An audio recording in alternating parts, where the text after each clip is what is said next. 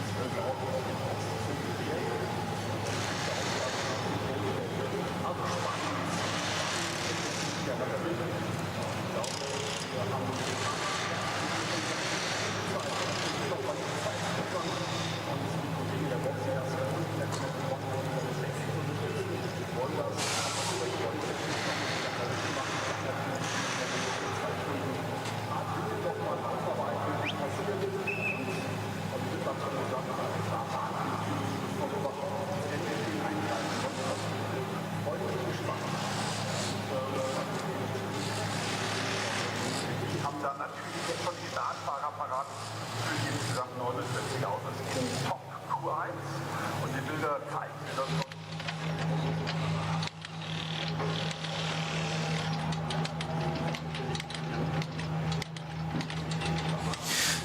The slight confusing factor about this session is that, as I've mentioned, the 5 cars that are already into top qualifying 3 are permitted to run for the next 30 minutes, but they won't be taking up one of those qualification spots for top qualifying 2. So if they feature in the top 20 positions, we're going to have to go down to 25th fastest. And that's where the bubble is, the crucial bit of, we're not really that bothered about who's going to be quickest in top qualifying 2. It's those that just make it and those that just fall out. I'll give you the list of those that are already through, by the way. The number 1 BMW from Rover Racing, the 16 Shera Sport PHX Audi, the 45 Realized Kondo Racing Ferrari, the KCMG Mercedes AMG, which is number 47, and the 84 Red Bull team at Lamborghini. Their positions in top qualifying 3 already confirmed because of results earlier in the year. So we're looking for an additional, well, ultimately 7 places. So it'll be 44 cars down to 20, and then then 7 cars to be added to the 5 we already have, which will mean there'll be 12 in top qualifying 3. And the format for top qualifying 3 is very different. That is not single lap qualifying. You get 2 goes at it, but you get the Nordschleife completely to yourself, and they're waved off one by one at 15-second intervals. That will be top qualifying 3. But back to the matter in hand, 30 minutes on the clock, and 49 cars potentially now plunging their way out onto the Grand Prix track. You could loop around for a few times on the Grand Prix track before braving it down hats and back. We'll see how many decide to do that. Yeah, so these are the cars from predominantly SP9 and then 3 other classes as well. SPX, SP Pro, pretty similar to SP9. An AT1, which is alternative technology, but that is an Audi R8 LMS Evo 2, so very much like some of the ones in SP9. But as the field, it was a thunder burst of cars coming out. They're going dry track. We haven't had one of these for a while, and out they go. Lion Speed GP, one of their 2 cars, leading the way out onto the track. And the car that's drawing so much attention follows it out. So number 3 Mercedes, nothing out of the ordinary, but it's Winward Racing, and it's the car entered by Verstappen.com. It's drawn a lot of attention. But now this is the point at which they have to start delivering. I mean, it's understandable. I think it's fabulous. I mean, you know, I think I said yesterday, it's only this weekend I've become disappointed that Lando Norris won the World Championship in Formula 1 last season, because wouldn't it be great to have in sports cars a current Formula 1 World Champion? Bruce, you and I are old enough to remember when those days were those times were very common, when the Formula 1 drivers would be making some money by racing a sports car. Yeah. Well, it's fabulous to see. He's just a racer. He wants to race. I bet he races a supermarket trolley around the cold meats when he goes shopping. There's no question he's taking a racing line through the tin stuff, onto the cereals and into the bakery section. There's no question. And I wonder if he's got the stopwatch to see what sort of lap times he does for each shop. Story of life, isn't it? Absolutely. Always ends at the bakery section. Well, yours and mine does. But dry track is the absolute key here. And just remember, the growth of GT3 over the last 20 years has just been phenomenal, and what it's done all the time, each year, the level, Johnny, at the top gets tighter and tighter and tighter in terms of lap times. And if you're new to the Nürburgring, it's quite a high lap time. Fastest so far, 8 minutes 14.9, I think it was. It's a 25-kilometre lap, and what we're seeing at the moment is a lot of the cars burst out of the pits, and they're coming back into the pits. Instead of looping to the left to go onto the Nordschleife, they're looping back into the pits. For why, Joe? There's quite a mix, or they're coming back around, and there's for me that is either doing more of a systems check or getting a little bit of more heat into those tyres. It's still a very cold morning, the sun's shining. I think we've got a temperature out there about 7 degrees, 8 degrees. That's still chilly. Anything under 10, you're going to have to really work to get the temp into your tyres. And before we venture out onto the north side, some very brave drivers already doing that.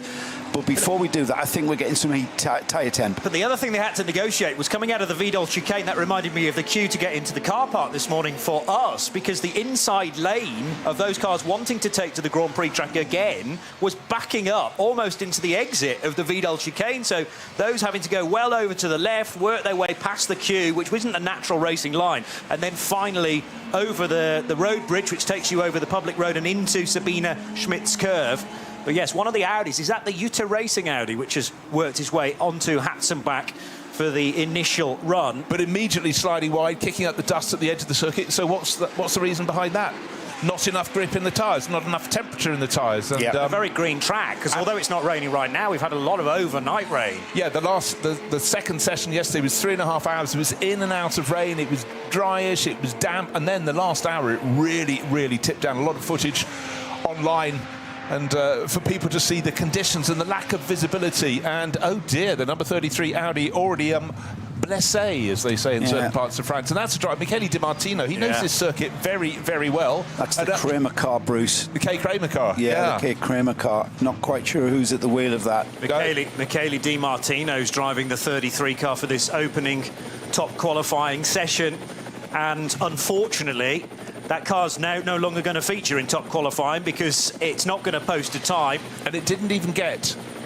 It came out of the Vidal chicane and has gone hard left. Did he catch the tail of a queue of cars? You were just mentioning that, but I think it was after that. But that is awful, because in your mind you think you're fine on the Grand Prix circuit, but he's potentially lost it through the first element of the Vidal chicane. The car's rotated on him, just looking at the wheel tracks, and then he's just left the circuit dead straight and slammed into the barrier. But the rear right is completely ruined. That's pretty significant suspension breakage.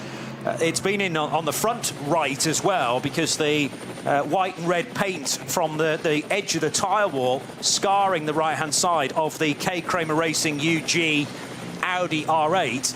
And that's also ruined the opportunity for anybody to put in a quick lap time in the early segments of this conventional qualifying session, because there are now yellows and, in fact, a slow zone through the Vidal chicane. Does this offer us a clue? Very high speed. That's called tyres. Yeah. That's purely called tyre. It's still a racetrack. It might be the Grand Prix part of this Nordschleife, and you might just think, oh, it's just the run up to the Nordschleife. Yeah. It's still a racetrack, and he's been caught out by cold tyres.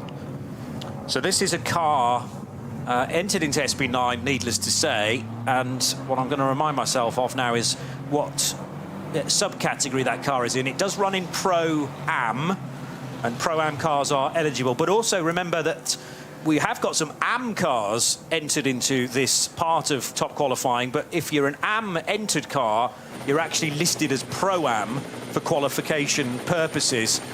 So I'll check the entry list to see where that car, unless you have it right in front of you. What's Bruce. that? In which subcategory is it due to run in the race, the 33 car? Pro-Am, because just trying to think who's... Yeah, it is definitely Pro-Am. Definitely Pro-Am, yeah, for sure. Got some information from Race Control. We've got a fully dry track out there for around the full 25 kilometres. The only thing reported is for caution through the Foxhole section where there are some damp patches. So perhaps a better track condition than we saw certainly last night. Not how the afternoon started in perfect dry conditions with a really consistent racetrack. We haven't seen that for just under 24 hours, so it's great to see these cars going to be lapping this track as best they can and kind of optimise runs on a perfectly consistent track condition. And again, we've got wonderful sunshine this morning. We've still got areas of deep shadow and shade around the track, and again, what did you say the temperature was ambient? About 7 degrees.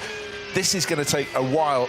The track may look dry, but it's going to take a real while for this to dry out. So this is perhaps why we've got the fastest drivers here and the fastest cars out here in the start of this top qualifying. But what's happening all along, Johnny? The clock is counting down, ticking down to make your moment. Get clear track. Right now, running on board with Kevin Estre. He's quite quick around here. He's got a car in front of him. That'll be frustrating for him. True, but can he work out a way of getting by, or are the cars going to be doing very similar speeds? I would argue the latter on Kesselchen and Klostertal. The other thing to point out is that the build-up to top qualifying 1 began about 60 minutes ago when all the cars were checked by the technical staff. They have to be full of fuel at the start of top qualifying 1. So we're not necessarily going to see even times that are as quick as we may in the race, because these are now heavy cars, but it's going to pay a lot of drivers to start to circulate around the Nordschleife as early as possible to burn off that fuel and potentially to squeeze an extra lap out of it. By that I mean, if you can be crossing the line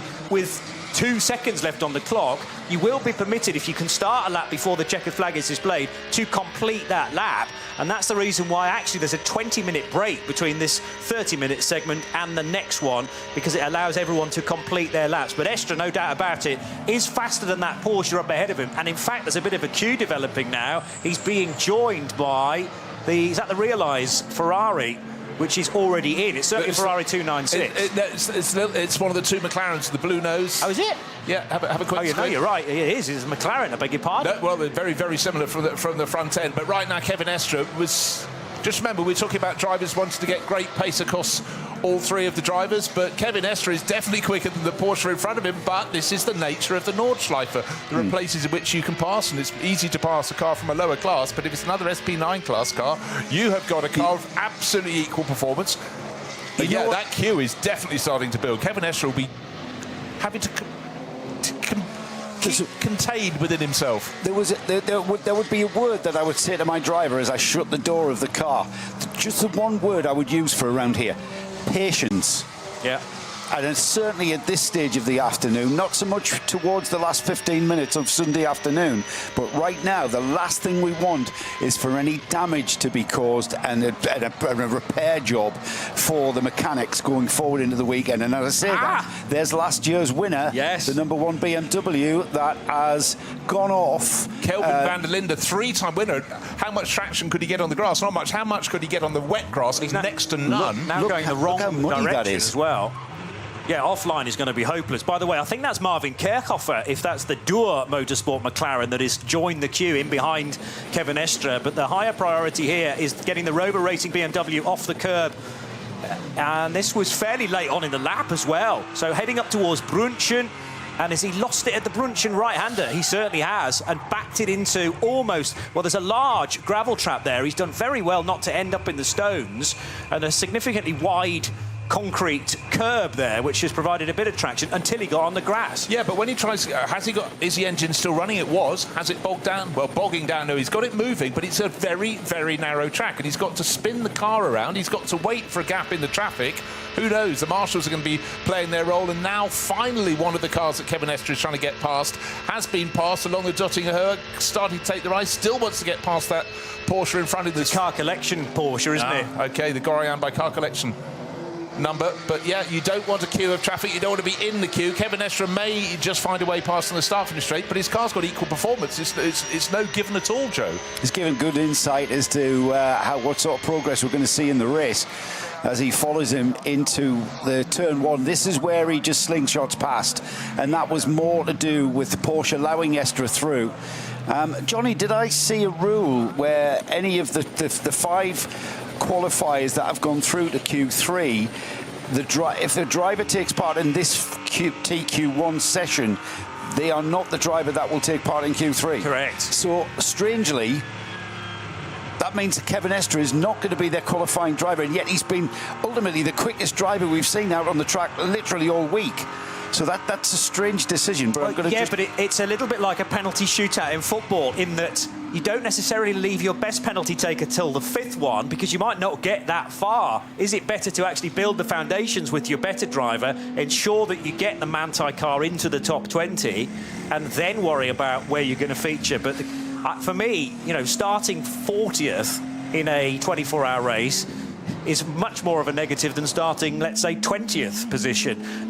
A lot of people argue what's actually the point of qualifying for a 24-hour race, but I'd sooner think that you want to be on the first 3 rows to avoid any potential carnage, potentially through the Howard Hook, the first 2 corners on this lap, which begins a very, very long race, but it's very easy to make contact through there and destroy your race at the first corner. 100%, but you know, the thing for me, I'm just looking at the strength across that crew. Kevin Estre, we've seen him in the 911 Manthey. Can Guven, really talented German-based Turkish racer, and Thomas Preining, and as a reserve they got Matt Campbell, who's got such an illustrious career history. Right now, fastest time on the board, bear in mind it was a standing start, effectively 8 minutes 26, so we're about 12 seconds off the fastest pace yesterday, but track will be getting drier just by traffic going around it, but still deep shade around the back, and again, as we saw, if you're sliding off, you're going to be in real trouble. And for the Rover Racing BMW, look at it now, again, Kelvin van der Linde's got that back going, but, you know, it's a frustration. It's a 30-minute session. As long as there's no damage to the car, it's not the ultimate spill, but he could have been another foot over, and it would have been. slick dry tyres, of course, and we talk about tyres, we talk about setup, but then we kind of take for granted the human element, don't we? That these drivers have got to switch it on here this morning, switch it on and start focusing and start not missing those apexes, not missing those breaking points, and being the ultimate pros that they are. And it's so easy for us to take things for granted and become complacent, and find it quite shocking when a driver like Kelvin van der Linde we see off track and having spun, but it is the human element that can sometimes let us down. Was there a getting together at the first corner? Looks like there was probably contact from another angle. Yes, indeed. Front left of the 77 BMW gets a little bit clattered by the number 5 Porsche, both going for the apex at the same time. So in the 77 BMW is Philipp Eng now. Talking of human element, I forgot to mention that bit, not clattering with your other competitors as well. That's quite a long way down the list, isn't it? But, you know, what I just want to reiterate, this is a round of the Intercontinental GT Challenge. You've got the best GT drivers from across the world. This is one of their 5 key events.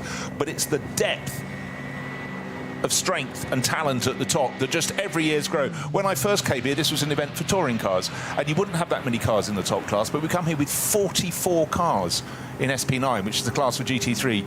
Some are AM, some are Pro-Am, but you've effectively got about 25 all-pro crews here, and they race these cars all year round. So the difference between the fastest and the slowest is not going to be great, and that's why each of these 3 top qualifying sessions, for those that get to do all 3, are going to be vital. And just to reiterate, if you weren't with us right at the start of the programme, 5 cars have already, by dint of great performances in the approach, running in the Nürburgring Langstrecken Series and the 24h qualifying, Nürburgring 24 qualifying races, they have been selected to go to TQ3, but right now one of them has decided not to go out on the track.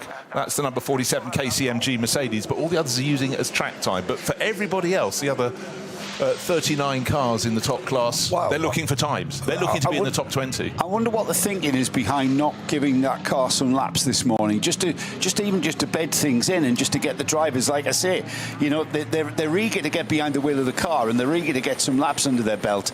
And I'm just wondering, you know, are they looking at maybe, because tyre allocation's open if it's wet, and we are going to be wet.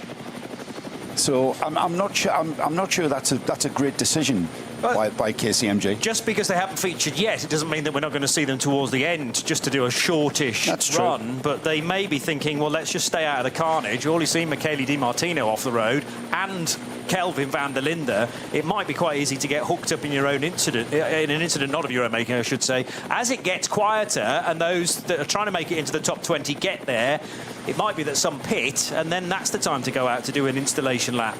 OK, there's another factor I'm going to throw into this. Of course, people competing in Intercontinental GT Challenge, they all run Pirellis until they come here. Then it's open formula. So for a lot of the drivers, it's reacquainting themselves or learning this circuit, getting used to a tyre they don't normally run their cars on. I joked about Engelbert tyres being yesterday, but everybody else, Dunlop here, of course, Falcon, who for so long have supported all the Nürburgring Langstrecken races, some years even trying to prove their talent by running 2 different cars, running a BMW and a Porsche, just to show we can do it. Our tyres are brilliant, but the list is long. I'll keep totting through it as I go, but it is a tyre formula here, and it's a chance, and you can see a lot of money is thrown at it by the tyre manufacturers, because let's face it, any image of this circuit proves to you this is the ultimate test of a GT car. And just how different is that Pirelli that they run in their series?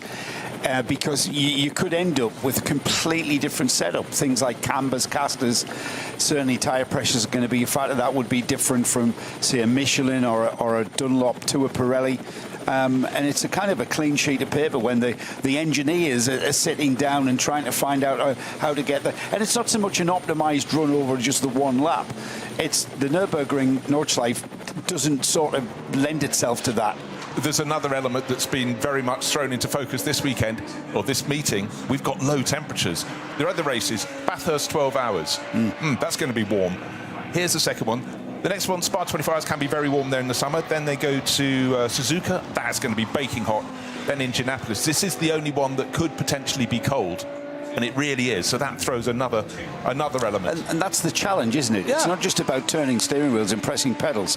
It's a team effort, this. Endurance racing is a team effort. Motor racing is a team effort, because you've still got the boffin on the pit wall. Endurance racers won on the pit wall is the saying that I like. And, you know, it's all that team effort. The engineers deciphering and analysing the information that the drivers are telling them, as well as what the computers are telling them, and then coming up with what will be, for this race, an optimised setup where the tyres will work through the length of the stint. The other thing to point out is that the 84 Red Bull car that's already qualified is not in this session so far either. So we mentioned KCMG. Yeah, the 47 Mercedes. I can't see 84 Lamborghini out there either yet. And just for clarity of mind, for me, none of the 5 that are already through are currently featuring in the top 20. So this is all about, at the moment, the number 5 car of Gabriele Piana, which is the car that made contact with Philipp Eng, don't forget, down at the first corner. That Black Falcon Team EAE Porsche is just in to the top 20 as we speak, and that therefore means that the Hartling Schnitzelarm Racing Mercedes number 11 is not in, nor is Alex Fontana in the Gorian RT by Car Collection Porsche.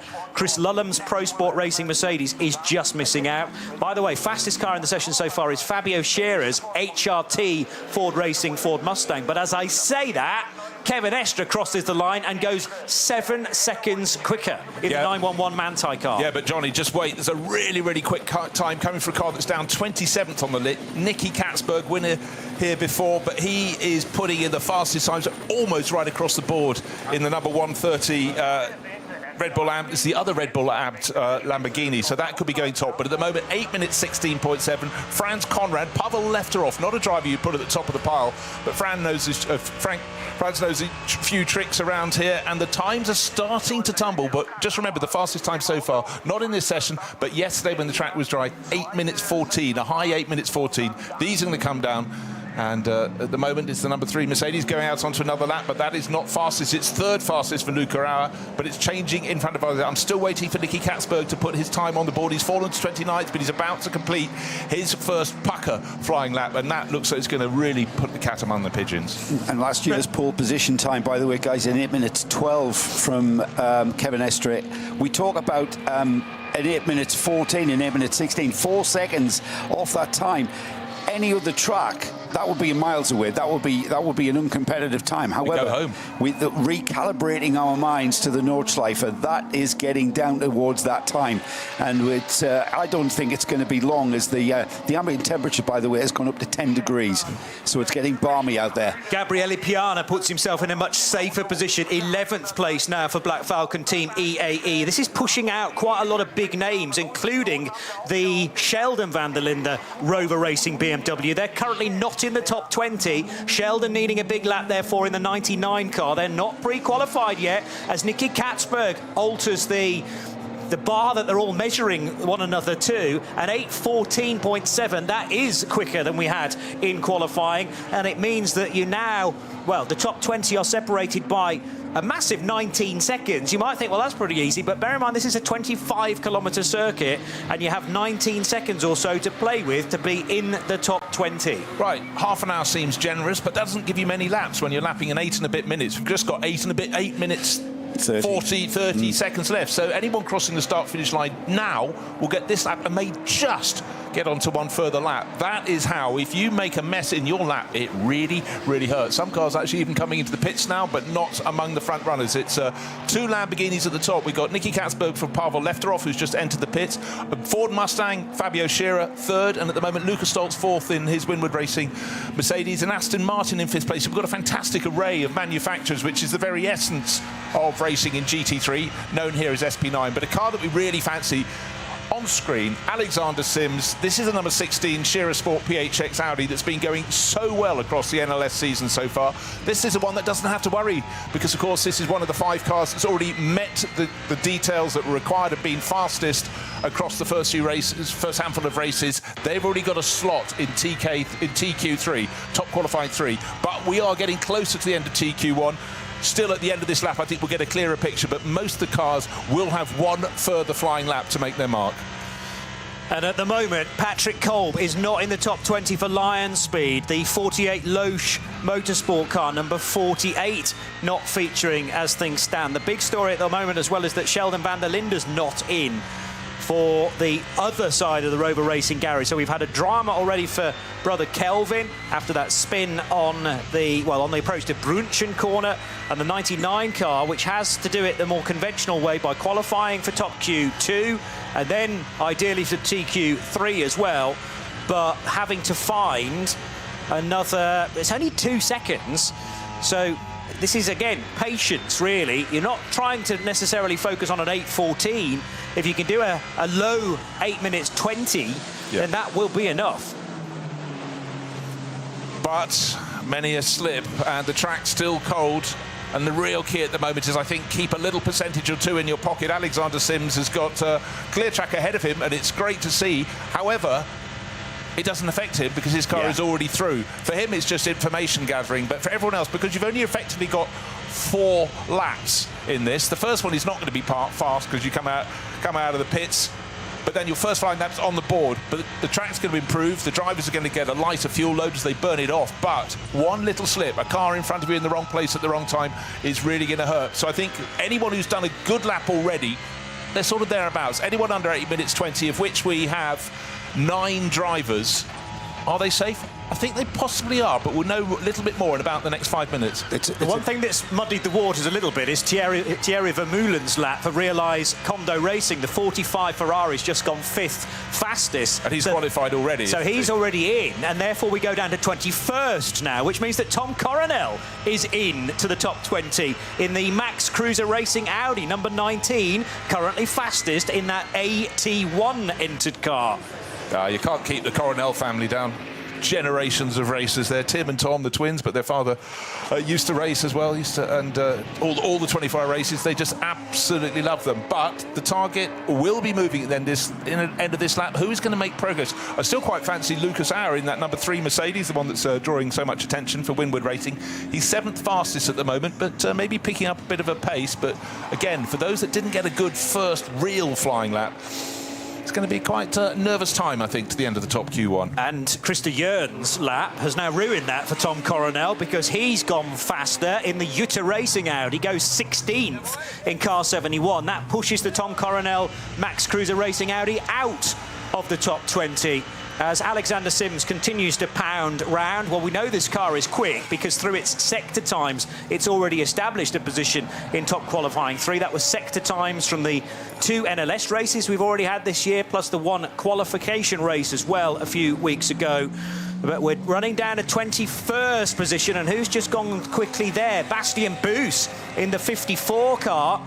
He goes 9th for Dynamic GT, and that means that Alex Fontana is now pushed out. Marvin Kerchhofer on the very cusp in the McLaren for Dual Motorsport. Just talking about recalibration, this will put it into perspective. There's a 5-second spread in the top 6 between 1st and 6th. Percentage-wise, that's a 0.8%. That's 0.8% difference. And so talking about a 5-second gap being less than a 1% difference, that's how close we are in this session. Interesting, the fresh sets of Michelin rubber being put on the number 80 Winward Racing Mercedes. No chance to get out with 3 minutes and 40 seconds remaining to go around and set a flying lap. Yeah, the time has gone, and very quickly indeed. It's amazing how quickly 30 minutes goes, particularly when we're dealing with such a large track. Loic Hartog found some improvement in the 55 car. He went 17th, was potentially going to drop out at this stage, but 17th might be good enough for Dynamic GT as well. I've just been working out top 20 spread. Yes. 10 seconds, 1.8%.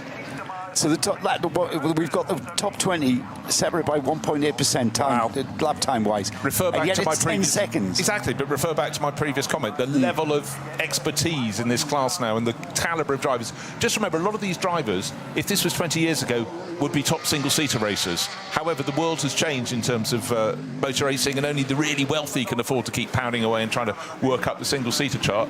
A lot of these drivers got to sort of Formula 3000, GP2, and some younger ones are literally directly into GT4, then GT3. It's the way up now. Chris Lullum goes 8th for Pro Sport Racing. That's going to alter the lower order again. Krista Jörns is on the bubble. Actually, Felipe Fernandez-Laza, I think, just creeping in now as well, because after Alexander Sims went second, make that now third because Kevin Estra's improved to an 8:15.5. We now have 2 of the pre-qualifiers in the top 20, so we're going down to 22nd position, and that is, well, it was Felipe Fernandez-Laza, but another better lap for, well, many drivers. Chris Mees in 67.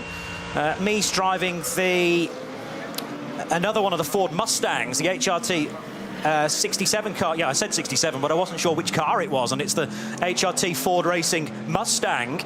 And Lucas Auer's gone through as well. So, again, Sims, quick and in the top 20, meaning that we're going down to 22nd position, because the other car that's in there is the 45 Realised Condo car. We still haven't seen any laps from KCMG, so that's not affecting matters, as now Jens Klingmann in the BMW M Motorsport, the M3 Touring, goes 8th in number 81, could be in the top 20 in the next half an hour. I've got a question that we're inside. This would have been more significant if we were inside 3.5 minutes, which was when Chris Lazenby asked the question. Are you allowed to come out of the pits and come around the Grand Prix loop and start your timed lap, or do you have to come off the Nordschleife to start your timed lap? We don't know the answer to that one. Do it however you want. Yeah, you can do it however you want. The problem is the cones prevent you from taking the racing line. So when you're coming out of the Hyundai Curva, which is the hairpin, you're tight up against the pit wall, and then to start a flying lap, it's not going to be the best start. You're going to be really slow across the line to start your lap. Comparatively, however, when 10 seconds is 1.8%, that might be sort of damage limitation. I mean, if you mess up the Grand Prix track, you might as well say, well, I'm not going to do anything special with this lap anyway, so let's tuck in, retake the Grand Prix and start again. You might even pick up the time that you had just lost at your first attempt, so it's worth doing. Yeah. It's a good use of the 30 minutes, actually, because it's going to well, as we established, it's going to disappear very, very quickly indeed. Professional photographer Chris Lazenby thinking like a team manager. Yeah, like it. Or a devious racing driver. So, if you are enjoying our coverage in sound and vision, the right-hand side small group of cars are those that are in the session that are pre-qualified. And as I say, the 16 Audi was taken to initially second fastest by Alexander Sims. It's now 4th, but crucially it's still in the top 20. And the 45 Realised Condo Racing Ferrari is in the top 20 currently. We don't have to worry about the BMW because after its early spin, I think it actually pitted with Kelvin van der Linde. He had his moment at Brunchen, he came in the pits and he hasn't done any more laps since then. But they are the only of the 5 pre-qualified cars, they're the only 3 taking part in this session. So that is further kudos to the fact that we're looking down to 22nd fastest, and therefore Loic Hartog just scraping in to the top 20. Tom Coronel in the Max Cruiser Racing Audi R8 is missing out. And how's the other Rover car doing? 17th. So Sheldon van der Linde is now into the top 20. He sneaked that one in, and it sounds like perfect timing. Yeah, well, the checkered flag is out. We've reached the end of 30 minutes, but a lot of drivers, still a lot of kilometres to go to get to the end of their lap. The scene will change. Very quick lap coming in from Lucas Stoltz, the other Winward Racing Mercedes, car number 80. And at the moment, he's 3 seconds off the ultimate pace, but this is a quick lap coming from him. And they've looked very strong all weekend, haven't they, the number 80 Mercedes? But just remember, a lot of the running over the course thus far has been in a damp and wet track. Only when we started was the conditions fine yesterday when the track running started. Target time, 8 minutes 14.7. Still the fastest for Nicky Katzberg. Of course, a winner here just a handful of years ago for Ferrari when Fricadelli swept the stage and going nicely. He shared that time with Earl Bamber, Felipe Fernandez-Laza, who's also racing here, as is David Pittard. Of course, they're in different crews, different cars now, but it was an amazing win in 2023. Not significant in the qualifying process, but Kelvin van der Linde, who we saw take the number 1 BMW Rover Racing entry out, have that spin on his first lap around. He hasn't done any more laps. He's came into the pits and he sat this session out. Yeah. That's because he's able to, because he's already pre-qualified. But I don't know if that's significant at all, not getting any run. It was never in doubt about Sheldon van der Linde, was it? Because he was 17th and now he's just crossed the line to go 6th fastest in the Rover Racing BMW. So solidly into the top 20. This is post the checkered flag, so that will be the end of his session. Loic Hartog's pushed out, though, And why was that? Is it the Fontana lap? Yes, it is. Alex Fontana's gone 22nd, and that has just switched those positions around. The Goriant RT by Car Collection Porsche, the Pro-Am entry, which initially in this session was actually holding Kevin Estre up a little bit, has just done enough, unless more things change. And of course they will, because Christer Jørgens, was Jørgens already in? He may well have been. The 32 car's just gone quicker, though. Yeah, he was at the one ready for the drop. I just want to pull out one driver who I think has done a stormingly good job. It's Pavel Lefterov. You don't often get a Bulgarian driver near the top of the pile. He's largely raced GT4 until now, occasionally doing Lamborghini Super Trofeo, German prototype cup, but that is a big step up. And so Fran Conrad will be delighted. That Lamborghini is the second best of the Lamborghinis. Of course, top of the pile at the moment is Nicky Katzberg, car number 130 Red Bull team out. But for Franz Conrad and his team, always does it on a smaller budget than anyone else. So he'll be remarkably pleased. But who else is going to be picking up the pace? Who is going to knock off Chris Vermees, who's hanging in there in 22nd position, last of the drivers for now, last of the cars for now to go through to TQ2. That means we'll have 49 whittled down to 20, and we'll just keep on narrowing. Loic Hartog goes faster in the 55 car, so that will punch Christopher Mies out the end of the bottom side of the timing screen, because 67, the Ford Mustang HRT car, drops out, and it's probably very, very slim margins by 53 thousandths of a second around a 25-kilometre circuit, and that's how you're going to miss out on the top 20. Unbelievable. I can't put a percentage on that, Johnny, off the top of my head. I'm going to have to work that out. But the next guy potentially to fall out is Klaus Bachler now. These are some of the experts on the circuit in these cars. In the Falcon Motorsports Porsche number 44. Bastian Booth was already in. He is able to improve again, an 8:17.732. Bachler in, Chris Mies out, and it's 0.05 of a second separating that gap, with still cars heading down the Dottinger Hoor, potentially to go quicker. One of them is Alexander Sims. That won't affect things, but I'm keeping my eyes glued to any green times that might be coming in after the session has finished, technically. I mean, as I say, you are allowed to complete your lap. Any cars that are in the pit lane now will be being refilled with fuel, because they've got to have full tanks for the start of top qualifying 2. Felipe Fernandez Lazar just put in a really quick lap. He's gone 6th fastest, but we are not finished yet. The fast times are still coming. You mentioned Christian Mies is out. He's down in 24th position. He hasn't finished his lap yet, so he could find his way back in his Ford. It's chopping and changing.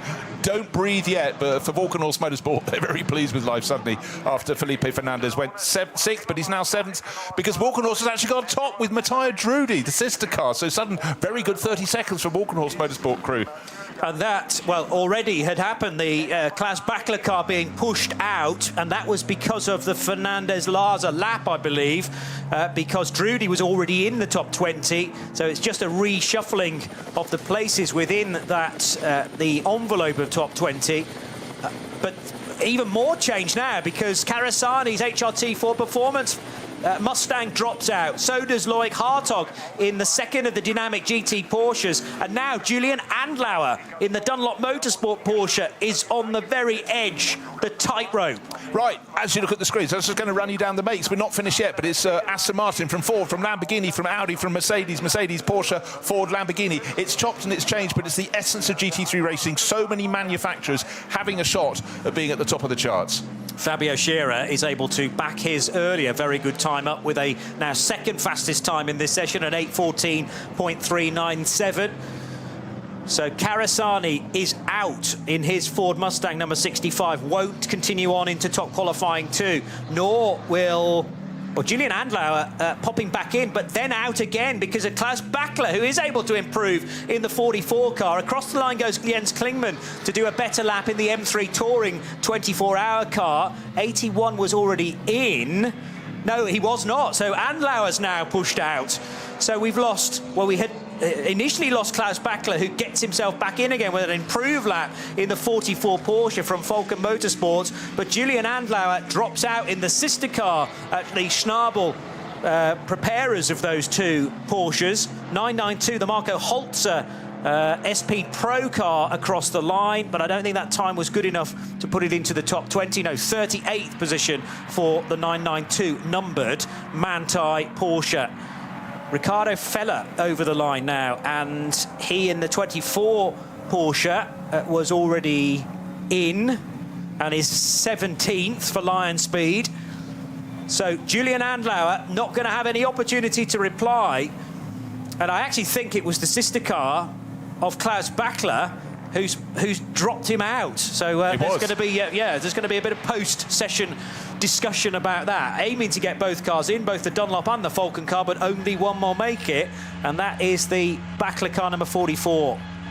Yeah, it's the one with the Falcon livery, but some very quick laps coming in at the end. We said the target time, Joe, didn't we? It was 8 minutes 12. We got an 8 minutes 12.135 seconds from Tyre Drudy, and another second generation. His father used to race a Formula 3000, but that was a good job. But they're all going to pass a lot of information over to the drivers doing TQ2, the lucky ones who are going to have their shot, because track conditions might have been dry, but they were far, far from easy, as we saw on that opening lap. Hang on, it's changed again. It was 1.5% spread. Colin Carasani's left it really late, possibly the latest, with an 8:15.024 in his number 65 Ford Mustang. So it does change again. Krista Jörns no longer now in the top 20. And that means that the 11 car for Schnitzelarm Racing, the Mercedes in that sort of two-tone green livery for Jamo Hartling, is now the next with potential to drop out. Or does he sneak in? Because I don't think there are many more cars still circulating. So Jamo Hartling, nail-biting stuff towards the end. It's a 54 thousandths of a second now that separate the Hartling time from Krista Jörns, but Mattia Drudy fastest in the session for Aston Martin and Valkenhorst Motorsport, clear by 2.2 seconds from Fabio Schirra's Ford Mustang number 64, then Nicky Katzberg's Lamborghini Huracan, which was top for a little while longer for the Red Bull team apt Lamborghini crew. Alexander Sims already through into top qualifying 3, but he was 4th fastest for those noting down the times within the session. Did not need to be a qualifier into top qualifying 2. In fact, he's not going to be permitted to run in TQ2. Then Lucas Auer in the number 3 Mercedes, ahead of Colin Carasani, who was the last car to improve, and he went 6th with an 8:15.024, which at the same time pushed Krista Jörns and the Jutta Racing Audi out of the top 20. He finished faster than Lucas Stoltz in the Ravenol Mercedes, the 911 Manthey Porsche, Kevin Estre for Manthey Racing in 8th. But remember, Kevin now can't take part in top qualifying 2 or top qualifying 3 if they get there. 9th fastest for Christopher Mees in the HRT Performance Ford Mustang, and Lefterov in the Franz Conrad prepared Lamborghini Huracan was top as well for a long time. So great to have the Bulgarian showing his speed around here with very little experience in SP9 or GT3 machinery to this point. He in the number 7 car. Those that missed out, and remember we're going down to 22nd position within the session because Thierry Vermeulen's Realised Condo Racing Ferrari is already in, as is the number 16 car. So just missing out Krista Jörns for Jutta Racing, Julian Andlauer's Dunlop Motorsport Porsche, Loic Hartog in the Dynamic GT Porsche. So a 30-minute session beginning on time and in much better weather conditions compared to yesterday. Brand new slick tyres for the majority, but a full fuel load, which meant that we weren't necessarily going to get down to qualifying times of old. However, 8 minutes 12 is faster than we'd been all weekend. The BMW of Calvin van der Linde with a spin at Brunchen. There was also contact, early contact for Philipp Eng in his Schubert Motorsport BMW with the number 5 Black Falcon car.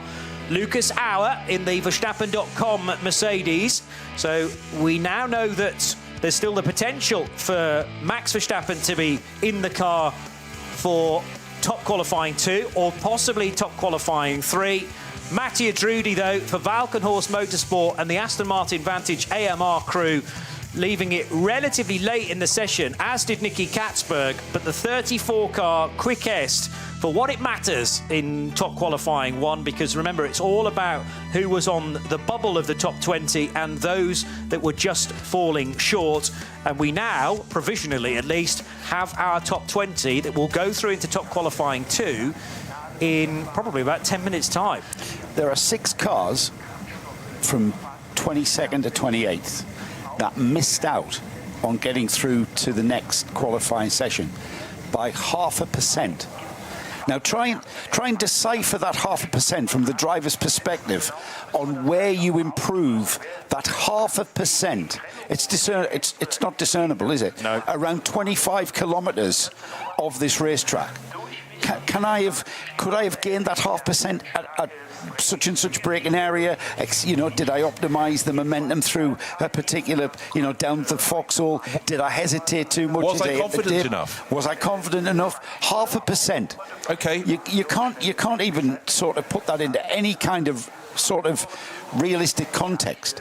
Any flying lap around here against the field of this calibre, you have got to really, really hang it out there. I've done a little number crunching myself. The percentage difference between the fastest time, which set by Matteo Drudi in the Walker-North Aston Martin, he was 2 and a bit seconds clear. But back to the last of the qualifiers in 22nd position, it was just under 1.4%, 1.38%. Yeah. Nothing, slip and slide. If that had been on a track around lunchtime, if on a dry day, but it wasn't uniformly dry. Remember, we lost Michele Di Martino at the chicane right at the start. Conditions were very, very difficult. So hard to get heat in the tyres. This next session be a little bit warmer. But let's take those margins through to Saturday afternoon, through the night into Sunday. This bodes very well. This is how competitive we are in GT3. I mean, we're talking about GT3 here. There's all of these other class races that are going on that are equally as quick down the order throughout this race, throughout the 160-car field. But we're focusing on GT3. GT3 racing, Bruce, I think you mentioned it earlier on, just how competitive GT3 racing is. And it's mind-boggling just how close these drivers and cars are. And it's also just the fact you've got this incredible array of manufacturers. So for people in the grandstands, they all have their favourite marque, manufacturer, and it gives them something extra to cheer for. But also a lot of the drivers are now becoming incredibly well known because they are competing pretty much week in, week out. If you're a works driver for Porsche, for Mercedes, one weekend you could be in GT World Challenge Asia, next weekend you could be doing something like this, you could be doing GT World Challenge in America, in Australia, it's all around. And then you've got all the people who race regularly here in the Nürburgring Langstrecken Series, and so we go on. And of course, GT3 is the secondary category in the World Endurance Championship, so it's really, really cemented it. But it's when you look at the names and the continual excellence of some of them. Matteo Drudi, he's a bit of an unsung hero with Aston Martin. You know, people tend to focus on Nicky Thiem, his teammate, because he's more flamboyant, but Matteo just gets in and gets things done. And also, the other thing, the cars look magnificent. You know, they're wings and things, aren't they? They're, you know, fantastic aerodynamics on these cars. And when you get near to a car in the top class, they're huge as well. You know, so they're super spectacular. But anyhow, rinse out the first driver, prep the second driver, tell him where, you know, your thoughts, and then we're going to go out and do it all over again. But this is refining qualifying. TQ1, great, one faller that counted and one that didn't. Kelvin van der Linde already pre-qualified, so his little spin didn't come to any cost. What we did see is Ford definitely finding its ante this morning with two cars with their Mustangs in second and sixth position. Well, they left it to the very end, Bruce. That was pretty much on their last flying lap. And talk about jeopardy. We talk about a lot. We talk about how important pole position is in endurance racing. It was 2008 the last time we had the pole sitting car win. 2007 and 2006 likewise, and then we go back to 2002, 2001, 2099. That was a clump of years where I think we must have had, and I can't hark back to my memory, quite a dominant car that was in this race. I don't think we've got that kind of dominance from any particular competitor or team here, or even manufacturer here, that I think that it is so close as we've just seen.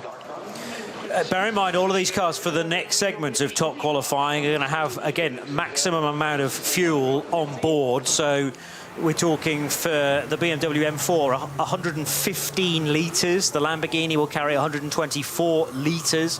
The Aston Martin Vantage, slight difference depending on whether it's an Evo or not, but the heavier is the Evo version, 123 litres. There again is the importance of burning some of that off as early as you can in the session. We're not necessarily going to see cars joining late because it's a little quieter. Yes, it's going to be quieter generally because no longer are we going to have 49 cars circulating, potentially just the 20. And remember that the 5 that are already into top qualifying 3 cannot take part in this session. So it's just the 20 that are through. But as you've mentioned, Bruce, actually all 3 Ford Mustangs got in 2nd, 6th and 9th fastest for Fabio Scherer, for Colin Carasani and for Chris Meese in the 3rd of those with an 8:16.4. But it's when you focus, you know, we've quickly eliminated 20-something cars to get the 20 going through. But when you see someone like Marvin Kirchhofer, you normally put Marvin Kirchhofer pole. I always thought he was double-barreled, his surname. But he ended up down in 31st in McLaren. He said traffic on his first 2 laps.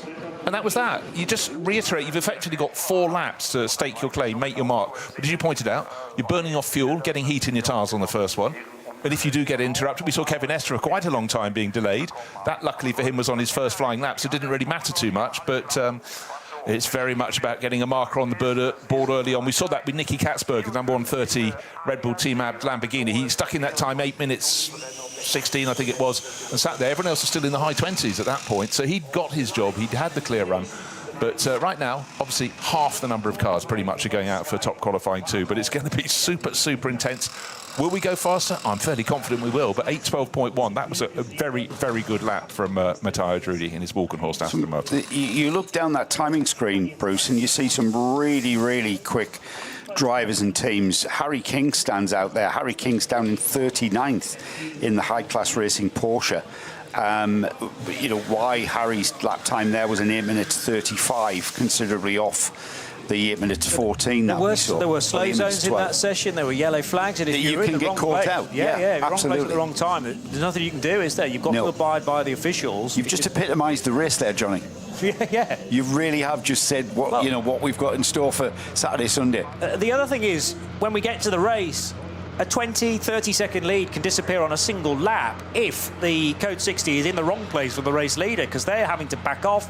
You're not allowed to overtake, and if you're stuck behind a VT2 car, let's say, which is going more slowly into the caution area anyway, then the leader's slowed down, and if the next car on the road is the second place car, they can catch all that time up as everybody then goes into the speed limited areas. One thing I spotted, Max Verstappen getting on board the number 3 car, so they are deploying the 4-time Formula 1 world champion in this session rather than holding him back for top qualifying 3. I think again on the basis of using Kevin Estre for Manthey in the first session, just ensure that the car is qualified, because if they're leaving Max back for TQ3, car might not even get into the top 7. And that's what we're looking for here, folks. It's 20 cars for 30 minutes, and there are 7 places up for grabs. It's an awkward number, but because there's 5 already in, and we're ultimately looking for 12. That number 3's got Jules Gounon in the toolbox. You're going to, you know, that is a very, very good tactical choice to leave Jules for that optimum time to get that pole position. Keep him hungry. Yeah, absolutely. He responds to stimulus like that, I think. Yeah, absolutely. We're not saying that Max Verstappen isn't capable of that optimum time, but yeah, you just want to consolidate that, don't you, and make sure you get through. Well, also, let's face it, if, for example, they put one of the other drivers in the number 3 Mercedes in now and they didn't get into the top 7 positions, Max wouldn't get a qualifying run. So, you know, it's a very sensible thing, but it's fuel burn now. Get heat in your tyres. We had, 2 fallers in the first qualifying session.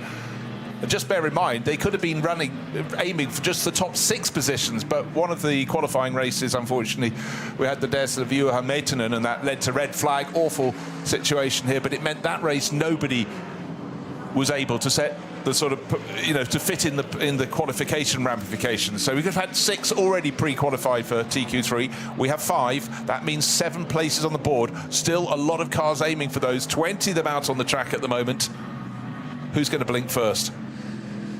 Oh, and if you're wondering how the cars in the other classes qualifying, they did theirs yesterday through the course of 5.5 hours, split across 2 qualifying sessions. With the thoughts of these guys trying to set their time with another 140 cars out on the track. Far different performance potential, potentially nearly 4 minutes between the fastest. I'm kind of all for that, though.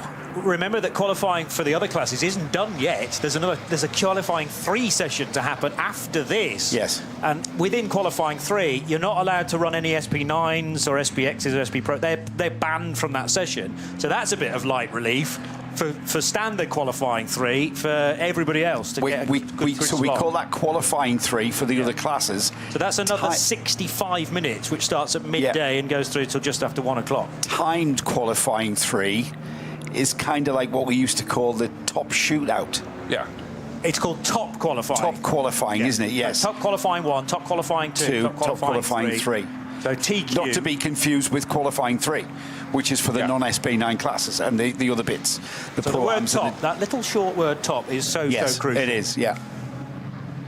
27 minutes to go. Now, I reckon a number of cars, they're probably doing this already, will do a lap of the Grand Prix track and then go through the Hyundai Curva to do another lap. And this is good for tyre warming, brake preparation, before you then go on to Hatzenbach. You're still burning fuel, of course, as well. But it just means that you stay within the confines of the pit lane, potentially as well, if there's an early issue in the session before heading out into the countryside. And it very much is that here at this venue.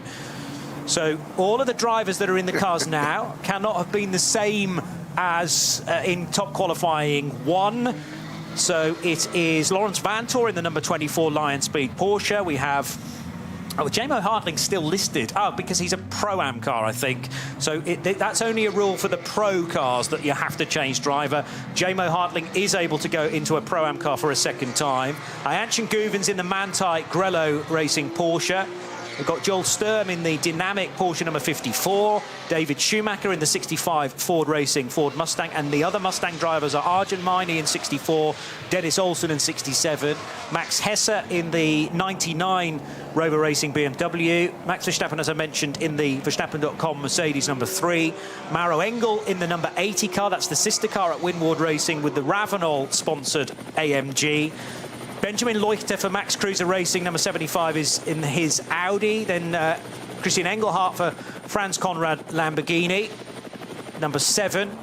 48, the Loesch Motorsport car. Is that another Pro-Am car, 48? He says, just checking the various notes I have in front of me, because I think that's the same driver again. 48 Loesch is a Pro-Am car. So Tobias Muller stays on board. But hang on a minute, Maro Engel's in the fence. At the start of top qualifying 2, Maro Engel has gone backwards and it looks like done quite a lot of damage to that AMG. Difficult to tell from that angle whether it's a light hit or not, but Maro Engel is absolutely so frustrated with that mistake.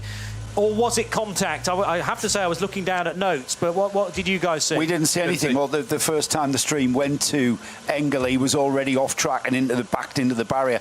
We might get another look at it, I think. So information coming in that he completely just went wide. That's the lost big it, hit, isn't it? You put literally 2-3 centimetres, an inch onto this muddy grass, and you are a passenger. And then he was a passenger. He destroyed the left rear suspension by clouting the barrier and has distorted the barrier. So there's going to be a barrier repair. We're just coming into the Hatzenbach section of the track here, so it's the beginning of the Nordschleife. And it's that tricky. We've all done that in iRacing as well, to be honest, but not what we expect from Maro Engel, just being caught out there fractionally. Look, if you ask me who is the safest pair of safe hands in this field, I'd say Maro Engel. He's been racing at this level forever and a day, and he doesn't just compete, he wins championships. He's won title after title. That is so unlike him. What I can tell you, that before he did that, he wasn't as quick as a certain Max Verstappen, who is setting purple sector tyres. And importantly for Max, he's ahead of this shenanigans and any barrier repairs. Okay, it'd be his first flying lap, but he'd get it on the board. We'll see what the delays are, but it was a mistake to the left and then to the right at the track through Hatzenbach. Did he hit the curb slightly on the right? Yeah, he did on the right-hand side. He fired him into the barrier on the left, and then he ran all the way on the right-hand side of the track. Well, not on the track, on the grass beyond. The barriers went around, and he kept scraping. He didn't clout the curb, though. That was barely any curb on the right-hand apex, which he hit. I think that's a curb that he will regularly be using on a normal lap, and for whatever reason, it majorly unsettled the car. Was there a bit more moisture there than he was expecting? But it jumped the car half a lane to the left, and then he was out in the marbles and has pushed that Armco barrier back by several feet, actually. That was the biggest contact. And then with the rear left wheel entirely broken and at 45 degrees, then scraped the right-hand side of the barrier. The car pirouetted, and he's ended up at the end of Hatzenbach, now a spectator. A lot of rain last night, pure green track, very low ambient temperature. tyre pressure, tyre temp, not quite up there. The tyre reacts differently if it's got a soft sidewall because it's not up to that not up to that operating pressure.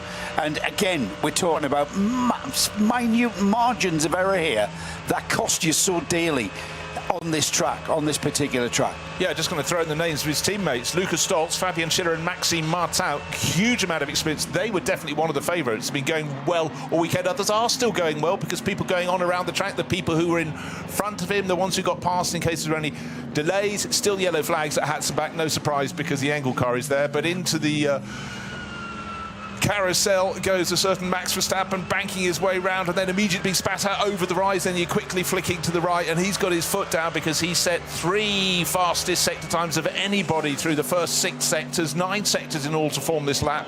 He's got a track and he'll be getting a message. It's in fact his own team, the sister car, that went out and hit the barriers there from Winwood Racing. Maro Engel, that is such an unusual sight, and you know, you sense the frustration. Oh, poor guy. Remember that all is not lost for the 80 car because they've made it into top qualifying 2. The lowest that car can start is 20th position now. We're fitting in 12 from top qualifying 3, but the grid will be ordered in the times from top qualifying 1 of those that didn't make it into the top 20 at the rear of Group 1. The middle part of Group 1 will be those that don't get into the top 12 rather, so from 13th back to 20th, and then everybody that does get into the top 7 in this session, add to that the 5 that are already through. That means that it'll be a 12-car top qualifying 3 session to determine the front 6 rows. And I was going to ask you, Johnny, you might have already mentioned this, the top 5 pre-qualifiers aren't taking part in any way in this session. So they are not on the track. We've got a track that has just got the 20 cars on it. Yeah. Yeah. Now, I just want to pick out some people going very fast. I mentioned Max Verstappen, all eyes on him at the moment, but Christian Cronje is a driver with so much experience. Doesn't race across the whole season. He's a Nürburgring specialist. He is in one of the Aston Martins and Walker North Motorsport. Bear in mind, one has already been fastest coming into this session. Time's going to change, but you have to keep looking. We might only have 20 cars in this field. Only 19, of course, without Maro Engel now, but a lot of them are coming around to put their first flying lap on the board. Then we'll see the true colour. Also going very well is Christian Engelhardt in a Lamborghini and Nick Yellerly, in another Lamborghini from Red Bull Team Abt. We'll see the times on the board when they complete the lap, and for people like Max Verstappen, it's the long run along the Dottinger Her, then a couple of little tricky twists at the end, but he is nearly at the end of the lap. Still time for more. Nearly just over 20 minutes remains in this 30-minute qualifying session, but one faller, one of the big kingpins already in the fence, Maro Engel. Olsen going very quickly, purple sector in sector 7. He's getting towards the end of his run. Olsen in the HRT Ford Mustang, of course, currently 7th through these sectors. We're getting towards the end of the lap, though. A lot of cars, and there's the first time that has been posted in 8 minutes 19 by the Manthey Porsche Govan and the 911. We know how quick that car is in 8 minutes 22, 8 minutes 19 from Schumacher. And there's Verstappen to the top of the screen at 8 minutes 14.4, just under half a second.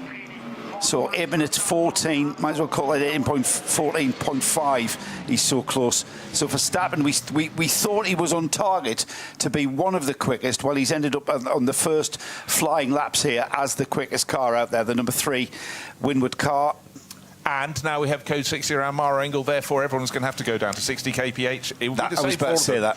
But the fact is, whereas in the first run we had the fastest cars, you know, they did their first flying lap and then they picked up the pace thereafter. No one can now because of the code 60. That's right, yeah. They can eke a second or two, so the time from Verstappen may not be beaten potentially in this. 8 minutes 14, still a few looking to come through. Still Nick Yellerly, car number 130. That went really well. Remember, he was top for a while for Nicky Katzberg in the first qualifying session, that Red Bull Team Abt Lamborghini, so that could go top, but your chances on the second lap are going to be very, very much spiked. I think the heat's gone out this session now.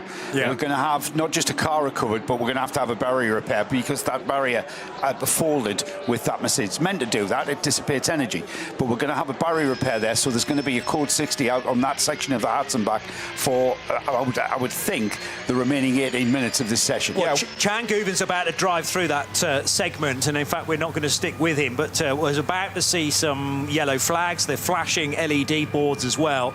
And as we've said, there's then a speed limit of 60 kilometers per hour past the potential barrier repairs. Maro Engel had stepped down the unsafe side of the fence, but the marshals allowed him to do that, just staring at the car, and I think revisiting the moment over and over and over in his mind. As Max Verstappen pits, Dennis Olsen's also in as well.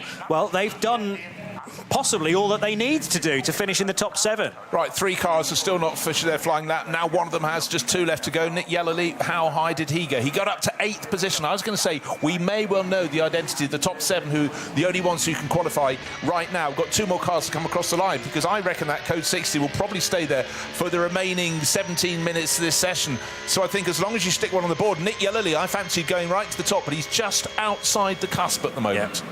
Yeah, and unfortunately for him, it looks like all that time was lost in the early sector, going by the scene of Maro Engel's stranded number 80 Mercedes. So he was purple through sector 5 and 6 and 7, but ends up being, well, only 4 seconds down from the Verstappen time.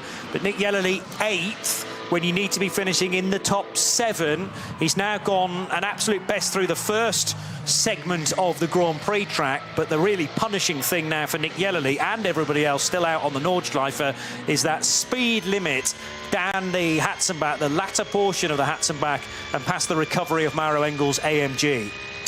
Yeah, he's only about 0.2 of a second down of getting that final potential qualifying spot into 7th place. And Nick Yellerly, bit of frustration, but nobody's going to be more frustrated than Maro Engel. He will be beside himself. Yeah, Yellerly's been robbed a little bit there, hasn't he? Faster than the quickest car of Verstappen through the first part of this lap, which is effectively the Grand Prix tracker.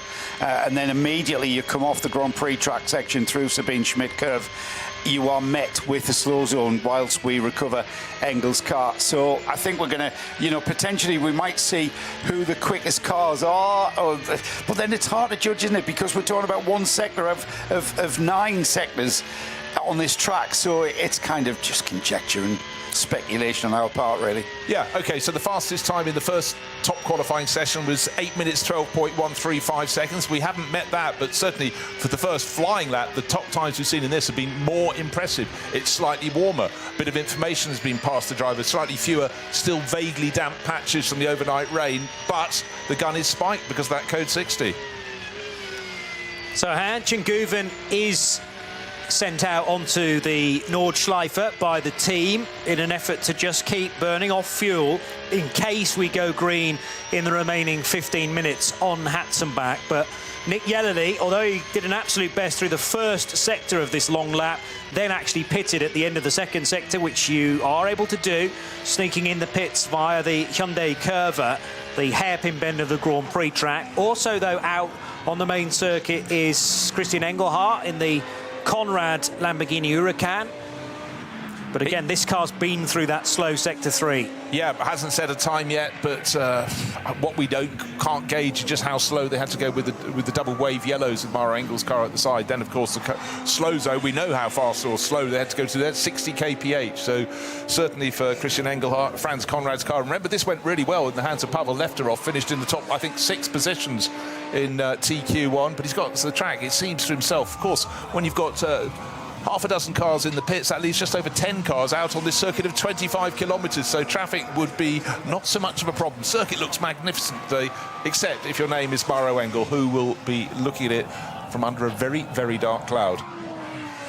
The Nordschleife transition was just briefly on the yellows. I don't think that's a clue that the 80 car has made it all the way back there on a flatbed yet, but it was then very quickly wave green just 15 or so seconds later. Nobody was in the vicinity of the link road between Hohenrhein and the main start-finish straight. Now at Schwabenschwanz, though, Christian Engelhardt, 7 minutes and 30 seconds so far, but well down on a potential or provisional pole lap within this session. Not that you can take pole position in top qualifying 2. We're still looking at the top 7 cars, 5 of which are already parked in the pit lane. Maybe most are thinking we're not going to head out again because we won't need to. Yeah, from the very top, but those not in the top, some I think are quite simply sitting and waiting to see what's going to happen in terms of Code 60, what's going to happen in terms of everything else. But what's happening? The clock is counting down. The minutes is dissipating all the time. Well, underneath that level of cars that had gotten through and were in front of Maro Engel, the cars that were behind Maro Engel are now going to sort of shift around on that grid beyond the top 7 that are qualifying through to TQ3. So there's still a reason to go out there, because you're talking about optimizing every other sector apart from sector 2 where there's a code 60. So there's still a qualifying session. It's just now over one sector less where you have to slow down. So there is still an element of competition out there. And Christian Engelhardt has managed to lift himself at least above Maro Engel, who will not score a time in this, but at least now Engelhardt gets a time on the board and he can legitimately start 19th.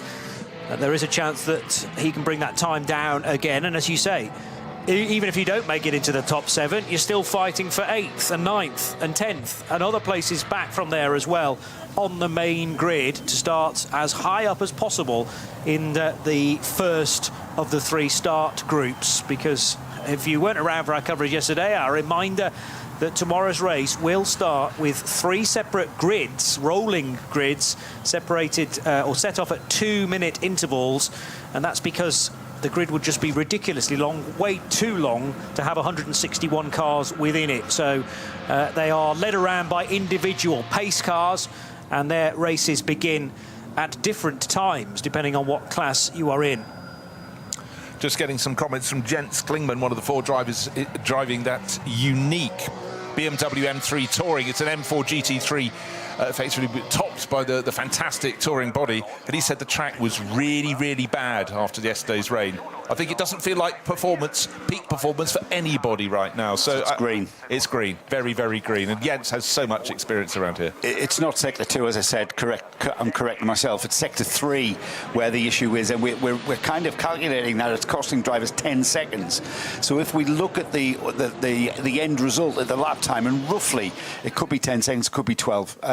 It's a kind of an open book.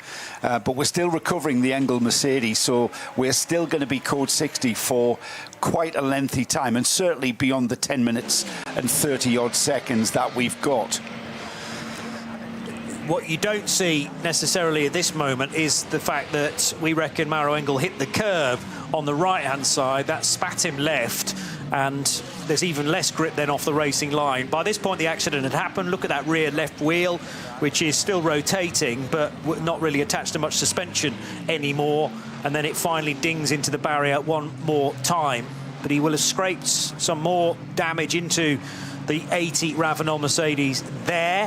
I think the Armco should be okay structurally on the right-hand side, but it was pushed back by a significant margin. As Joe mentioned, Armco barrier is designed to do that. It's designed to dissipate the energy. But that's how annoyed Maro Engel was with that self-inflicted error. There wasn't a car anywhere close to him. I wondered whether they might have been caught in a bit of traffic before we saw precisely how he ended up there.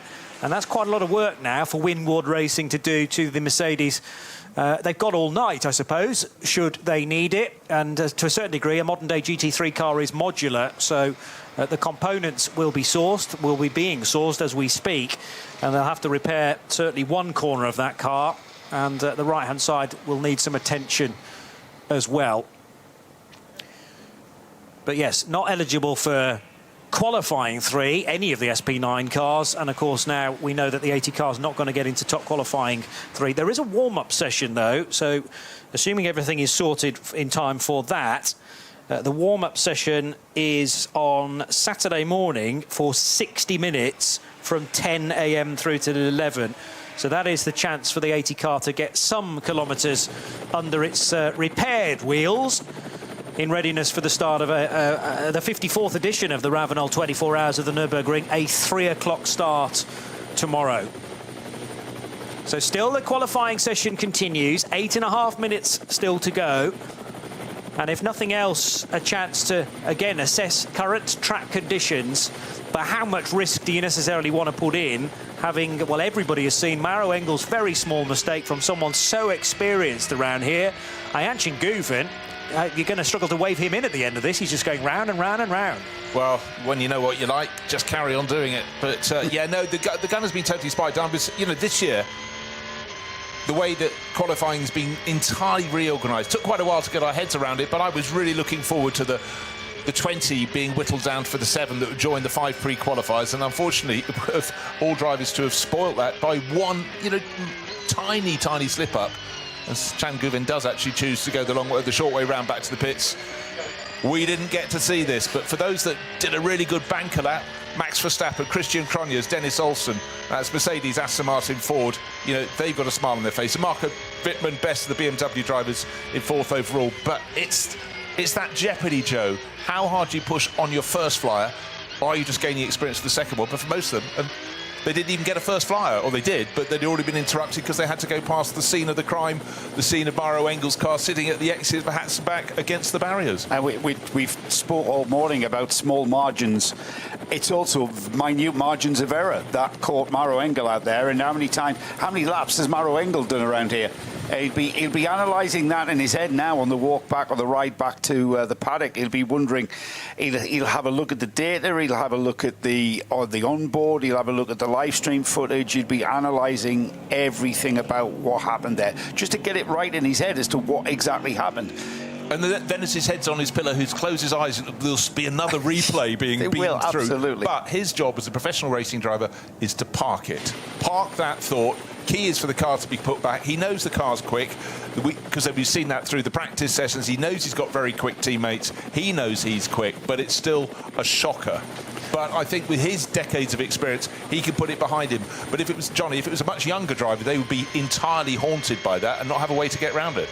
Let's wait and see what Chan Guven's going to do at the end of this Grand Prix lap, because he's been circling around the Grand Prix Strecke for the last probably 10 minutes or so, and now he's going to dive into the pit lane properly.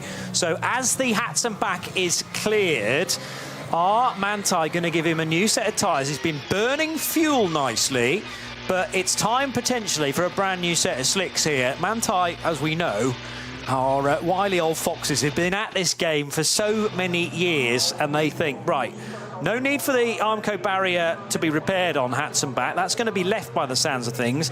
Hoogeiken is now clear, and that were the yellow flags that were following the flatbed with the AT RAVENOL car on it. Kittelbacher Horse now yellows as the ADAC recovery lorry continues on its way.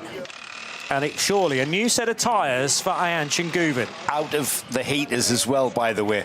So preheated tyres about to go onto that. Stand back, because we're going to see a one-lap shootout here. All right, let's just take away the Sector 3. Ignore that bit. It is all about how you optimised the remaining sectors that you're allowed to go absolutely maximum on. So it's going to be quite dramatic. Well, look, I'm hoping that's what we're seeing. Yeah, well, no, I think it is. Max Verstappen also looks so someone's taken his wheels, going to bring some fresh ones with fresh rubber. So this is suddenly refining it down to a tiny point. Those that are sitting at the top of the pile are not necessarily home and hose. Hopefully that rescue vehicle has now found an exit road to take the battered number 80 Winward Racing Mercedes away, but the clock continues to count down. 4 3/4 minutes remain. It's going to be an explosion of cars out onto the track, and just hopefully, the truck is still making its way to a gap in the barriers. Yeah, it's down in Schredenkreuz now. Where I think it's found a gap there. Yeah, it has. It's about to clear the track. Now, my concern was on the face of that, just how concerned are they about that Armco on the left that Engel struck. They must be happy with that, because we have cleared the code 60, the slow zone, as you described, moving around the track now. It's just on the Flugplatz now, but about to disappear as it looks like that intervention vehicle is about to exit. It is. It's behind the barriers. Yeah, it's behind the barriers now. So we're about to see that slow zone disappear. So that is why we've got Verstappen's car now on fresh Michelin rubber and about to go out in quite dramatic style here. It's going to be a one-lap shootout, isn't it? 3 minutes and 40 seconds remain. Not enough time to do a Nordschleife lap, so they're going to go around, do a Grand Prix lap, and then launch themselves from that inner lane to the right-hand side of the cones. And how busy is it going to be? Are we going to get that backup of traffic to the Vidal chicane again? Because we're going to get so many takers here of a potential 19 cars that remain in the session. Max Verstappen is rolling and is back into top qualifying 2. And away will go Ayanchen Guven in the 911 Manthey racing car, also on a brand new set of Michelin tyres. Right, let's log what the fastest time is so far. It's set by Max Verstappen, Winward Racing, Mercedes number 3, 8 minutes 14.459 seconds. That's 2.3 seconds slower than the best time in TQ1, but they had an uninterrupted run. Don't discount Christian Cronjes, the Aston Martin driver, a real Nürburgring expert for Walk and Horse Motorsport, but still a host of drivers outside the top 7, the crucial top 7, who could get there. You just said there, don't discount Cronjes, don't discount Dennis Olsen, don't discount Mark Whitman, don't discount Chan Guven. Let's not discount anybody in that 20-car lineup, because it's such a long lap, 25 kilometres, as Johnny described. Anything can happen there. A car getting caught out by traffic, a car hitting the barrier can destroy what is going to be this one-lap shootout here. So fingers crossed, we have a clean run to the flag here. But I tell you what, talk about drama. This is just a soap opera episode in one half-hour session, isn't it? Script writer's gone early. Yeah. They'll never allow this. The producers know he's going to throw this back. That script's unrealistic. So Max Verstappen goes quickest, and then there's a truncated session, and then there's a one-lap shootout, and then we're all watching, to see what happens. Fantastic. That's not realistic at all, is it?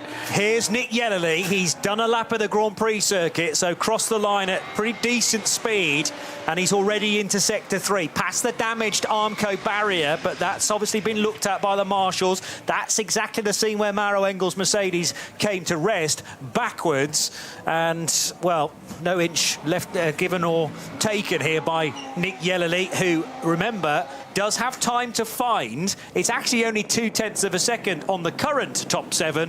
But what am I talking about? That top 7 and their times are going to alter dramatically. And Max Verstappen could not afford to be staying in the pit lane in his Mercedes for fear of dropping out of the top 7. But everybody who's still able to run in top qualifying 2 is now back out onto track. You're concerned about the barriers on the left-hand side that Maro Engel struck in Hatzenbach, early part of Hatzenbach.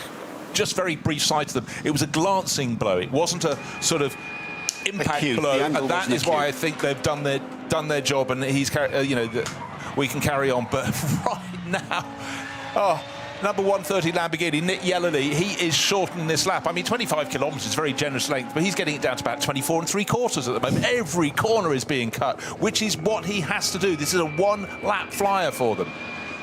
63 seconds through Sector 3, which is much more like it. We were seeing times of 1 minute 20, 1 minute 25 sometimes past the various incidents that were being cleared, or the incident and the various bits of it. And now 10.2 seconds through Sector 4. But the crucial sectors on this long lap, Sectors 5 and 7 being the longest, and that is where even just a minor mistake can butterfly into a bigger deal. So Nick Yellerly we're keeping our eye on, but also Ayanchen Guven in the 911 Manthey Racing Porsche, Connor De Filippi in that BMW M3 Touring. It's an M4 underneath, but with the M3 Touring 24H series, 24H rather, body on the top of it. Vidal chicane now for the American. Ayanchen Guven is already onto Hatzenbach and working his way by the Maro Engel corner. And I think the issue we just have to reiterate here was Nick Yellerly was very, very quick on his first flying lap, but the early stage, he caught those double-waved yellows passing Maro Engel. That made him back off by a handful of seconds, and thus the gap between him on his first flyer and the fastest was 4 seconds, so he could be right there at the sharp end, but for incident. I'm glued to Sector 3 here. Yellerly was 63.3. Hesse was 63.6. Wittmann in the Schubert BMW was 63.4. Verstappen through there, 62.7. Verstappen on target to be quickest still with 62.7 there, putting him just at the front there, fastest as we get towards Sectors 4 and 5, which will be the next ones we check. I reckon he'll get back to the pits, his coffee will still be hot. The holder of the fastest Sector 5 time is Nick Yellerly, and he's gone even quicker than that now, doing a 1:45.7. So certainly the lap time for the 1:30 Red Bull team Lamborghini Huracan could pivot on that. He's just done another absolute best through Sector 6 as well.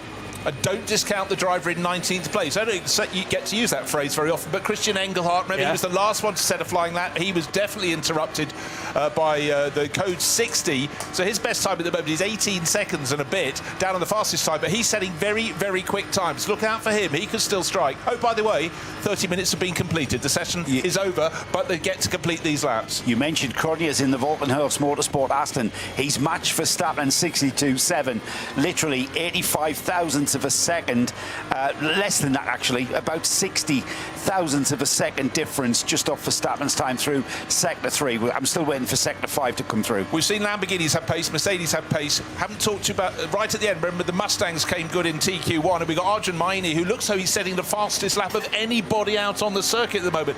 Arjun has been racing for us for our racing team for a while, but he's never performed like this. That car is clearly absolutely hooked up on its rubber right here, right now.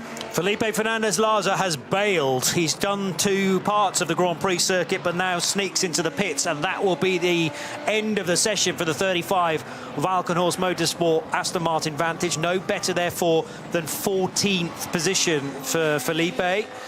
But everybody else, bar Maro Engel, is remaining in the session as going through Brunchen, and almost stepping the tail out there was Nick Yellerly through the next sequence of corners. He's heading for Flansgarten, where the cars famously take off, and certainly the Lamborghini did exactly that through that little gap in the fence where the camera lens can be poked for a good view of that sequence of corners. Schwalbenschwanz, well, Stefan Beloff S first of all, then Schwalbenschwanz just around the next corner, and then how good is the Lamborghini down the long straight? There's going to be nobody around him to pick up a tow, whereas some of the other cars that were released in traffic might well benefit from that in the next few minutes. But everybody else, even, well, what about Lawrence Vantor in the 24 car? He's got a Sector 1 time. I don't think he crossed the line at the right point, though, in car 24. Keep an eye on the 64 Mustang, guys. Okay. Arjun Maini, Absolutely. 62.5. Yeah, but I tell you what, the first time's coming on the board at this flying lap. Max Hesse suddenly put the Rover Racing, the sister car, car number 99, into 3rd position, with an 8-minute 16 and 8-minute 17 for Schnitzelar, J-Mo Hartley into top 7. Top 7 is what counts, but this is not going to be. Someone is going to yank the rug in a second. How fast are we going to go? Are we going to get down into the 8-minute 12s? Waiting for Nick Yellerly to come through. He's going faster and faster towards the end of the lap. Green and white metallic car, looks fantastic. It's also sounding amazing, the whistling down the Dottinger Her, and then the final twisters to see what he can do. Target time, well, target time is, you might as well go for the top, 8 minutes 14.4, but Max Verstappen will be lowering the end of this lap for sure. This is going to be right down. The checkered flag has been out for some considerable time, waiting for these cars to come round. Only 2 so far have crossed the line.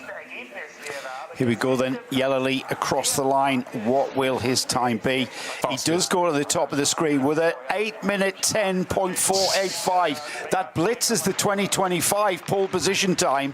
That is not the pole position time that we're talking about, but he's faster than last year's 8 minutes 12 and 8 minutes 10.485. That's the target for everyone else.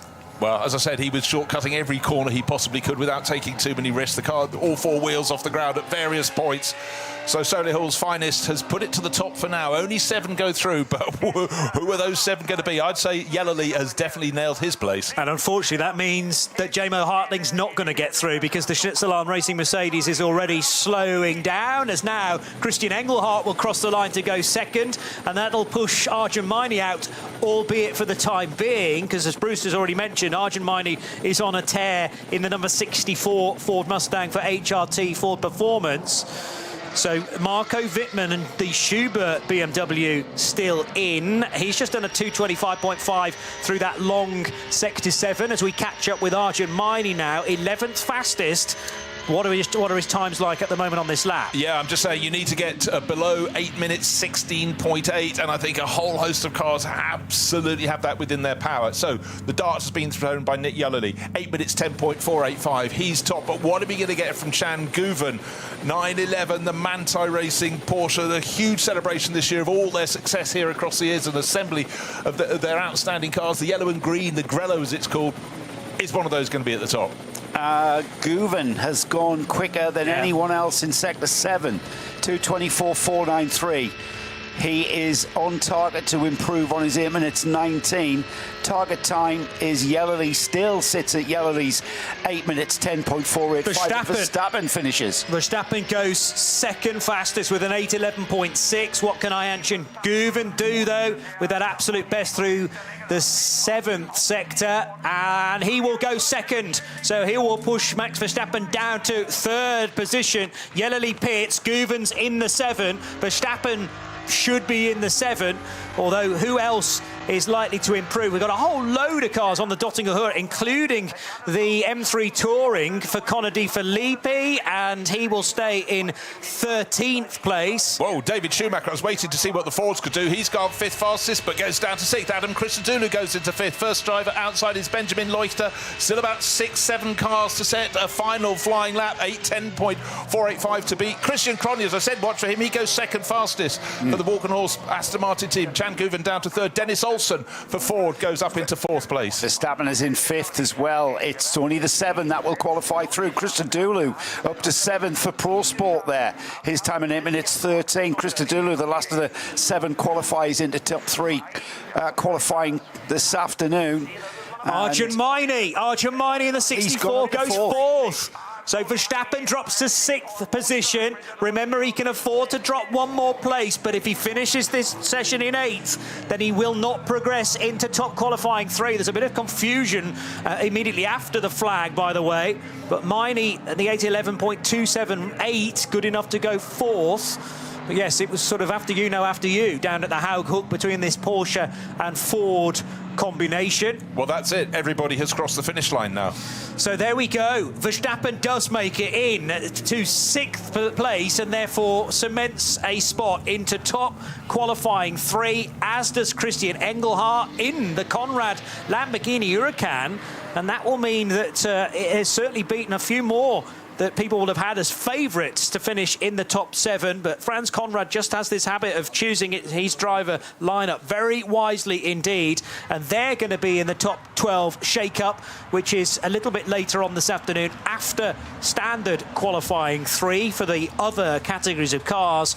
But Nick Yellerly's awesome lap, the 8:10.485, ensures that he will be into top qualifying 3 in the Red Bull team Lamborghini Huracan. Or actually, more to the point, Nick Yellerly can't now qualify that car in TQ3 because all of the drivers that have either driven in TQ2 or 1 are now not eligible for top qualifying 3. But let me give you the list of cars that have progressed.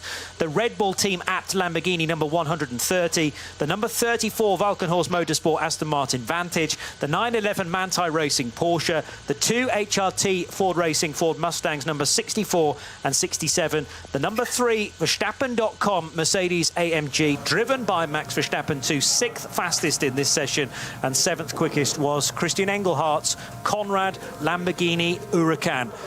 And there are the top 7 positions confirmed for top qualifying 3, and add those to the 5 that are already in: the 45 Ferrari, the 47 Mercedes, the 16 Audi, the number 1 BMW, and the 84 Lamborghini. And we have our 12 for top qualifying 3, and that is a session later on, as I say, this afternoon, which will begin at 1:35, but of course we'll be on air 5 minutes before that for a 60-minute session where 12 cars will compete, but in a very different format, because everybody gets 2 laps to qualify, but on their own. So yeah, they will be released from the start-finish line on a new set of tyres, full fuel again at 15-second intervals. And what normally happens is you draw lots to determine the order that they all set out. You'd like to be first on the road for fear of any incident ahead of you, I suppose. But that will be a 60-minute affair for 12 individual cars. Well, high-stakes stuff, particularly because of what happened to Maro Engel on Hatzenbach, doing damage to the barrier, doing more damage to his car. That obviously had to be repaired, and it meant a significant delay, and then effectively a 1-lap shootout to decide the top 7. So the drama was building nicely ahead of top qualifying 1 and then top qualifying 2. TQ1 by far the busiest session with as many as 49 cars, although I think we got to 46 or 47 with 1 or 2 not deciding to take part, those already pre-qualified. This was a huge incident though for Maro Engel in the narrative of top qualifying 2. It meant that the German could do no further running. He was bitterly frustrated with a fairly simple error in the tail end of Hatzenbach, doing a lot of damage to the rear left corner of that number 80 Ravenol Mercedes. That will be repaired in time for warm-up tomorrow morning, be rest assured. 10 o'clock for that session. Meanwhile, though, everybody else kind of sitting, waiting, deciding will the session go green or not. Many circulating on the Grand Prix lap, and in the end, Nick Yellerly left it pretty late to do the 8:10.4 to ensure that he would be one of the 7 to progress, and also through Max Verstappen's Mercedes, the Christian Engelhardt Conrad Lamborghini, 2 of the Ford Mustangs, the Anchen Guven-driven Porsche for Manthey Racing, and the Christian Krognes Aston Martin Vantage for Valkenhorst Motorsport. And now we have to wipe the drama of top qualifying away for the moment, because there are, well, a lot of big business to be done for the other categories within this race. John Hindhaugh, the 54th edition of the ADAC RAVENOL 24 hours of the Nürburgring matters a great deal to the other 120-odd runners, and they're going to be deciding their absolute grid position in the next hour or so. So we've got more than 20 poles still to, or about 20 poles still to be decided in this next session. I like this new format. I think that worked really, really well. Getting effectively a one-lap shootout at the end wasn't necessarily in the plan, and it certainly wasn't, Peter Snowden, in the plan for Maro Engel to inadvertently hand his teammate a bit of a leg up. I don't think Max Verstappen, a rookie here for the 24 hours, remember. Let's just, you know, put that in context, that lap that he's just done, and still ending up in the top qualifying. That's all they wanted to do, get in the top qualifying, and they've done that, and I reckon it'll be Jules Gounon who'll take that car. We now turn our attention, oh, by the way, before we leave that top qualifying 2, congratulations to the marshals and the recovery for getting Maro Engel's number 80 Ravenol EMG off the track and away, so that we could have that last, I mean, all I had to do was get across the line, but they still had to do it, and what did we get, 3.5, 4 minutes? I mean, it didn't look like it was going to happen. Brilliant stuff. Absolutely, 100%. As we say many, many times, the unsung heroes are behind the scenes. Everybody, so race control, race organisation, marshals, everybody gives it. We see the highlights, we see the bit at the front, we see the drivers doing this, that and the other. We see something, whether it be on camera or talking about it on radio, whatever we're discussing, we see an incident, discuss an incident, but it's everything that goes on behind, everything that goes into action when those things take place that do that. And I have to say, for Maro Engel, for me, that's what I'd call a real raised eyebrow moment. Of just most unlike him. We were waxing lyrical about him yesterday. I was actually putting him forward as a contender for being possibly the finest Mercedes GT driver on the planet currently. So perhaps Maro, I'm off his Christmas card list now. You cursed him even without being there. Peter Snowden with me, John Hindhaugh, in the booth as we build towards setting another, as I say, 20 or so pole positions. Bruce Jones just stepping back in as well. The excitement of TQ1 and TQ2, we take a breather from that now and reset. We'll have 12 cars going off at 20-30 second intervals later on, which is a spectacle that I've loved since we started doing the shootout. I seem to remember McLaren going very, very well early on, and we should see, I think we'll probably see a qualifying lap record for later on in that. But now, for the bulk of the field, let's remind ourselves, this is their last opportunity, given that the darkness last night didn't have the kind of track conditions where you would have thought the they could have improved. They will have to do it in this next session.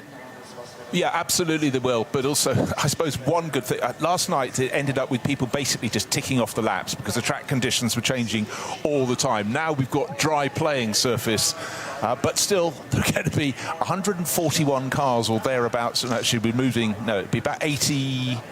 Now, I'll tell you what, we moved 49 cars out of the mix. We've still got about 112 cars coming out to play to do their qualifying. So they've got to counter traffic, counter the different performance of the various cars from the other classes, keep their noses clean. But I tell you what, at the moment the drivers are just simply focus on what they need to do, but what they will still find is a track that's cold, it's slippery, and if you do go onto the grass on either side of the circuit, you'll find it accelerates your car rather than slow it. And just remember on the Nürburgring Nordschleife, the gap between the black part of the surface of the track and the barriers is sometimes in many parts no wider than 1 car width. So any mistake, and we saw Mauro Engel getting punished there for one little slip up. We saw Michele Di Martino didn't even get onto a flying lap in top qualifying 1. Get on the grass, you're done for. So there's got to be, John, an element where they're drawing back in from really hanging it out there. Totally. You are talking about maybe 6 inches of a mistake there by Mauro. It goes to prove how hard he was pushing on that first lap. 100%, because I mean, you were just trying to get through the top 20, moving down to the top 7 qualifiers to go to TQ3. This is very different. This is an entirely different format. This is regular qualifying for the masses, for everybody, but still the amount of time to play, 1 hour and 5 minutes in this session. It's still going to be quickfire. You're still going to be rotating through drivers, if you will. So all around the circuit, people hanging out over the barriers to take a look at that. But it's a very different format from the top qualifying. And we will just absolutely test what is going to happen in the time ahead. It's going to go very, very quickly indeed. Yeah, and that the problem that they have in that Winwood garage, well, first of all, the good news is there's only 4 cars in that garage, so they've got plenty of room to work. It doesn't look too bad in that it looks like its suspension, left rear looks the worst, but left front steering had gone as well. The worry is the incremental damage on the drive line.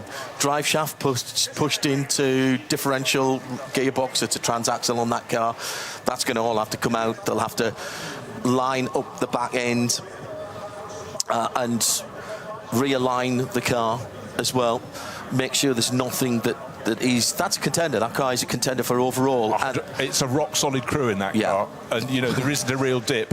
But, you know, the car will go back to base at Alton Dietz and they will work very hard on it. But Winwood Racing, a huge amount of experience with Mercedes. But they've still got to do count by numbers. Do you think they'll take that car off site to do that? Because they've got the rest of today. I think they will, for that very factor. You know, if we were kicking off, they'll miss the warm-up. That doesn't matter. In the morning. Do you think? I think they'll miss the warm-up if they have to. They'd rather have it here for that. But I think it's, as you just mentioned, though they have a capacious garage, 4 rather than 6 cars in it, they're still very cramped working conditions. So I think you get jobs done more efficiently. You've got the space. I'd take it off-site and get it fixed. That's very interesting. They would have to have it re-scrutineered, of course, bring back in, so that they'll have to ask permission for that. We have had a car go and come back already. We've had a car replaced as well, the number 900 Porsche that was involved in the incident that took out the GT Racing all-female crew, the number 146 Porsche. That car out, the 900 car has been replaced. That is not the car that started the weekend, or the week. And we had the Chris Meese, I'm calling it Chris Meese because he was in it when it had its unfortunate incident. That car was taken off-site. Now, that's only the Moist Path, which is literally up the road. Hopping 3 skips. Yes, and that car had we believe it's had a whole engine change. The 5.4 Coyote-based engine has been swapped out in that GT3 car, and it was back, and it was circulating for a little bit last night. So they'll have to get clearance to do that, to make sure that that's okay. That's an interesting one. How far is it to Alton Dietz? That's how long does it take them to pack that car up? When they get it back, stick it in a truck, take it away? Can they put it on a flatbed? Have they got another truck that can take it? They've already lost time because it was pulled off the circuit. Correct. Towards Flugplatz. It was you know, couldn't get it off a Hocheichen moving around.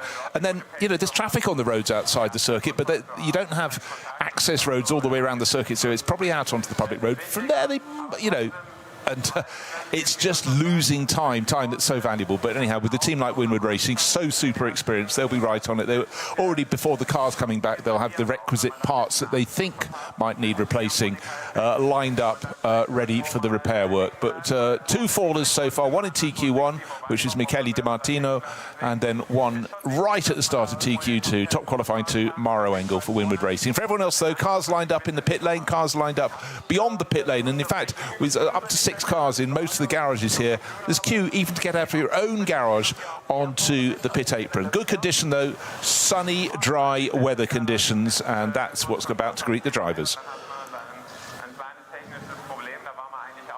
Sunshine greeting us here at the Nürburgring Nordschleife for the 54th edition of the ADAC RAVENOL 24 Hours of the Nürburgring. Bruce Jones and John Hindhaugh for the opening part of this session. It is not warm. I've just been out the back of our broadcast booth, which is directly opposite the start line. We're right on the finish line, actually. We're right on the stripe. Couldn't be any closer. If there's a photo finish, we'll be able to do it with our cell phones come 3 o'clock tomorrow afternoon. Huge crowds. It was, I mean, road-blockingly immense yesterday when people were trying to get in. It was a bank holiday here in Germany yesterday for Ascension Day, and people trying to get into the campsites. And this morning it wasn't so bad when we came in early deliberately, but there's still a steady stream of traffic coming down that road that runs parallel to the Dortiger Höhe. Yeah, the whole enterprise of people getting motorhomes and their converted lorries into the endless areas of campsite around the track. And I don't know what proportion of the actual track side is a spectator area, but a lot of people, the people get here super early to go to places like Hatzenbach, where they set up, and you just have to walk past to just experience the craziness of the place and the effort people go to. I love the idea of this being a sold-out event. They've sold all the tickets, but there's places where you don't need a ticket to get to because it's forest and people yomp in from miles away. So we actually never know how many people are watching this at the circuit. There are people who I know and I've spoken to down through the years, locals as well as some people from outside of Germany who have their own special little places that they go to. A bit like when we used to do forest rallying in the UK, up in Northumberland, there'd be those people who had managed somehow to get hold of a duplicate forestry key so that they could open the odd barrier, and that sort of thing happens here as well. And people go up on 4-wheelers and dirt bikes and mountain bikes, pedal bikes as well. It takes a lot of planning, and the worst words you can hear when you've yopped a long way to get a spectator point is, I thought you brought the bottle opener.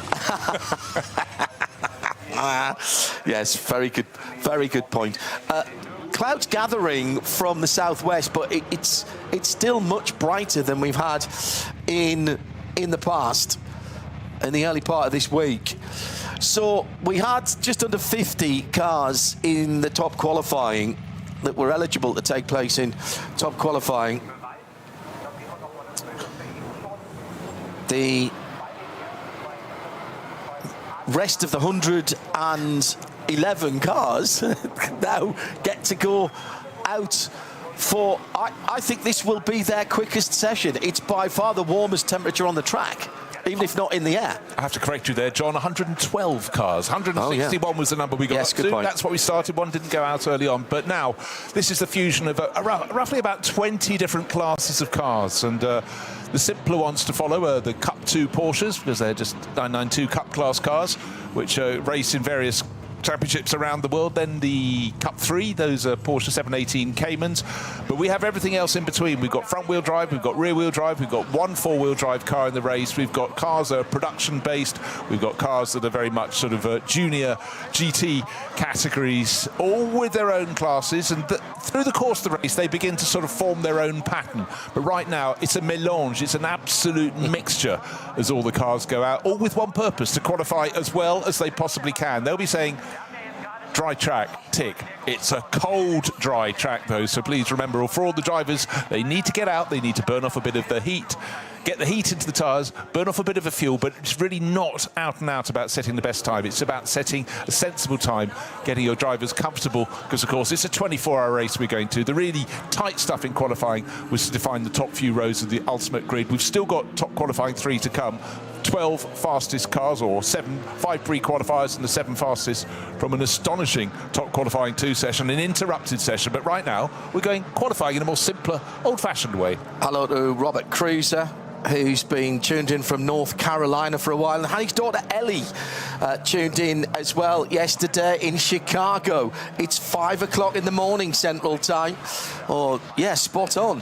And Ryan Hoover Transport just outside, getting ready to go to work. Matt Hunter from the UK tuned in. The Simcast was a great show last night. We'll have that for you on the archive as well. If you weren't listening, they did a little preview of this as well. And if you want to get in touch, it's at RSL_studio and use the hashtag RSLN24. I was amazed yesterday that this race keeps doing this to me. Just the variety of people who were tuning in, and the different territories. We had at least a couple of people in Trinidad. Not sure whether they were having a party together or whether they've met up since. South Africa tuned in, a lot of Australia, in a variety of the Antipodes, actually. Our colleague Phil Anson, back in God's country, as he would certainly tell me. He was listening in. Welsh. Yeah, I was going to say, I didn't realise he was from County Durham, the land of the Prince Bishops. Let us know where you're watching and listening from. Hope you're enjoying the coverage. Later on today, we will have English language world feed coverage of the DHL-M, which is sort of the replacement for the young timer race that we've had in the past. It's not exactly the same cars, though, Bruce. No, I think a lot of them still exist, because these are cars from sort of 30 to 40 to 50 years ago, but a lot of them have got, they have the cages in, but a lot of them are used regularly for people doing the day laps around the Nordschleife. A lot are race, but they're not the out-and-out built for racing cars, but it's going to be a packed field, and, you know, wandering around the paddock, you know, I come from a lot of, as you do, John, quite a lot of historic, top-end historic racing. This is sort of somewhere further down, but it's people coming to race on the Nürburgring Nordschleife.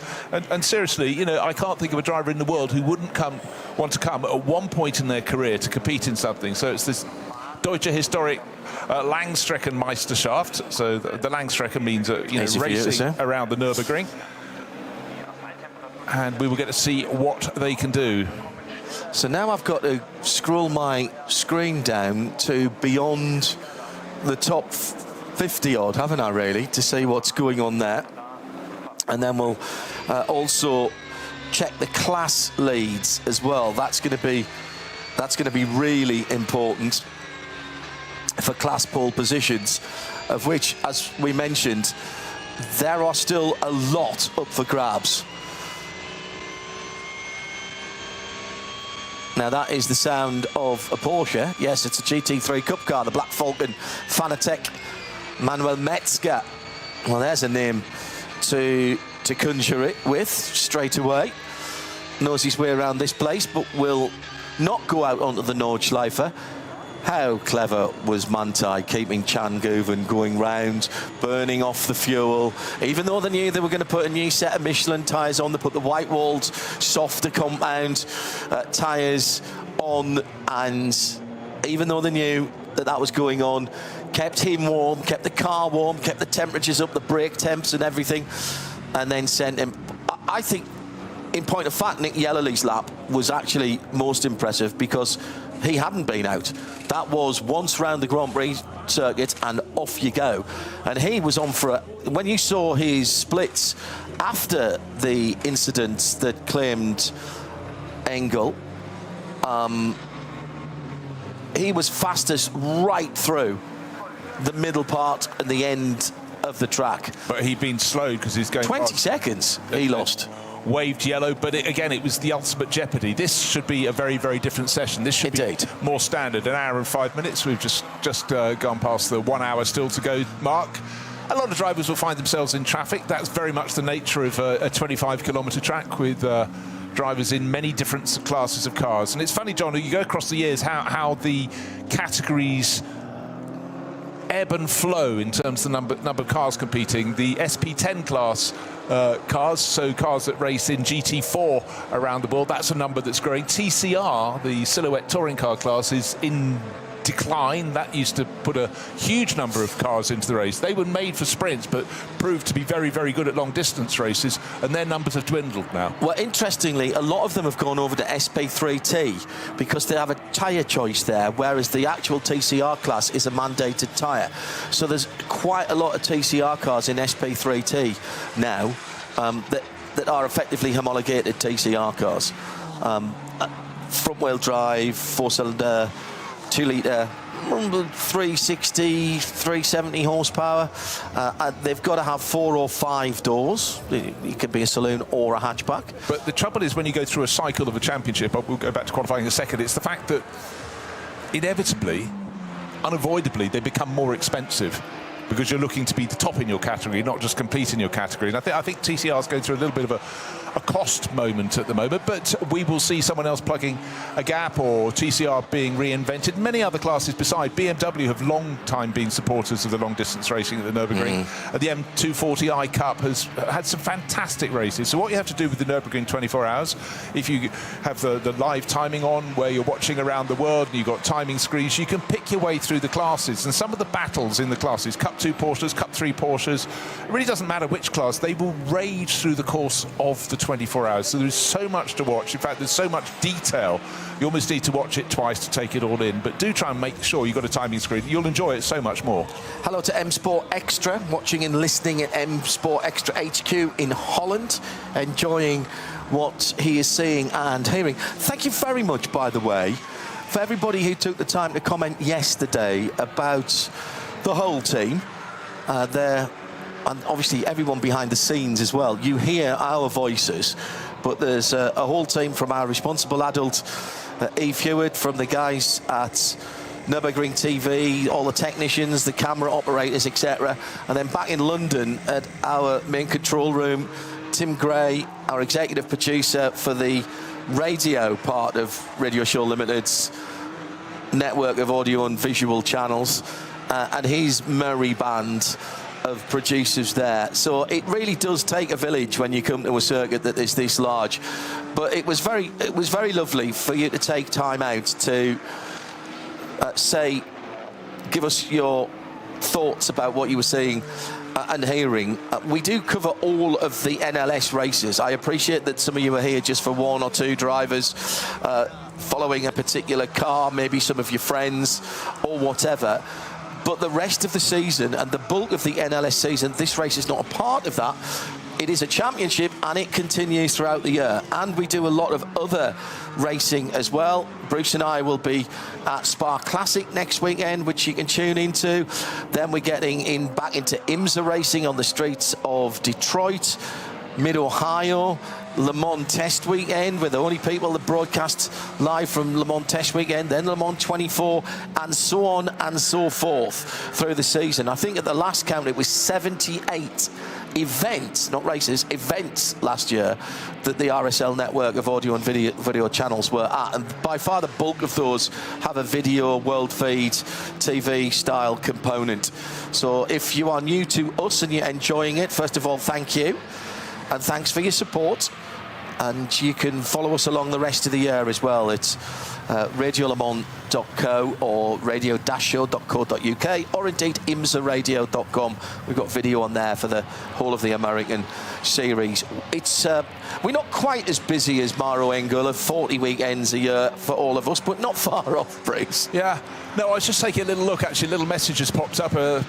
Long-time friend of mine, Chris Longmore, said 30 years ago I competed in the 24 hours of the Nürburgring. As Max competes this weekend, I'm sure he won't be cleaning his own windscreen at the pit stops. No. He said that year we were the only Mercedes on the grid, which seems extraordinary. He said, so we had amazing support from one camp of German fans, etc., etc. about them appearing every lap, but he said the 1996 Nürburgring 24 hours, of course, was the first time it was won by a woman, Sabine Schmitz. Sabine Reck, as she was at the time. We didn't win our class, but we just had the most amazing time.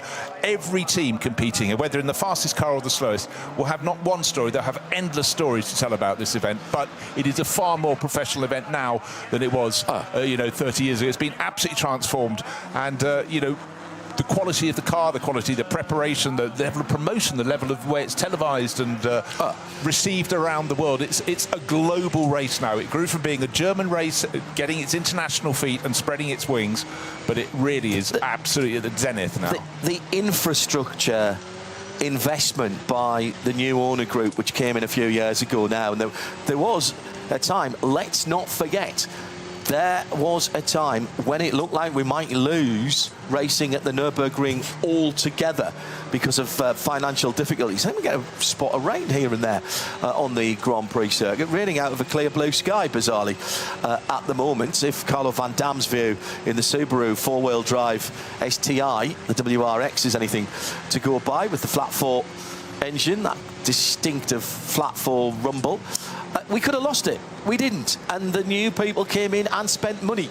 And some of the things that Bruce was talking about there completely ran fibre optic cable around the whole Nordschleife, so that when we come for the two-day events, which are effectively a one-day event, everything qualifying and the race on a Saturday usually for the NLS, they can plug their cameras in fairly easily. We've got more helicopter coverage in the NLS than we've ever had before. The facilities for us as press and broadcasters and for our technical colleagues have never been better than they are. Yes, there's a big spotlight being shone on it this year because of Windward and Verstappen.com and Max Verstappen himself, but this is not the start of it. This started, we've been coming here since 2007, and I know exactly why, because it was the weekend of my first wedding anniversary.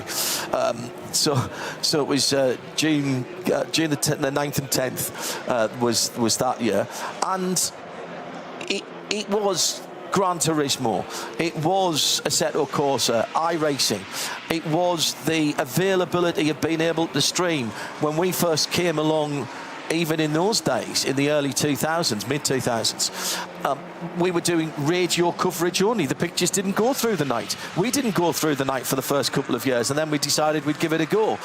And then talking to the guys at the Nürburgring, they thought it'd be a good idea if they added our audio to a streaming video. They said it would never catch on. Never catch on. Well, Bernie Eccleston never thought it would, of course. No. One of the few mistakes he's made. One thing that really focuses me on the steps coming forward, I saw some camera angles yesterday I've never seen before. Anything, this circuit, I could sit all day watching onboard footage around, but I saw some angles that I didn't know existed, and what it showed is the sheer rise and fall of this circuit, and the fact it just snakes around a forest. There are villages within the inner part of the circuit, believe it or not. It's truly extraordinary, but just getting your head around 25 kilometres plus the eternal factor, the weather. What is the weather going to do? What's it going to do this lap, or maybe if I'm a slower class car, in 12 minutes when I get around to do another lap? How much water's going to be there? Well, I'm talking to drivers down through the years. I've only ever driven either tourist laps or manufactured days. I've never raced here yet. Bit of a plan going on for this year in a relatively quiet endurance August that I'm working on at the moment, but I'm not going to jinx it by saying too much at the moment. But this place is much more akin to driving your favourite country road. This just happens to come back in 25 kilometres to where you started. But think of it as a tarmac rally stage, actually. Yeah, that's exactly where I was about to go. Yeah. And you're doing, if you've got a really competent road car with very good brakes and you know what you're doing, you can probably do 3 laps off the bounce here before things start to get far too much overheated. I would never suggest that. I would say 2 laps at the absolute most in a road car. But I've been fortunate enough to jump into GT4 cars here on manufacturer days and do 3 or 4 laps straight off the back of each other. And even on a sunny day, you just don't know. even with only 15, 20 cars on the track at a manufacturer day, you just don't know that you might come across someone in the barriers, which is exactly what's happened to one of the Cup 4 cars, which is on the run up to... Coming out. It's just coming up to Flugplatz, isn't it? Is it further round? I think it's a little bit further up towards Arenberg, I think. You might be right. It's actually, again, this is a camera angle I haven't seen before. No, so absolutely. They've got some cameras mounted very, very high on cherry pickers. Of course, they have to come down when the lightning descends. Oh, in fact, it's right towards the end of the lap before you get to Schwalbenschwan. So just after the Stefan Bellof-Esses there. Yeah.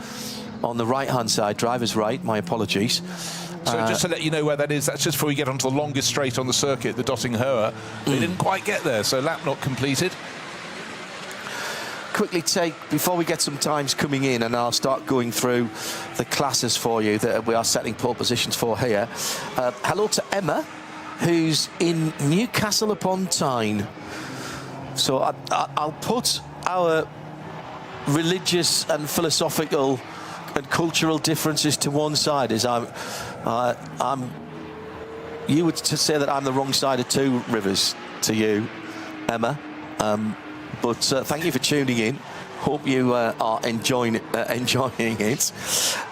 Tim Jacks at missing the N24 qualifying as he's setting off for Snetterton for the GT Cup meeting, where he's marshalling. Thank you to all the marshals, and there's a lot of British marshals here this weekend as well, and from other. I mean, it's a ridiculous number of people who are working. It's something getting on towards 5,000 people overall. Not all of those are marshals, but a lot of marshals here, as you might imagine.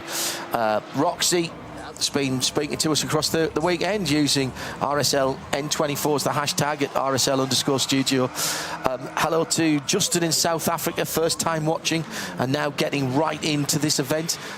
And the nice thing about this is there is something for pretty much everybody. If you're a touring car fan, if you're a Porsche fan, if you're a BMW fan, if you're a BMW E36 or E39 fan, there are cars for you. And bringing the Z4s back this week with Volker Strycek, and he's bolted the Foxtail onto the one that he's running in, evoking, of course, the old Manta, the Triggers Broom Manta that went through so many different iterations. In some ways, this race is an anachronism, and I love it for that. Yeah, another element, I think, is the sheer international spread. You know, you don't have to be racing in the SP9 class, the very top class, and you get lots of unbelievably cosmopolitan sort of conglomerations, teams with people from all around the world. But I particularly like it, you know, over the past couple of decades. This is a race that holds huge fascination to the Japanese racer. And for decades now, we've had all Japanese teams. It's gone so far away from being a largely German and European event. And then the manufacturers, if anyone was driving along on the public road alongside the main straight here, the Dotting-Höhe, used to be fields. And the whole point about this circuit being built in this part of Germany in the 1920s was to bring employment into a poor rural area. Now we want to have one of the centres of world motor racing built alongside the main straight at Moispath. Yep. And every time I go, there's another new building, shinier than the one before, with another manufacturer, tyre supplier based there. This is a centre of excellence, so they've got there. And beautifully, that street is Gottlieb Daimlerstrasse. That is where all of those technical centres are. And down, I mean, again, you make a very good point there, because when I first came here in whenever it was, 2007, might have been the end of 2006 actually, when we were planning the event and did some tourist laps and went out with some Aston Martins as well. There were maybe 4 technical centres there, maybe 5, and now pretty much every major motor group has one or shares one there, and the tyre suppliers, because this is the ultimate test. Whether you're racing a Hyundai here this weekend, their rally cars in the World Rally Championship this season, and congratulations to them for a fabulous result in Portugal last weekend, a real fillip to Andrew Wheatley and the rest of the team. They've got a joint Nanking, which is their R&D centre in Korea, and Nürburgring livery on their cars, watching a Porsche going slowly, and now we know why, because it's hit the wall, and it is the Wolfall 320, 47th position for that car. And that car with now damage to the suspension. So I think that's Lopez Cesarato in that GT3 Cup car. Second in the alternative fuels category. Must remember to turn my split times off now, because I now can't see my whole screen. But this place has just become the place to do as close to real-world testing, country road testing as you can, but doing 250 to 300 Ks at places. So, you know, 120, 130 miles an hour. The manufacturers all pay money to come here. They have an agreement that when they bring their prototype cars out, that they don't photograph each other, that they don't have a too close a look. They roll them in from the test centres. Of course, you have the spy photographers standing around waiting to see them all in that sort of Baltic razzle-dazzle camouflage. That's not... Is that the same Porsche? No. That's it's GT. It's a Supra. Yeah, I thought so. GR Supra. Smoking away, what, 95% of the way around the lap. So the Porsche's at a gap along the Dottinger. That will be taken through. Double wave yellows there for all the cars coming down that main straight where they hit. You know, VMAX can't do that right now. But what you talked, John, about the number of people working at the circuit, not just the marshals, but also the rescue crews. And you need multiple flatbed trucks. You need multiple course vehicles that can get in position with their flashing lights on the roof to make plain where a situation is. So yeah, another car to be towed away. And safety aspect is another part of the improvements, as I'm reminded by Johannes.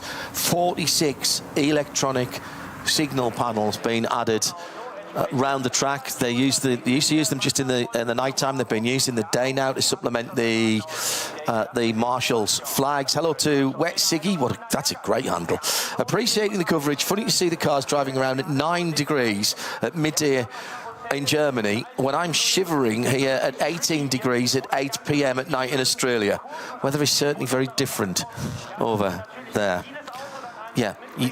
You haven't endeared yourself to me, Wet Siggy, from Australia. Welcome, and have a lovely evening. Hope you're going to stay for TQ3 single car qualifying effectively. Auckland, New Zealand, amazing show, incredible footage. A lot of people commenting, as Bruce just has, about the new aerial shots, the higher up shots, really giving a sense of scale to this place. And then, of course, the brilliant onboard camera shots that we get now, which are... I mean, it was one of the things I thought about the F1 movie. I watched the F1 movie, and they got a technical Oscar for that. And I was actually quite underwhelmed by not the film as a whole. I watched that with an open mind. But the thing is, onboard shots nowadays, at all level of motor racing, are more cinematic than cinema is, in fact. 100%, but one that will always stand out for me, the very tight, but almost entirely concrete-bound Norris Ring circuit in Germany, eons ago, but let's say very late 80s, very early days of smaller cameras. Christian Danner had one mounted on the door of his car, about halfway down, and he came out of one of the chicanes, and his Alfa Romeo, bang, he wiped it off the ball. And the level of flinching on the outside. On the outside. Yeah, right. It was a right-left flick, but he didn't quite flick enough to the left, and it's a smash into the ball. You felt like you're going to fall behind the sofa. The camera absolutely destroyed, but did its job, got the action. Right, we've got about 40 minutes to go, so let's look through some of the pole sitters in the classes who are out qualifying at the moment. In 26th overall, but AT2 weren't allowed to take part in top qualifying. Well, that tells you how quick the best of the AT2 cars are. That is the Black Falcon number 632. Alternative technologies, alternative fuel, generally speaking. Although we're running on Excellium Total Energy Fuel, which I think is now 100% renewable anyway. So not awfully sure what alternative technology is for. We need to dive into that. We haven't got any diesel cars anymore, but that car, I watched that fuel yesterday, the 632, the Black Falcon car. It's the yellow and black car. and they've done an 8:37 7.21 in this session that has pushed them to 26th overall and leading in AT2. This is their final qualifying session. Cup 2, it's a really, really tight affair between two Mühlner Motorsport cars, the 918 and the 904, obviously Porsche GT3 Cup car, 991.1. They are separated at a lap of 8 minutes 38.5 seconds by 0.2 of a second. And that's the battle for pole position, as we've got on the BMW M2 Cup cars off to driver's right. And now that, I think, is that Ice Curve or somewhere like that, a little bit further round, I think. Dottinger-Her, maybe. And is he facing the wrong direction? What am I talking about? Sorry, but I meant he's facing the wrong direction, is he? I need to see a car come through. It's heading up the hill to Mood Curve, I think. But we had a very, very tight shot on it, and if you don't have a small, he's heading in the right direction, you do not have a small, I see where he is now, he's just after Flugplatz. He's just after Flugplatz, the right-hander, and that is, even in one of those cars, that is scary fast. Understeered off, hit an un-tyre protected part of the barrier on driver's left, so he's heading up the hill towards the top of the hill at Arnberg. And that BMW then sitting parked rather forlornly and will not take any further part. The two right-hand wheels way off the ground as it impacted the barrier, but it came back into terra firma, slid across the track. Barriers have contained it, but that would have gone from all going fine to all not going fine very quickly indeed. So just to let you know, see if we can identify the car actually. Lost it early, actually, and understeer. There was a little flick and an understeer. Oh dear, I don't like that at all. Driver's side as well going in. That GT3 Cup 2 battle, the Porsche Carrera Cup car battle, is phenomenal because we've got the top 7 separated by just on 8 seconds. In that battle, and this is their final opportunity to improve. Let's scroll down a little further for some more class leaders for you. It is the Hyundai Motorsports TCR 830, which is a perennial pole sitter and winner here. 8:52.7 they just did last time around, ahead of the rest of their pack. Then that's in 45th overall, so inside the top 50 for a TCR car when there are 40 SP9 cars out there. That's pretty impressive. And let me just see what that is. So they are under 40 seconds away from the fastest time we've seen. That's actually quite quick, isn't it? Yeah. For a little 2-litre front-wheel drive car. Now, TCRs are purpose-built race cars. Let's remind ourselves. SP10 is the 888 Hover Racing GT4 Evo BMW. That is the GT4 class. They're in 49th position. They've just set their 856. 858 for Ryder Engineering's Cup car. That's the SP7, number 91, sitting in 50th position. It is the Max Kreisser Racing VW GTI Club Sport that leads the SP4T category on 9 minutes. So all of the top 51, in fact, are under 9 minutes, and then we're into the 9-minute laps, which is still, that's not hanging around. Remember, that includes almost the full Grand Prix circuit as well. So SP4T is the category that the Hyundai Elantras with that development prototype engine, road car engine, are running in. So that's going to be an interesting battle. Behind them in Cup 3, which is another Porsche class, but for Porsche Cayman GT4s effectively. That is the W&S Motorsport car, which has been fastest all week. They've not actually improved their time from yesterday. They were on a 9:02 yesterday, and they've not yet improved that today. Well, they are out on the circuit at them. Actually, I'm saying that I don't know. It might have been the lap before that. I'll go back and check that in a moment. And they sit in a very creditable 58th position, so that's, you know, well inside the top half of the field. Some more pole sitters, provisional pole sitters at the moment. We go down into the 90s for the BMW M240i, started as the M235i category, and then they got a bit of an engine upgrade, not a bore out, but a little bit more power, some change in the electronics a few years ago. That used to be the entry level for BMW M Motorsport. That's now the BMW M2 Cup, but it's the 195 car sitting in 93rd. That's one of the myriad of Adrenaline Motorsport cars that take up the last 2 boxes at pit out. In fact, I think they've got 2.5 boxes down there. Adrenaline with always a fantastically turned out set of cars in a variety of the classes.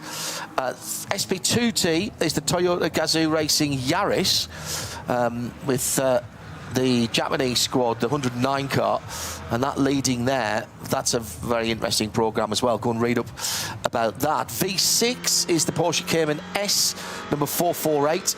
No team name there, but that's all right. That could just be a bunch of friends, or maybe they've rented a car.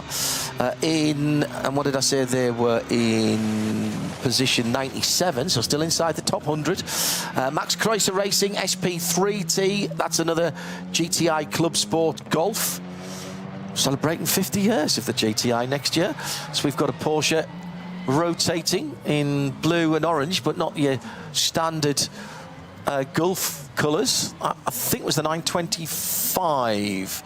Bruce will look that up while I finish going through these class leaders. The Walkenhorst Motorsport M2 racing car, that's the G87. The 898, they lead their class in 107th position. The VT2 rear drive, that's interesting, because the Subaru, sorry, no, it's not. Sub 7, sorry, my eyes.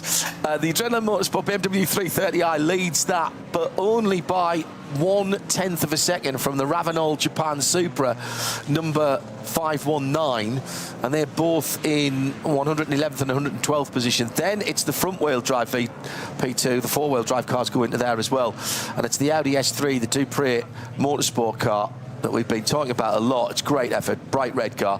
That's number 480. And then we've done the 240i's. Then it'll be the V5, is it? That'll be another Adrenaline Motorsport car. I bet it is, yes. The 444 Adrenaline Motorsport Porsche Cayman sits in 119th position. And there's got to be a couple more. We haven't done the 325 class yet. And that is the number 100, down in 135th position. That leads that category. And I think we've got 2 more, SP3 and SP4. And it's the SP4 car that is slightly ahead on 159th. That is the number 152. And the number 277 SP3 is another BMW, an old E36. Still racing, 318 Ti, the little stubby, great piece of kit. And they've got a little series of their own as well. Cheney Motorsport being involved in building some of those cars as well. Really cost-effective way to go racing. Those are your class leaders at the moment, with exactly half of this session back. Bruce Jones has taken his leave and headed off for some Spätzle or whatever our catering is provided. Day catering's been superb. Looks damp on the far side of the circuit, Peter. So once again, the rain clouds coming in. It's been lovely here at the start-finish line, but the nature of the beast here is just tackle whatever you get when you get to it. Our colleague, you just mentioned, Bruce, nearly always says exactly the same thing, that the one thing that wins every single event that takes place on this circuit is the Nürburgring. The Nordschleife always has the final say. We talk about Bathurst and Mount Panorama and Le Mans. You know, we often say the mountain chooses. Well, the ring chooses as well. I do honestly. I know it's terribly romantic and not very scientific, but I do feel that there's a personality here that the circuit brings. The layout of the circuit, where we are, the topography. even the hospitality of everywhere around and how they get into it. The Japanese very much believe when we go to Fuji, they talk about Fuji-san, which is the spirit of the mountain that exudes its way down to the track. And I kind of like that sort of feeling, one with nature. And the Nürburgring has that kind of feel, doesn't it?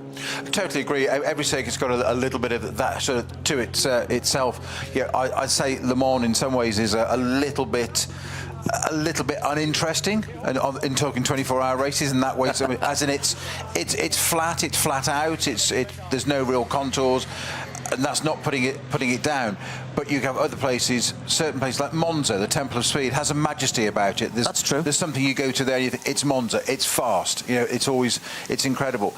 You come here, and I always think it's set by that Schloss, that castle. Yes. It's watching, it's been here, it's coming up to 100 years. Yeah. And you arrive, you can't help but arrive in the paddock, and there's this aura, and you sort of get the sensation of the circuit is watching you. Correct. And no matter which way you come to the circuit, you almost feel the circuit, whether you're coming up from the south, and that's the Grand Prix circuit that you see first, and then you're at the back of the Dorint, and you know that Tiergarten is right there to your left-hand side as the Dacia comes out to see if it can improve its position in the number 300. I haven't checked to see where that one is in class. I will do in a second. Or you come from the other direction where the road runs directly parallel to the Dodiger Höhe, and you drive down, and if there's cars on track, you're driving down there at 70 clicks or whatever the speed limit is. It is 70 clicks this weekend. I think it's normally 100, but they pull it down because there's so many people around this weekend. And you've got cars going past 20 yards away from you on your right-hand side, and you could be getting passed by a GT3 car doing 300 clicks, 320 clicks down the Dodiger Höhe, and it's just, I love it. It drags you in at every moment, and well, as you rightly say, it's 1927, isn't it? It was completed. We're already into the 100th anniversary of the work having started. I think that was the back end of last year, at some time. As you can imagine, a massive engineering project that was effectively a job creation in quantitative easing in today's terminology. It was to bring jobs and to bring tourism. Yes, to take racing off the roads. The Eifel Rennen, the old Eifel Rennen, Eifel races were on the roads around here, which are, by the way, still superb.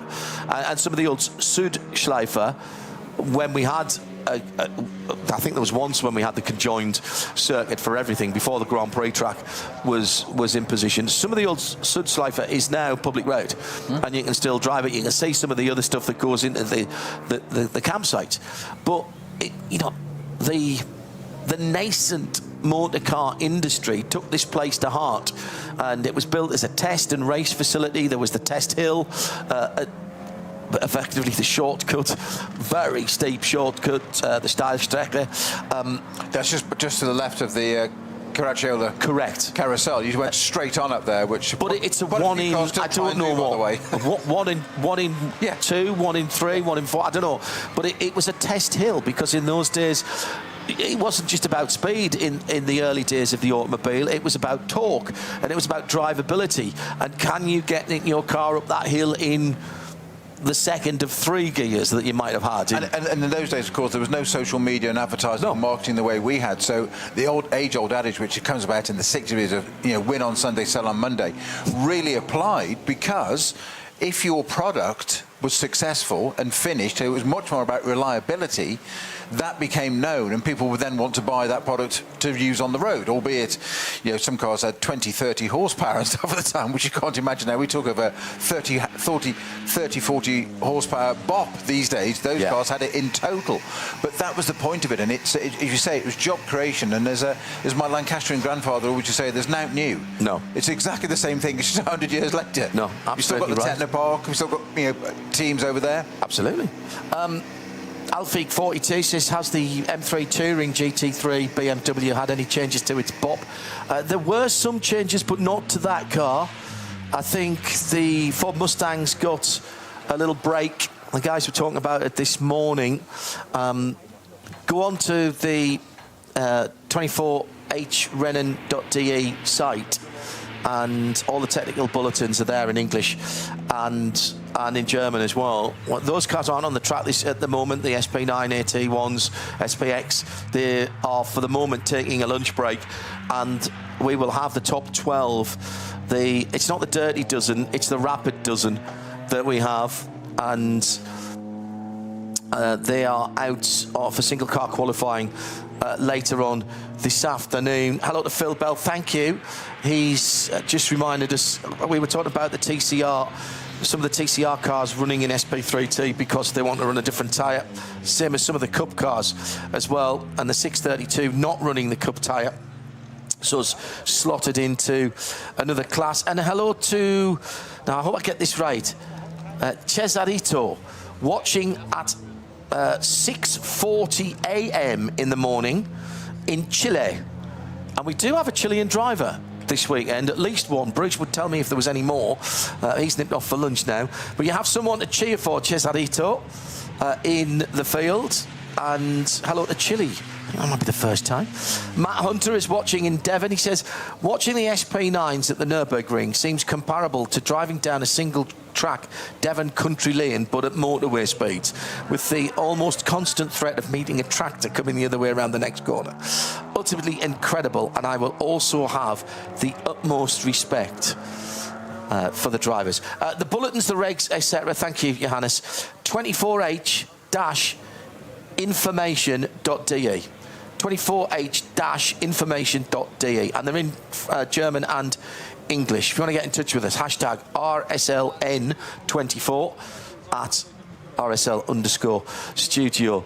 I think we might have seen the best of the conditions here, Peter, and with still 22 minutes to go, I can't see anybody improving their times from yesterday now. Those who did it early on have got it right. Anybody who's left their fastest driver for the second half of the session here has been caught out. John, stop looking at me and look out the window, and you've only got to see it there. It is absolutely tipping it down on the pit straight just before the BMW M-Power bridge that connects our commentary box and TV side of the track with the media centre on the opposite side in the pits, with obviously the track in between. And it is torrential. We've got the red and yellow striped flags out now, which I'm old enough to call that an oil flag still, which I must be corrected on. It isn't an oil flag. It was. Used to be one oil when I started racing, and obviously colour was quite a new thing then. But it's now officially a change of surface flag. So debris. Exactly. Basically, it's track conditions. That's the point to change the surface. Correct. Somebody might have run a bit wide and put a little bit of gravel on it. They've got away with it, but the car behind may not. So it is all debris, as you say, a little bit of something on the track. It's a change of surface condition. I'm desperately honoured to be an ambassador for the British Motor Racing Marshals Club, and I wear their patch on my race suit in the odd times when I get to wear the race suit, either on a test day or even in anger.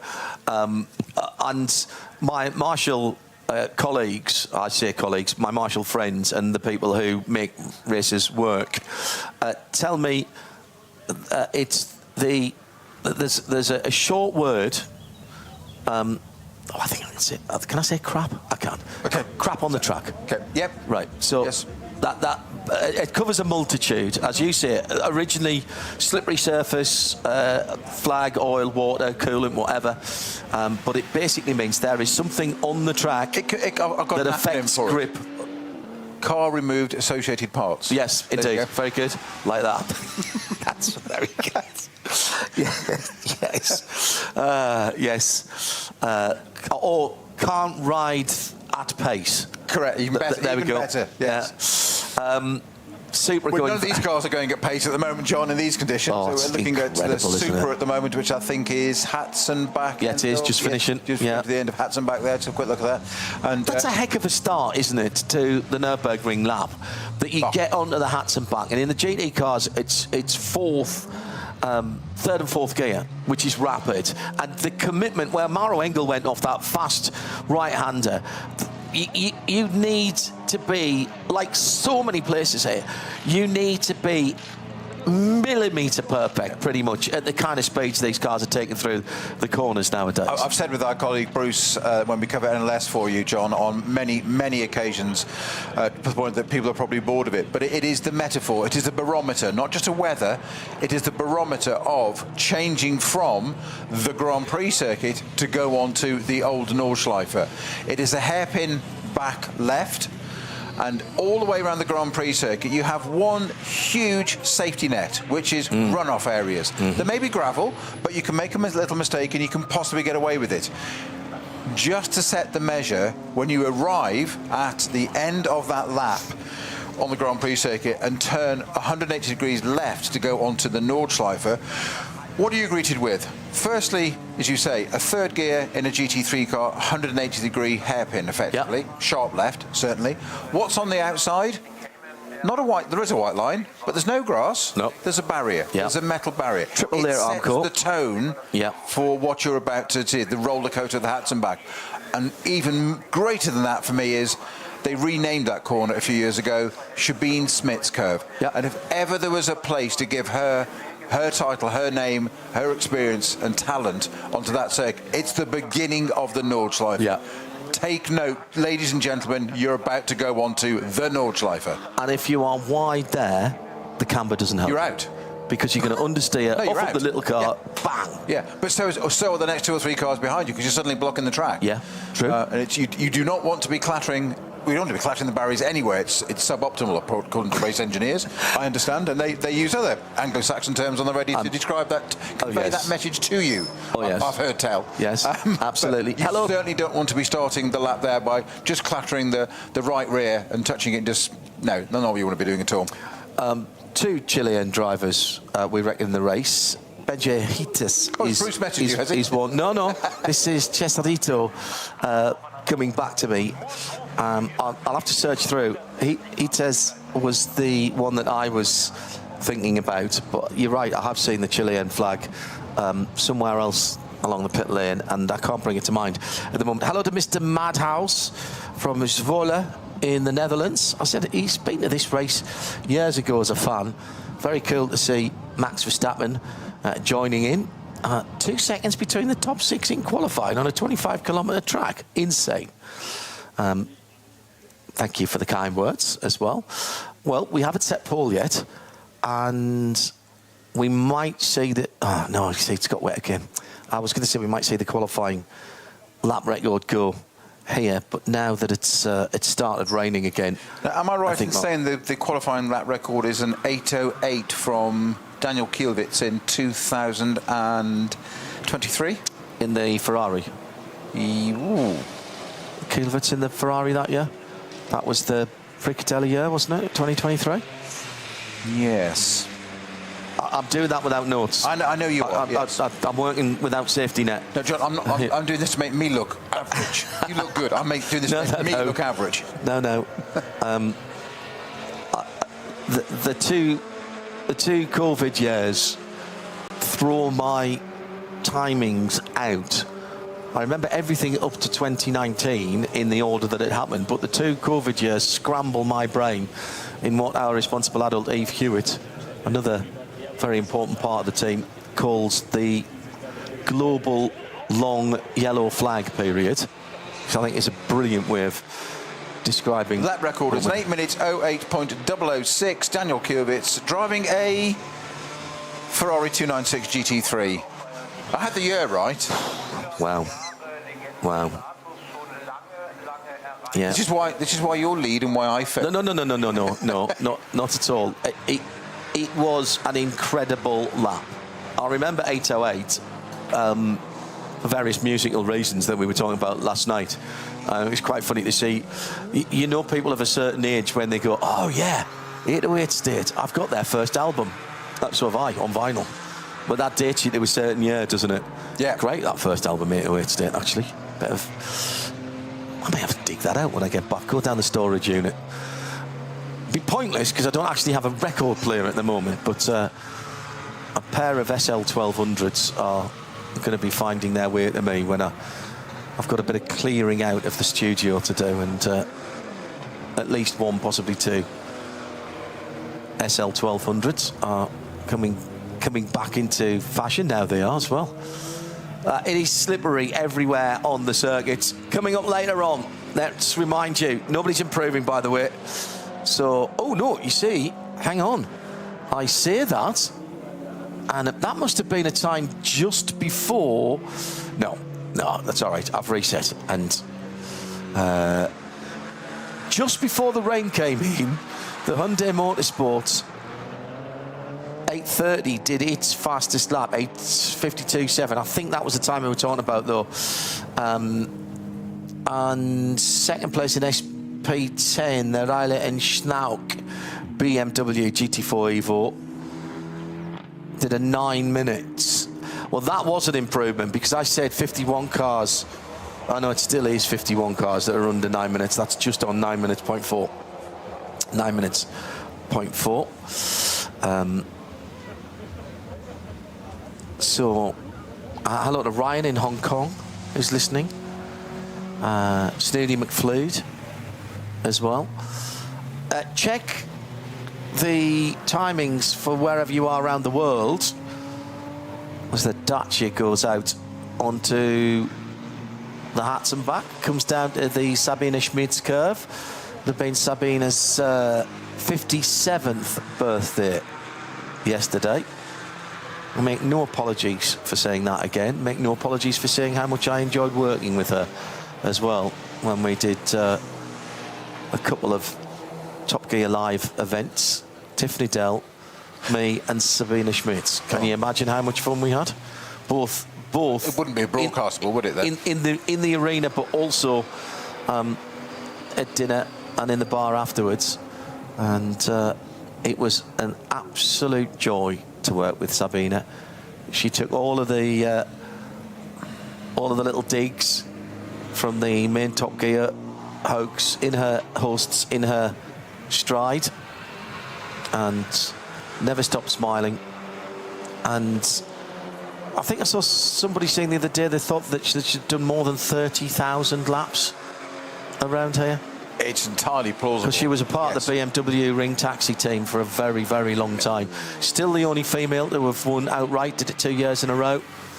Of course, in the mid-70s. But just one of those naturally gifted people that just had the ability, but absolutely devoid of any ego or whatever, could just go and do it, and just fabulous. Just one moment, John, just going back to about lap times around here, just as a matter of minute, while the time's a little bit slow at the moment. The outright lap record moment is held by an AMG 1 at a 6:29. Yeah, that's only on the Nordschleife. Yes, on the Nordschleife, but just about 6:29, driven by one Mauro Engel. Yeah. The Ford GT Mark IV with Frederick Vervisch behind the wheel, got pretty close to that, and that was the fastest American car, I think, American manufactured car around here. They did that just a few weeks ago, and then they backed that up with another fast lap in a GT3 car as well. And then what else was I seeing the other day? Porsche reset some records. There's always people going out there and doing things. So what was that fast lap, did you say, for Mauro Engel? 6:29. Right, Timo Bernhard's done a 6. I'm going to say 15 in my head or something. I think it was quicker than that. I think it was a 6 or 7 in the optimised. Yeah. The optimised 919. In fact, was it a 5 something? When they turned everything up, they turned the hybrid up, they turned the engine up. The only thing they didn't change was the gearbox. They wanted an electrically operated gearbox, but they decided not to do that. They changed the aero. Michelin gave them a special set of tyres. And I always remember talking to Timo after that. He said, I think there was a bit of time left on the table there. So he went to Frank Steffenwalliser and said, I'll do another one while the weather's good. And Frank said, no, we've beaten Beloff's time. That's all we came here to do. Let's have some respect. And we'll call it at that. So that was a 919 hybrid Evo. Correct. Yep. Okay. What was that? Little stats for you here. Okay. It's obviously on the Nordschleife only. Correct. Okay. So he averaged 233.8k. That's 145.3 miles per hour. Average being the operative word there. And the time, John, are you sitting down? Yeah. 5 minutes. 19.5 seconds. 5:19. That's right. I knew it was something ridiculous. Insane. It is available on various platforms as a YouTube type video. Sorry, I should have said that one. Other platforms available too, but do go and watch it, because the levels of concentration to keep that all hooked up and out of the scenery is phenomenal. Absolutely phenomenal. I remember watching that, and also watching the Peter Dumbreck electric lap as well, and wondering why they were braking in certain places. Then when I watched the video back for the second and third time, saw the speeds that they were going. By the way, Sabine Schmitz did not win back-to-back here when she was only 6 years old. I think I said the mid-70s. I meant the mid-90s. Yeah. I know she was good, but... She was, her and her sister was a decent driver as well. She won the VLN titles back-to-back and won 24-hour race. Yeah. And still the only female to... Mid-90s? 96 and 97, I think, the 24 hours for BMW. Incredible. Thank you, Tim Gray.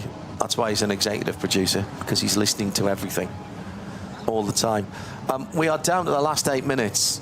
Nobody is improving at the moment. A big thank you to all of our camera operators, particularly those who are up on the cherry pickers, where when it gets windy, it's very scary. And if we do get a bit of thunder and lightning in the air, those will come down. But we've been getting some incredible shots from that. A whole load of cars at the end of the first race lap tomorrow are going to be in the pit lane from various of the starting groups. If you're not used to this, we start different starting groups, round about 50 in the first group, which will be all the SP9 cars. Do you know it's dry on the far side of the circuit now? The Dacia is that's great for the 5 cars that are out on the circuit at the moment. Well, but also it's great for TQ3.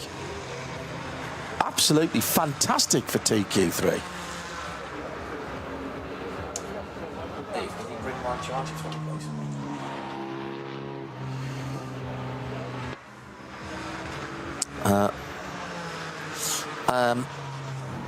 Then we might see a lap record. Yeah, the Dacia Logan is out on circuit at the moment. Yeah, just coming down towards Brunchen. Down 2 gears, staying off the curbs. The red and white curves, phenomenally slippy. Will burst into view in front of everyone who is parked up and watching down there. Through Brunchen, climbing up now on the other side. And so that's, just over halfway around, really. Just again, giving you the scale of the circuit. Bruce was saying early on, and it's easy to forget that there are towns and villages within the circuit boundaries. A few years ago, we stayed very close to the entry to the track that we use, actually, and there was something not quite right when I went back for a quick sleep in the middle of the night. And of course, we were never there when there were any track sessions. So I was like, what is going on? And it wasn't the noise, because you get used to the noise. The noise is just happening. But it was the flickering of the headlights across the ceiling, because they were heading up through Flugplatz and up towards the top of the hill at Arenberg. Did you go back to your clubbing days, did you? It was bizarre. I was like, what's somebody... Because we were on a very quiet little street, and what is that flickering across this? So I get up and I sort of peer out the curtain and went, oh, the track is just there. And it felt like I'd almost reach out. And that's the joy of this place. It really is. It always amuses when you drive down the road here and to go to the to get our creds, which is by the filling station, and it still doesn't matter how many times I've done it. I've driven the race, I've driven on the road, I've done many of these commentaries with you for your team, and every time it still catches me. You drive down the road and you just look, there's this little bit, there's some, at the edge of the road, there's some fencing, and you think, why is the fencing so high? Of course, because that's the dotting a her, isn't it? Exactly. And they're there. And of course, at night, you can drive down that road and go back to your apartment or whatever if you are doing it. Why you want to leave a motor race circuit while the motor race on is beyond unfathomable. But there are the cars on the other side, and it's literally the other side of the fence. I was just talking about that the other day, and if you're doing that and there's cars on track and you're pottering down at your 70 or 100 k's or whatever it is, and something whizzes across past your right shoulder doing twice that speed, it's quite funny. Hello to Tubbs and the team at Sacred Coffee, who power our broadcasts all around the world, and particularly useful here. We had a nice cup of Sacred this morning. We brought the coffee machine with us. We call them the official coffee of motorsport. They are the official coffee of Radio Show Limited when we're around the world, and support an awful lot of drivers and teams as well. And at the moment, if you go to sacredpod.com/coffee, you can get 10% off with Race 10 in capitals, RACE 10, 10% off for those of you watching and listening. Hello Tubbs, hello everybody. Very busy time for motor racing at this time of the year, with Le Mans around the corner, IMSA, a couple of races on consecutive weekends for different categories of cars. We'll be covering all that for you as well. Looking forward to the next few months, and it's a much more sensible, it's not entirely sensible, but it's a slightly less bonkers calendar for endurance racing, particularly for the GT3 drivers, who last year the top drivers were at Le Mans for 2 weekends, test day on the Sunday, then obviously Wednesday, Thursday, Friday, or Wednesday, Thursday, Saturday and Sunday. Then they were here, and we drove straight across as well, and that then was Thursday, Friday, Saturday, Sunday, another 24 hours race. And if that wasn't enough last year, then there were 90 clicks, 100 clicks up the road at Spa for another Wednesday, Thursday, Friday, Saturday, Sunday for this CrowdStrike Spa 24 hours. I mean, 2 of the most majestic circuits in Europe, back to back, the world, and they're, as you say, just a few kilometres apart. It took us, and equally, John, couldn't be more different circuits. No, indeed. Too long. I mean, let's not forget that Spa is just over 7 kilometres around, 7.001, so just over 4 miles. In its current half form since 1979. Well, yes, indeed so. But it's fast and it's technical and it's weather affected. The WEC last weekend there was a tremendous race. I stayed up there on Sunday, had a very quiet day of reflection, doing a bit of prep for here in Le Mans. I drove down on Monday and deliberately stayed off. There's a highway that you can drive down, but I didn't do that. I went the back roads, and even doing the back roads, it was well under 2 hours, taking it easy. And I stopped to do some shopping for our accommodation as well. I think one of the things I like about Spa is it's got quite a flow to it. It's lovely. But they've changed it, which is why I like this place so much. Is that, you know, the days when I was first racing at Spa, you'd come up to the first corner, La Source, which is an acute hairpin, and on the outside there was a barrier. And that was it. So those were your self-imposed track limits, like we were describing earlier at Sabine Schmidt's curve going on to the Nordschleife here. You didn't have a massive runoff area and then a bit of gravel. You had a barrier. So coming down to the end of what is the final qualifying for the bulk of the field, no major changes to what I gave you earlier on. The sun shining brightly again, all the way from Schwedenkreuz to Breitscheid. Our April showers continue to toy with us. The rain radar is saying expect some more splashes in the Kallenhard-Verseifen area shortly.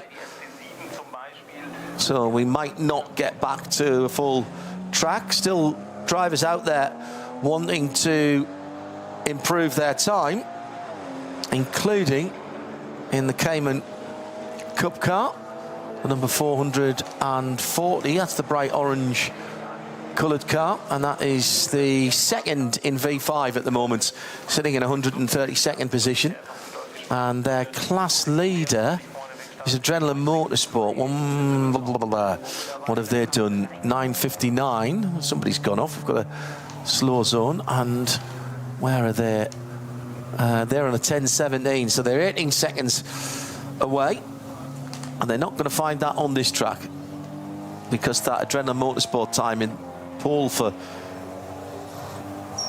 V5 was set when the track was bone dry at the start of the session. All of the improvements were set from yesterday's times, were set pretty early on in the session.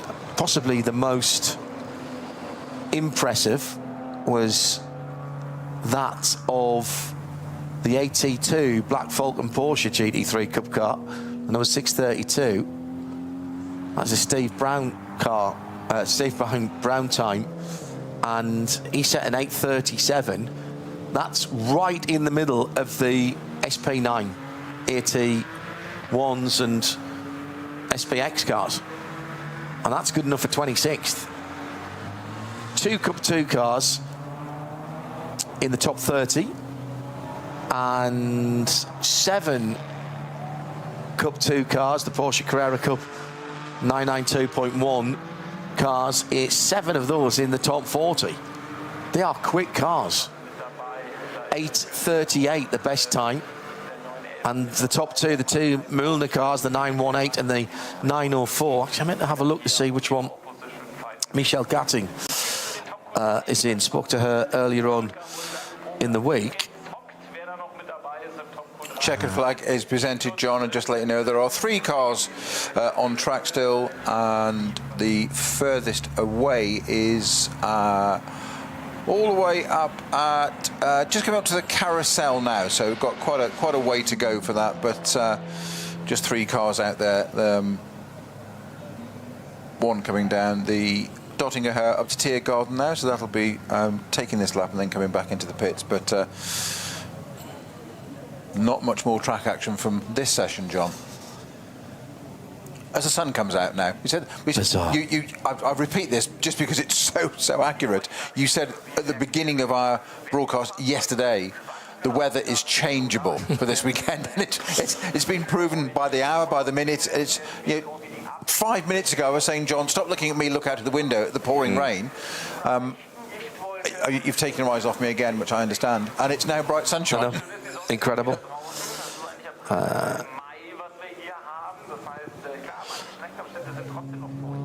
Fluffy clouds at the far side of the circuit now. So a final session that hasn't affected the top, of course, those times set earlier. And remember, the top 12 go into the shootout we had, or at least the top 7 that we had earlier, plus the 5 pre-qualified cars are in the shootout. That is the next action that will affect the top 6 rows of the grid. We got the qualifying drivers for that. Congratulations to the pole sitters. I've just scanned through, and all of the pole sitters that I gave you earlier on that were provisional at that time have retained their pole positions in the other 1, 2, 3, 4, hang on, easier to do it this way. 21 classes. They've all retained their pole positions, so there's been no changes to the pole. There have been some improvements today in that first part of this final practice session. So qualifying 3 brings to an end the conventional qualifying. So all of the grid with the times on the screens around the circuit and on the live timing via the internet, all of those times except the front 6 rows, all of those times have set the grid. So from 13th to 160, because we know there's going to be a couple of non-starters, or at least one non-starter at the moment. So all of those grid set spots are set, subject, of course, to post qualifying technical inspection. What we have now to identify is the top 12. So the top 12 shootout is actually called TQ3, top qualifying 3. And I'll give you the drivers for that in a wee second. So we started off in actually some of the best conditions we've had today, with even a little heat haze looking down the Dortiger. Times being set early on by those who went out. The two Milner Cup cars have ended up first and second in the Cup 2 class, right in the middle of the faster car field. Big incident at the Flugplatz for one of the M2 BMWs. And then the April showers, well, a bit more than that, to be honest, hit. Out went the slippery surface, rubbish on the track, flags. And it was stair rods at one stage, just coming straight down with no wind to speak about, oddly, for this weekend. But now it's cleared up again, and we can look to the right from our commentary booth, right on the start-finish line, and quite actually right on the finish line, because the start line has been moved. We'll talk about that more tomorrow. Look to the right and see the classic shot of the castle on the top of the hill there, the top of the rise. Let me quickly give you the drivers, and I think the qualifying order as well. From it was drawn at random, and so the top Q3 or TQ3 draw, we'll see HRT Ford Racing start off with this was the car that had the engine change, and it will be Frederick Vervisch for Ford Mustang number 67, their GT3 Evo, the 2026 Evo. Then Grello, a lot of people's favourites this weekend. Thomas Preining, the Austrian driver, will take the 911 out second. Third, Daniel Hunkedaer for the number 3, the car that Max Verstappen got into the top dozen, courtesy of his 6th fastest time in the in TQ2. So he got in with a position to spare. KCMG's number 47 AMG will have David Pittard behind the wheel. That's the white, blue and black car, the number 4th off the grid. Then the Red Bull Abt Lamborghini Huracan, no Temerarios here, for the moment at least. That's an Evo version of that car. The 84 car will be driven by Luca Engsler for the qualifying, and he'll go off in 5th. In 6th, the Relais Condor Racing with Rinaldi Ferrari, the only Ferrari in the SP9 class. Again, Rinaldi know Ferrari very, very well, and in fact they helped out Fricadelli the year that they won the race. That'll be Thomas Neubauer who will drive the number 45 car. Rover Racing, last year's winner, the BMW M4 GT3 Evo. They'll go off in 7th, and it will be Raffaele Marciello who will be behind the wheel of that car. Into the second half of the top 12, Red Bull Team Abt Lamborghini, the second of their cars, the number 130 Huracan, and that will be Marco Mappelli in that car. Maybe a surprise to some people that the Aston Martin got in, but my goodness me, what a lap that was to get them in. And the 34 Valkenhorst Motorsport will go off in 9th position with Nicky Team behind the wheel. Nicky Team in an Aston Martin on the Nordschleife in slightly damp conditions. Yeah, there was an NLS round where he was driving that car, and Bruce and I were covering it, and it was one of the little bits of jeopardy where he was leading it. Yeah. And it was coming over to the line, coming down the Dottinger Höhe, and it's that bit where again, is he going to cross the line or not? Is he going to have to do an extra lap? Ideally, what he needs to do is not cross the line, but and just back it off a bit. There was no competition, no need, no worry about losing a position or whatever. And he crossed the line with less than 10 seconds to spare. Yeah. So what did he do? As we said, so you've got to keep it clean. You've got to do another lap round here now. Yep. You're going to win this race, but not if you put it off or whatever. So what did Nicky Team do? Set the fastest lap of the race on the last lap. On the last lap. And why? Because he could. Because he could. Because exactly he's Nicky Team. Yeah, because it's Nick. Exactly. Well, challenge accepted. Yes. 10th position will be another Lamborghini. So that's 3 Lambos. Slightly older version, I think. The Franz Conrad car. Actually, no, it shows us an Evo 2 as well. So updated version of the number 7, running in that sort of Miami blue colour that Franz Conrad has had for such a long time. It'll be Maxi Paul who'll be driving that. It does so remind me of Leighton House, that colour. Fantastic. I noticed there's some people doing some replica old style Leighton House sweatshirts on the web. I lusted. I sense a purchase coming. Well, you see, I lusted after, in periods when there were Leighton House Porsches at Le Mans. That was when I fell into it early in my Radio Le Mans career, and I saw the car and I saw them walking around in the paddock jackets, which were. You probably wouldn't be able to sell them now because there's probably far too much polyester and plastic in them. Sort of padded jacket, slightly padded, more like a rally jacket. It's probably a fire risk in reality. Oh, absolutely. Couldn't go anywhere near a naked flame. You'd gone up like an amaretti paper. It's entirely flammable. Yes, entirely, totally. But I fell for that then. So that's going off in 10th position. HRT Ford Racing, the number 64 car. So they've got 2 of their 3 Ford Mustang GT3s in there. And second to last will be, who are you choosing for the 64? Well, how about somebody who knows this place like the back of his hand, could probably drive most of it blindfold. It is, of course, Frank Stippler. 3-time winner. Mr. 3 times. And the last car off the line, and this is going to be mega to see this. They're saying they don't have the speed in the dry. They would quite like it to be wet, so they might like it to be slightly slippery.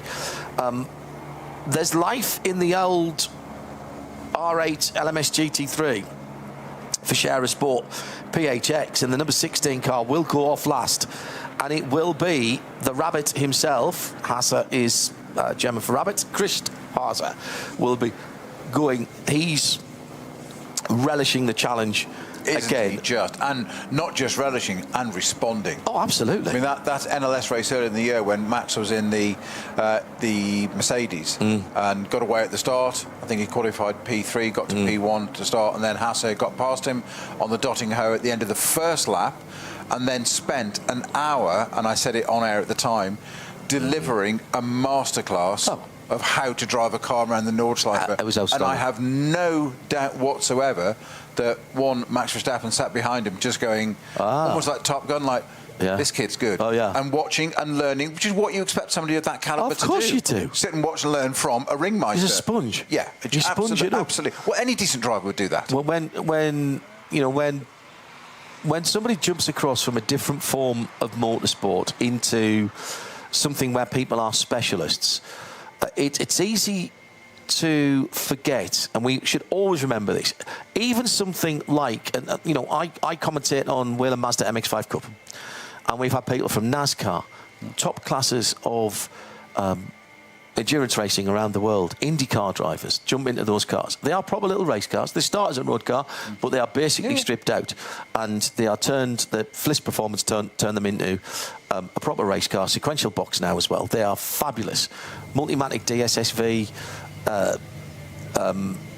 suspension, exactly the same as the AMGs have here. Really quite a sophisticated little racing car. But what you forget is these people who are jumping out of something very different, they are going up against people who are specialists in these cars and race them 16, 18, 20 times a year. In GT3... And have done for a few years. Yeah, and some of them have done for a few years, yeah. There's $1.3 million of prize money over the year in that category. That situation is literally times by 5 or 6 for the top GT3 drivers, because they are doing, I think I said it earlier, Maro Engelhardt was telling me he was doing 40 weekends, race weekends a year. And so he's living in that car. His muscle memory must be incredible. And, you know, whichever track it is, whatever set of tyres the series are running on, he's got the experience of being in the car. And, you know, for Haase, exactly the same. Chris Haase, exactly the same. And for any driver to jump in from another series, particularly one as high profile as Max Verstappen, is a brave thing to do. It is a brave thing, because what's he's got nothing to win, really, and everything to lose. And slotting in as he has done, and learning. The guys in his team are full of praise. It's a bit like when Valentino Rossi started taking four-wheel motorsport seriously, and he went into GT3, and basically he said, look, I have to start again now. Even though I've driven some GT3 cars before, I've done it for fun. I've got to start again now. And, you know, he's won big races. I thought it a little bit over 30 years ago when Nigel Mansell was the reigning F1 champion, went off to IndyCar, came back, and he was at one point, he was for 6 odd weeks, I think he was the reigning F1 and IndyCar champion. Correct. Before Prost won it again in '93. Should have won the Indy 500 that first year as well, exactly. Actually. And Ford brought him back to UK and Donington, put him in a British touring car, and he did exceptionally well. But what a lot of people forget as well is that weekend he drove a TVR Tuscan. That's right. Arguably one of the best one-make series at that time. Top people in that: Chris Goodwin, Tim Harvey, Colin Blower, etc. Nigel Mansell jumped into one of those TVR Tuscans, which weren't the easiest things to handle, let's put it that way. No. Okay? And what did he do with it? He put it on the front row. Now, okay, Colin Blower, my old mentor, I've got to say it, pipped him to P1. Fair enough. But I always thought it was massive credit to Mansell to jump into something so utterly alien. For a start, the engine was up at the front. He wasn't used to that. And jump in a Tuscan against class field of those people and put it on the front row. Unfortunately, never took part in the race, but off the touring car thing. But it was an absolute credit. It was a real metric of just how good these people are. We'll take a look at some of your questions that are coming in from around the world at RSL_studio. Use the hashtag RSLN24. We'll take a look at that in a minute. Live and free around the world on RS1, part of the Radio Show Limited Network, and the World Feed TV, available also free via Nürburgring 24 official YouTube channel. This is live coverage of the 54th ADAC RAVENOL 24 hours of the Nürburgring. So let's pick up on a couple of your questions. Hello to Robert, who's asking, well, you were talking about the Huracan. Are we still going to hear the Huracan V10 wheel when the Temerario V8 comes in? Going to miss them in IMSA. Well, they're still running in IMSA for the moment. There's a couple of teams still winning with them as well. They think I'm right in saying, I've sort of cleansed my mind of all things IMSA, took that SD card out of my head. I think last time out, Wayne Taylor Racing and the Dex Imaging 45 won their class. SD standing for Series Default. Yes, of course. So there's, I mean, GT3 is a BOP category, so there's no reason why they can't still run. I think there's still a bit of work to do on the Temerario. This is the development year. It's happening within races as well, with the teams that are running them. FAF Motorsport running the car in the States. So I think the answer is watch this space, to be honest. And I agree with you, the V10 sounds very special, but if you've been close to the side of the track when the V8 Temerario is running around, it's very obviously Lamborghini in its styling, of course. Very good. At RSL_studio, hashtag RSLN24. Jim, I am. Hello, mate. How are you? He said, I had a friend who worked for Leighton House F1 team and gave us a load of kit. We wore it at Le Mans the year the 962 Porsche was there in Leighton House colours, and then basically just got different times then, Jim, mate, different times. Then we got everywhere pretending to be crew, and every time we were questioned about passes, we just employed the typical Gallic shrug. Quoi? Donc? And you can't do that now. You can't do that now. and we wouldn't endorse that either. Yeah, happy days though. As you said, different times. Yeah, different times. Absolutely, different times. May not reflect the values of current times. Well, indeed so, yes. Yes, security has changed an awful lot down through the years. Right, Snowy, we are going to pass over in a little while to the guys to continue the coverage of the shootout, which the boys will be coming in a little while for that. But before we go, what do you reckon? Those 12 cars, so we've got Fred Vervish, Tomek Preining, Daniel Hunkadea, that's Ford, Porsche, Mercedes. A Mercedes AMG as well for David Pittard. Lamborghini, 3 thereof. Luca Engsler, Marco Mappelli.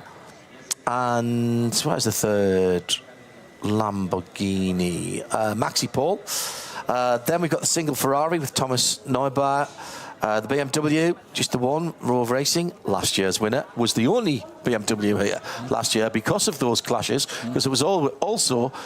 This race last weekend was also the sailing 6 hours of the Glen, which I had to call from here, remarkably. How many BMWs do you need to win a race? One.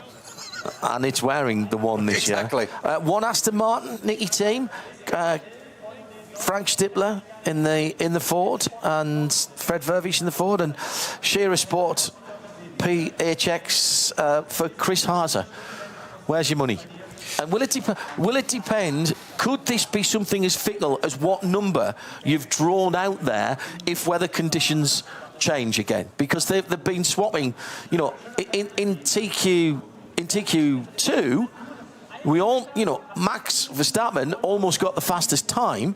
If the guys hadn't cleared up his teammate's car with 4 minutes to go, Max Verstappen would have had the fastest time because everybody behind him was, you know, that wasn't even Max's fastest lap, that first one, but everybody behind got delayed 20 seconds plus because of the code 60. Somebody makes a mistake, the weather comes in at a part of the circuit when it's behind you.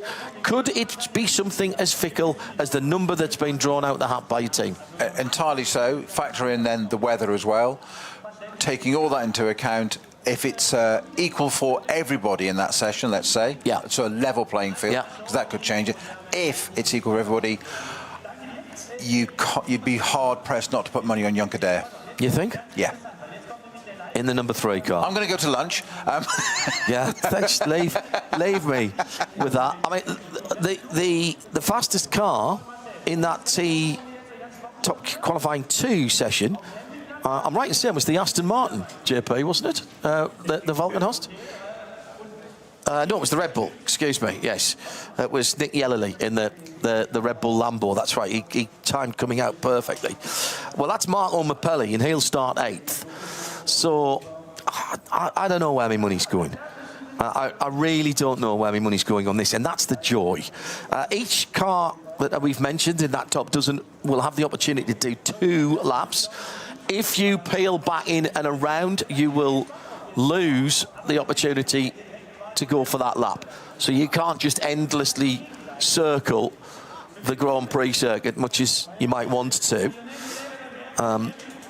Mr. J says, why does the blue number light in the windscreen flash? I saw the onboard reflection of that light last night on the bonnet of the Porsche. I think it was maddening for the driver.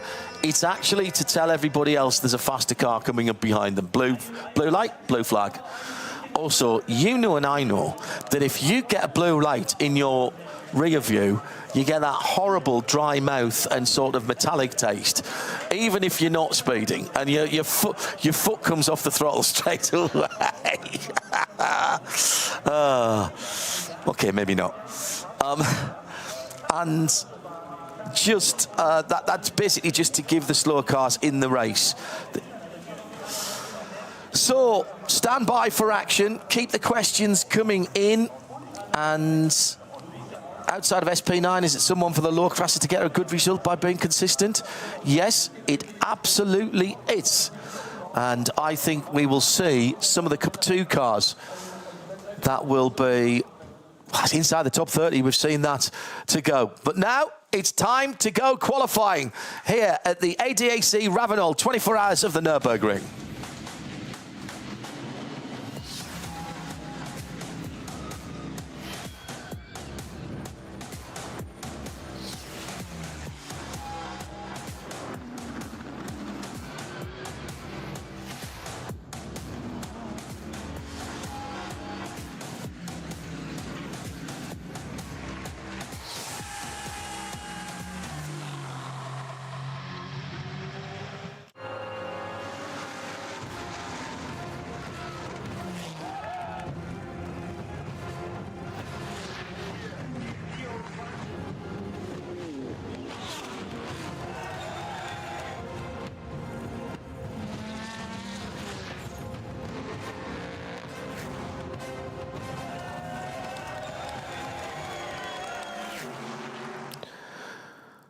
Well, it's often said that when the green flag drops, then the talking stops. I've slightly paraphrased that because I really quite like this job. However, to a certain extent, and certainly for the 12 cars and drivers that we're about to see, the opportunity for talking is all over. Everything from 13th down to 160 in terms of the grid is set. Yep. Basically, all of those grid positions is now set, subject to all of the cars getting through post-qualifying scrutineering and being deemed legal by ADAC and their scrutineers. What we've yet to find out is where the top 6 rows, or how the top 6 rows will be made up in a week where the weather has been the headline in some respects. There is one headline that we'll talk about in a minute, as Johnny Palmer has joined me, John Hindhoff, in the Global Broadcast Centre for our live free coverage in sound and vision around the world of the what is now called TQ3. Kind of a shootout. Cars will be waved off by our race director, Walter Hoenig, who will set the guys off at 20 seconds or so intervals for a maximum of 2 laps around the Nürburgring Nordschleife to find out who's going to get pole position. The story, in some ways, JP, other than the weather, which has been notoriously fickle and decided to stick its fingers in pretty much every session, bar the very first one that we had yesterday, the weather has been mixed in every other one. It's dry, it's wet, the weather has come, the weather has gone, the weather's caused issues. The other story is a car that's not in the top 12. The 80 car, are you talking about? Yeah, Maro Engel, who surely was nailed on for a top 7 finishing position in top qualifying 2, went out onto the hats and back on his first flying lap and just pushed it a bit too wide, maybe taking a bit too much curb. That bounced the car to the left out into the marbles and drilled the barrier very heavily indeed at fairly high speed. Now, the Armco barrier did its job in containing the car within the circuit, but that meant that it bounced over to the right-hand side, then did further damage there, and Engel was out on the spot. I don't remember ever seeing Maro Engel actually make a mistake around this play. Yeah, ever see him crash a car. But we've seen big stars fall out in qualifying. Just think about Laurens Vanthoor in the qualifying format here last year. So this was the incident running just a tad too wide. What you didn't see was him clipping the curb, which may well have been a contributory factor. The accident's already happened by this point. As he decelerates, just knocks into the barrier again, and then the car spins and goes backwards. But then it's his reaction, because he knows precisely what he's done, thumping the steering wheel, because that car, as you say, could very easily have been in the top 7. Incredibly, for pretty much the rest of the session, just watch the right-hand curb here, just clipped it, and it kicked the car. I think he clipped it with the right rear, not with the front, and it just kicked the car sideways, and there's no run-off to the left at the end of the Hudson back there. And for the rest of the session, it looked like he had handed his team car, the Verstappen.com Winward racing car, handed them the fastest time, because Max went through. Yeah. He was ahead of him when that happened. Max went through to a pretty clear run. Not Max's fastest time, because we'll come to that in a minute. But everybody behind was losing 20 plus seconds in the slow zone whilst the car was recovered. But excellent work by the marshals meant that we were given just over 4 minutes. Now, you can't do a lap of the Nordschleife in 4 minutes. I hear you saying that. You are shouting that at me at the moment as the cars come out for the Fast 12, if you will, TQ3. But what you can do is nip round the Nürburgring Grand Prix circuit and either come back into the pits or go around. And that's what Chan Guven did in the Manthey Grello 911 car. They kept him out. Kept him out till, 5 or 6 minutes was only left. Then they brought him in, put the car up on the high jacks as it is now, took off the set of Michelin tyres. Why was he doing that? He was burning off Total Energies Excellium race fuel. and getting the car lighter, because you're not allowed to refuel between those sessions. Yeah. They then banged on a new set of Michelin soft compound preheated slicks, and off he went. By the time he'd done that, Nick Yellerly was already gone. He hadn't been circulating. He did do one lap of the Grand Prix track, and then was the first car, therefore, onto the Nürburgring Nordschleife in what became, unintentionally, a one-lap shootout. And Yellerly had been quick in the second half of the lap. Once he'd got past the Engel car on his first flying lap, he was quicker than anybody else, but he'd lost that 20-odd seconds, so he was never going to make it up. And he was 4 seconds away from qualifying through. We needn't have worried about Yellerly, because he put in an absolute stormer. When you consider that was his second flying lap as well, so he'd kind of done the first one as a sighter to work out where some of the damp stuff still was, but then to do an 8 minutes 10.485, and you remarked to me at the time that the fifth sector that was already in his hands as an absolute best, he then went even quicker. Faster, we thought this is going to be a real special lap.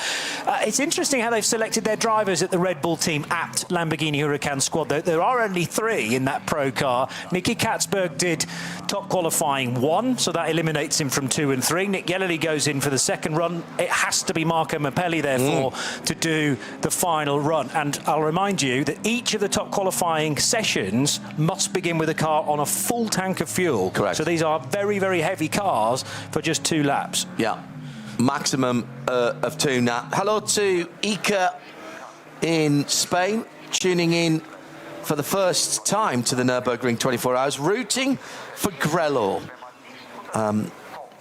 30 years of Manthey, 20 years of Grello? That sounds about right, yes. Yeah, think so. All of the Grello cars, or a selection of, I think, half a dozen Grello cars, are in the fan area, just behind us and to our left. Cars coming out to do a sighting lap of the Grand Prix circuit, and then they'll line up in the starting order. This was drawn at random, so they should line up in this order. HRT Ford Racing have 2 cars in. Their first is the number 67. It will go first. Frederick Vervisch for that Mustang. He'll be followed off by the Manthey Grello 911 Porsche. And it's 10 years of 10 years of Grello, 30 years of Manthey. Thank you. And it's Thomas Preining, the Austrian Porsche driver there. Then Danny Hunkertaya in the number 3 Verstappen Racing by Winward Racing. There's no consistency about that, how that car is referred to. So if you hear us calling it both, but on the official list here, it is down as Winward Racing, and the official list for this session, but it is the Verstappen.com car, of course. KCMG will be 4th up. That's another AMG. That's David Pittard. It's a good lad to have in your back pocket, isn't it? To send out. Too right. At the end. Team Red Bull apt. Luca Engsler, Lamborghini, number 84, will be 5th.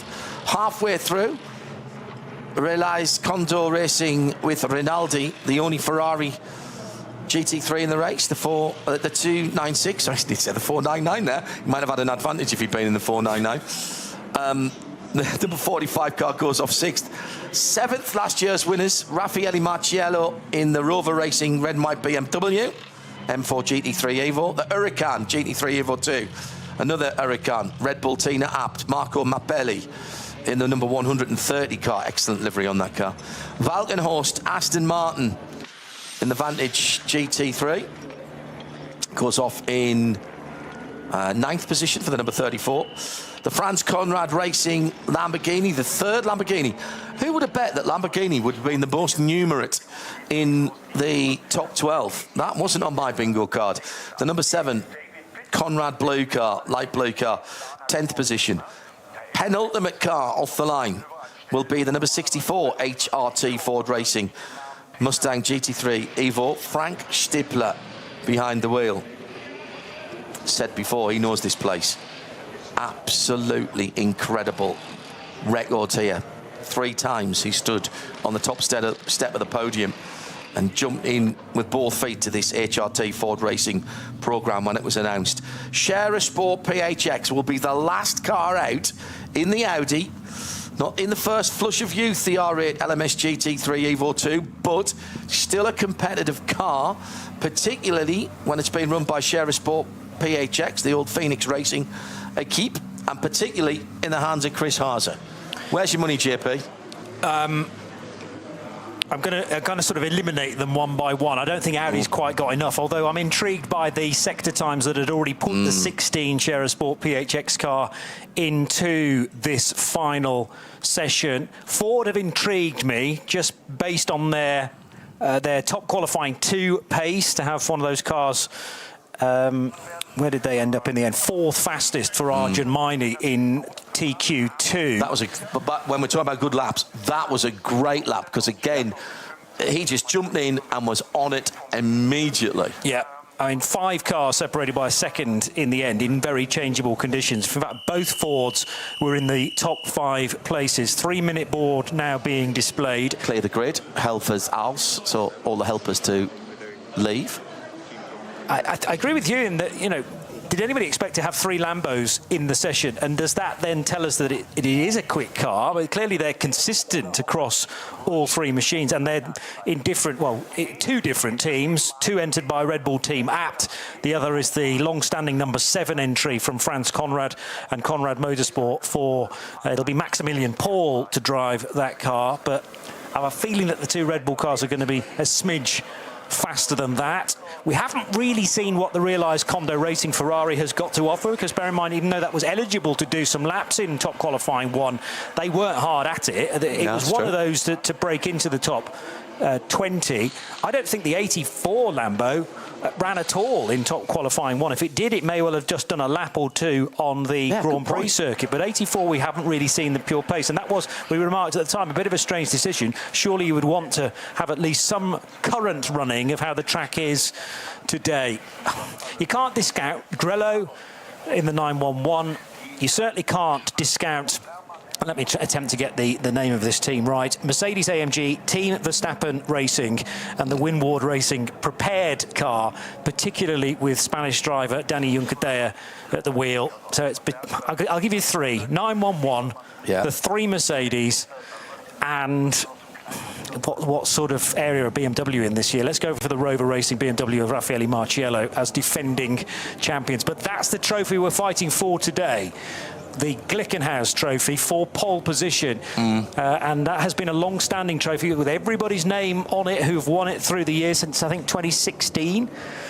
Glickenhaus put an SPX car on pole position with, was it Fernando Leza who did that lap? Yeah, not a bad shout. I'll have a look. Back then. Hello to Harry Chandler, tuned in before the usual Friday afternoon bike ride. I still think this is the absolute best qualifying format of all the big races. Tweaked a little bit this year, but I do like this. It's not exactly single car qualifying, but it's as close as you can get on a 10-minute lap, 9-minute lap. Right turn lover, hello RTL. Is the Red Bull Lambo in a Red Bull livery? The 130 is not. It's in a very fetching green colour, isn't it? The car that Nick Yellerly put into this session. And hello James Hazen as well. Long time no tweet, he says. Managed to crawl out of bed in time for the top qualifying 3 session. Some F1 fan co-workers pulling for Verstappen. So go number 3, whatever it takes to get them watching endurance racing. It's a fair point, well made. And hello to all of you who, like Max, are N24 rookies, learning about a new form of motorsport that is fundamentally different in every way. It's motorsport, but not as you know it if you've only been watching F1. I always say that different forms of motorsport, and particularly these 2 that we're talking about here, it's a bit like saying soccer and snooker are the same sport because it involves balls going into nets. I suppose that's right. Yeah, but the difference between this form of motorsport and Formula One is honestly a different sport. There are lots of different ways to compete in motorised vehicles. We're not saying anyone's better. No, for but sure. You have to come at this with an open mind, with no preconceptions, forget about all other forms of motorsport, even endurance motorsport fans. You guys who watch Le Mans, you know you cannot bring your Le Mans brain, even an 8.5 mile track at Le Mans, you can't bring your Le Mans brain here to the Nürburgring Nordschleife. You cleanse your mind. Take all the memory out and reset, because that's what this place is. The other thing is that we've got two very different ways of going qualifying as well, because whereas in the past we've had a shootout, single lap or double lap qualifying to then get you into the next stage of double lap qualifying, that was a more conventional top qualifying session, as in everybody goes out for 30 minutes, 40 plus cars, nearly 50 actually by the end of it, all trying to get a quick time, whereas now we're doing qualifying where you're on your own, you're hoping not to see another car out there, although it can happen if one has a problem. You get the Nordschleife to yourself, and that is an incredibly rare treat these days. Oh, the 130 mark on the Mapelli car's just rolled off, and it's very green, reflective green colourway. What were those Opel fruits that were not Opel fruits, the chewy ones that had the green stripes through them? That's what it reminds me of. And there was an airline that did a green and white colour scheme for a little while on some of their cars. Frank Stippler, second to last to go in the number 64 Ford Mustang GT3 Evo, the new car for this year, and the setup window has been opened up for that car, and it's really helped them here at the Nürburgring Nordschleife. There's nothing much wrong with the car in all the other circuits around the world last year, but some tweaks, Ford Racing working with their customer teams. What would you like more of? What do we need to cut out? And with Christopher Haase now rolling off in the Scherer PHX Audi with the white wheels, making it look from a distance, and certainly from the helicopter shot, as if it's a Tamiya model on the Grand Prix circuit. Looks fantastic with those white wheels. Heading on the GP circuit at the moment. Johnny's got all the stats up and all the split times. There are 9 different splits here. The first 2 are on the Grand Prix circuit. So from split 3 onwards is where we get the cars onto the Nürburgring Nordschleife. And a huge difference in the lengths of those particular splits. So 3 minutes plus and 10 seconds. I mean, yeah. Literally, it's the biggest split you'll ever see, biggest change you'll ever see in split times. So they're off now. This does not count as a timed lap, JP. This is effectively a warm-up lap. That's right. And you have a choice, actually, at the end of the warm-up lap on the Grand Prix circuit. You can pit, but actually that immediately deletes one of your lap times, because the last thing the organisers necessarily want is for drivers to just continue to keep going around the Grand Prix circuit, as we saw in the top qualifying 2 session. So it is possible to enter the pit lane via the Grand Prix circuit at any point. There's also a rule about not taking any time longer than 14 minutes for this warm-up lap, and that's to make sure that everyone's not, or certain cars aren't going very, very slowly. So you have a minimum time that you, or maximum time that you must be beneath on this installation lap. Nobody's going to want to do that, though, because they're desperate to try and get warmth in the tyres, warmth in the brakes as well. Actually, the tyres might have a chance to cool down a little bit when you're going down the Dottinger Ruhr. And that's when you hit the start-finish straight, precisely where you want the heat in different tyres, don't forget, from this variety of cars as well. Braking for the Haug hook. Thank you, Tim Gray. Condor Airlines was the green stripe one. Very good. Thank you very much indeed. Hello to Kevin Swindley, who's dividing his time between his favourite UK track. He's at Alton Park in Cheshire, and his favourite European track. Alton Park's a mini Nordschleife, isn't it? It can be called that at times. Yeah, that and Cadwell Park. Oh, Cadwell. Oof. Cadwell's the mini Nordschleife, the mini Nürburgring for sure. But yeah, sections of Alton Park. It used to be tree-lined, though, far more than it is now in the past. Before we get into the fast laps as they're warming up tyres, getting them up to pressure, warming up brakes. Hello to Touring Car Magazine. RSL_studio, hashtag 24h NBR, or RSL N24, actually. Is there anything better than watching Nürburgring quali on a school day? Not a bad week. In other F1-related GT news, Zach Brown and McLaren was at Croft with a Ferrari GT2 and a McLaren GT3 for just a bit of fun this week, shaking them down. Thanks, Mick. Hello to Loyalty and to Jesse, 10 p.m. in his area of Australia, Dave Alcock. Great format, he loves this. And hello to Jim Javlis, thank you for your kind words. And we've got some special guests in our overnight at the weekend. Our Gina Kankapati and Peter Mackay will be joining the crew for some darkness chat. The Nürburgring 24 after hours. Just get a bit like that. There was one year when I think I threw it open to you as our audience and just said, you tell me what we want to talk about. Yeah. And sat here and bounced off the audience for 3.5, 4 hours. At RSL_studio, Pacers, thank you. Who's that? Steve Tarrant. Hello, mate. Sai is watching at midnight from New Zealand. Best weekend of the year for GT racing. Pacers, David Walter's got that one as well. No prizes for that, but thank you, because that would have woken me up in the middle of the night when I remember what they were. They were basically flavoured plastic. Let's be honest, a lot of the chewy sweets of our youth, I'm sure they didn't do us any good at all and wouldn't be allowed nowadays. They had more E numbers in them than probably anything else. I bet there was not a single bit of what would now be called natural flavouring in them. Right, we're starting to get people coming towards the end of the Nürburgring. Nobody really giving us any clues at the moment, but there have been a couple of cars that have closed up rather closer than I expected to the car ahead of them. You are allowed to overtake, by the way, but Danny Hunkadeya is right up behind Thomas Preining. He's dropping away a little bit now.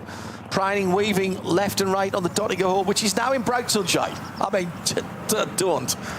I'll tell you what, you can't. I don't think you can go for a banker on the first lap.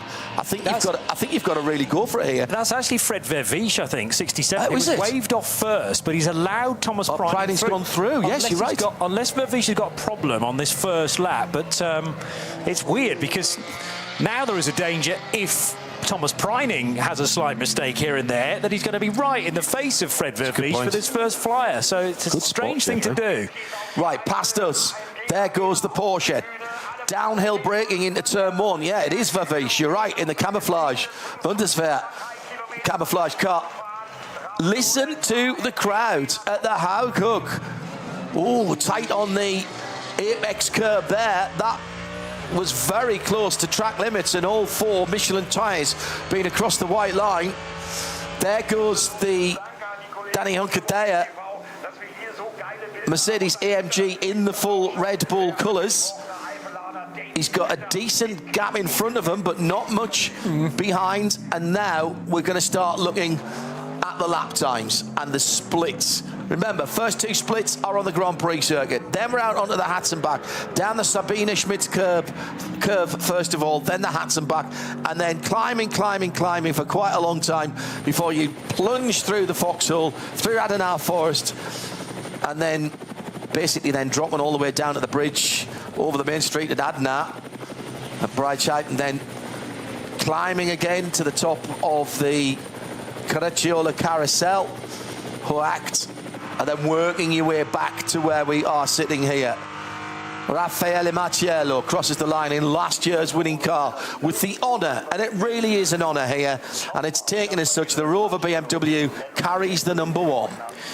And Raffaele Marciello has potentially got ahead of... No, Luca Engster did go through, as did Thomas Neubauer in the Red Bull team, Lambo and the Realised Kondo Racing Ferrari, respectively. So Raffaele Marciello cautious about who was around him. He's got a nice cushion, actually, ahead and behind, in the Rover Racing BMW M4. So this is the same chassis that's being used elsewhere in the race for the M3 Touring, but in the more conventional GT3 look to it and shape. Remember that actually Rover were trying to get a couple of their cars into the session. The number 1 was already pre-qualified. The 99, though, had a difficulty in posting a quick enough time for Kelvin van der Linde. Therefore, it's just the one car, literally the number 1 car, that has made it into this session, having been pre-qualified. The 130 of Marco Mappelli's just crossed the line as well. That's the car that was driven by Nick Yellerly. Here it is. Bit of a squirm there going into Goodyear Kara. And meanwhile, here's the Ferrari of Thomas Neubauer heading out onto Hatzenbach for the first time. Now, big commitment through Hatzenbach, 3rd and 4th gear corners. You can ride the curbs in some place, not others. Maro Engel's corner has been negotiated by the Ferrari, but only just. The left-hand side tyres perilously close to the edge of the curbs there. That's where Maro Engel went off. You can ride the curbs at the end of the Hatzenbach, but then through the next right and left, you have to stay away from the curbs. They're a little bit more harsh on the curb, on the car. Hello to Andrew Mather, who's tuned in, enjoying a nice soundtrack while going over his notes for some Shennington gearbox karting.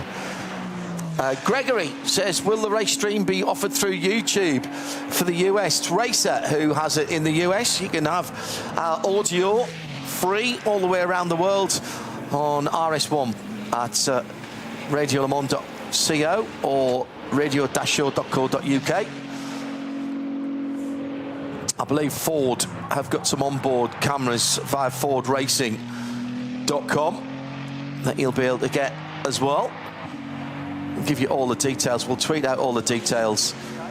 How close to the edge? Very close to the edge for the Ferrari, running in the very striking yellow and blue. And in fact, the corner after what I'm now calling Maro Engel's elbow, there was dirt kicked up from the tyres. Well, there is a tyre wall there deliberately, because that's often where a car can become a little loose, escape the confines of the racetrack, and certainly Thomas Neubauer was testing the outer limits of his door mirrors there. I don't think one of them was folded back. They kind of don't do that on a GT3 car. They could easily snap off and cause a problem for somebody in behind. That would have been Raffaele Marciello, who incidentally has just done the quickest Sector 3 time of pretty much anybody. Still got to see Frank Stippler through there in the 64 Ford Mustang, and Chris Haase, Shearer Sports Audi, which was the final car of the 12 to be waved off. So could we be waiting until that car does its second lap to be fully committed to the pole lap? I think your point that you made before the cars rolled off, in fact, as they were coming to stack up at the start line, JP, was a good one. Full fuel loads for all these cars. So these are not a light, nimble qualifying spec. They might have rolled a tiny little bit of downforce off to get higher top speeds, but the car is going to be a tiny bit sluggish. So drive it like you stole it on the first lap, burn a bit of fuel off, but save the tyres for the second lap. Oh, thanks very much, Mr. Engineer. You know, that's your typical thing. You've got to get that compromise. Yeah, exactly. And, you know, where is it best? Actually, probably at the end of the first lap and the start of the second. But you're going to be actually straddling 2 laps. So you've got to find a good time in the first run where the tyres are going to be at their best. You were able to preheat the tyres before they were sent onto the start and finish line. You couldn't take active heaters with you, but they could be within blankets that had been plugged in until seconds before, and then you go out with your mechanics. On the limit again, though, Thomas Preining nearing Brunchen and Flansgarten, and towards the Schwabenschwanz area of the lap, where it's all about straight line speed. But this is the sector where you need that little bit of downforce and the ability to rotate the car as efficiently as possible. Incredible as he came over the brow just before Brunchen, with the car four-wheel drifting to the left and absolutely placed perfectly, riding the curbs where he can. Beyond the curbs are some block paving in areas, and you can use that. It's quite flat. There's other curbs that stick up like a low brick wall. You can't use those. That just unsettles the cars. Coming down to the Stefan Beloff S's, super quick, pick a straight line. And again, you charging downhill here to a right-hander that is far trickier than it looks. It takes you across a little bridge, and then you're braking hard for the left-hander before the Kleiner carousel. That's where Grello is now, onto the concrete. Marco Appelli, though, 3 seconds quicker than this Thomas Preining lap in one sector. That's sector 5. He's just done a 145.9, whereas the Grello Porsche at 148.9. Well, that Lamborghini came up the pace very, very quickly earlier on today, but it was still quicker on its second lap in the hands of Nick Yellerly. But of the sectors, of the 6 sectors, call it 7 sectors now that have been completed by the bulk of the field, 4 best sector times, including the longest one, belongs to that Red Bull Team App Lamborghini Huracan of Marco Appelli. The longest one so far. He's going to do the 2.5-minute one. Yes. Yet, but we'll see how good the Lambo is in that gradient change and through the twisty, turny, and not necessarily high grip stuff at Brunchen, Flansgarten, Ice Curver, and then the run towards Schwabenschwanz as well. But here's Thomas Preining now at Tiergarten and Hohenrhein, the link road, up against us as close as you dare to the Arco barrier there to the right-hand side. He'll come across the line, surely to go quicker. Well, it will be quickest because he's the first car on the road, as we've learned, getting ahead of Fred Vervisch, and it's an 8:21.3. Time is out there. Time. Right, there's time out there, albeit that is a heavy car. I don't think we're going to see an 8:08 then in this, which is the qualifying record. Straight through then for Winward, and Danny Hunkadea has gone. Now that's 8:18 and 8:19 for KCMG's David Pittard. So how hard are you pushing on that first lap? Now you've got to, whatever you've got left in the fast draw, Johnny Palmer, you've got to get out and throw it at the track. This is the time. The worst you can be is outside of row 6. Yeah, absolutely. That's the furthest you're going to drop is 12th position. How about that lap from Luca Engstler, though, in another Lamborghini? This is the Red Bull Team Apt number 84, the car we didn't see in top qualifying 1. So it was a complete mystery as to what sort of time you might be able to do. 8:14.7, which is as quick as cars were going, SP9 cars were going at the end of standard qualifying 1 yesterday. Yeah. Thomas Neubauer in the Realized Kondo Racing Ferrari goes briefly second. And remember, he was well off the road at times through Hatzenbach in the 45.296. So he does an 8:17.3, but slotting in between the two, Raffaele Marciello in the BMW M4 at 8:16.4. Still Engstler with a 1.7 second advantage. Still to come, Marco Appelli. Here he comes in the green and white, number 130, and goes to the top. Unsurprisingly, if you've been watching, 8:11.6. Hello. These guys at the latter end of the top 12 are throwing overhand next to come through. The team due to be the 34. Yeah, he goes 8:18.2. That'll take him to 5th fastest for the Danish racer, and not that far back. Conrad Racing to 2nd. So it's Lamborghini 1, 2 and 3, JP. At the moment, separated by 3 seconds. Then after that, it's the BMW of Rover Racing. We've still to get a couple of cars through to finish their first of 2 flying laps. Frank Stippler should be through in a moment. Did I just hear a Ford go through? I did not. I do like Richard, who said, I love that number of Ferrari, Duckham Oil's tribute livery. I know exactly what you mean. Stippy's gone through. 8:28. More to come from that, I think. Now we're just waiting for Christopher Haase, who has managed to capture a couple of faster sectors, and it's the 2 longest sectors out there. How much has he taken from from the faster guys at the front of the field. Well, it's going to be in the mix, isn't it? Oh, yeah. To be purple through the most important sectors, and the third sector, Hatzenbach, Hohen Rhein, Kittelbacher Hohe, did that in 64 seconds, so that's there or thereabouts. Just got to get the entry now into Tiergarten correct, and it looks very stable on the brakes. There's this number 16 Audi from Scherer Sports PHX coming out of Hohen Rhein to head across the line, and the Christopher Haase time will take him, waiting for it, and the control line takes him third for Audi. So that will split the Lamborghinis, but it is another V10 car, isn't it? 5.2 litre V10, exactly the same power plant in the Lamborghinis. Stippy's time, actually, I got the wrong Ford. It's Vervisch who did the 8:28. Frank Stippler got a 14, and that's put him into 4th position. So it's 3 V10s mid-mounted and then a front-engined V8. I think Mapelli and Paul have... Oh, no, they haven't. Okay, fine. Just taking a bit of time to get through. Now, fast first sector, fast 2 first sectors, fastest 2 first sectors on the Nordschleife for Marco Mapelli. Not content with leading with an 8:11.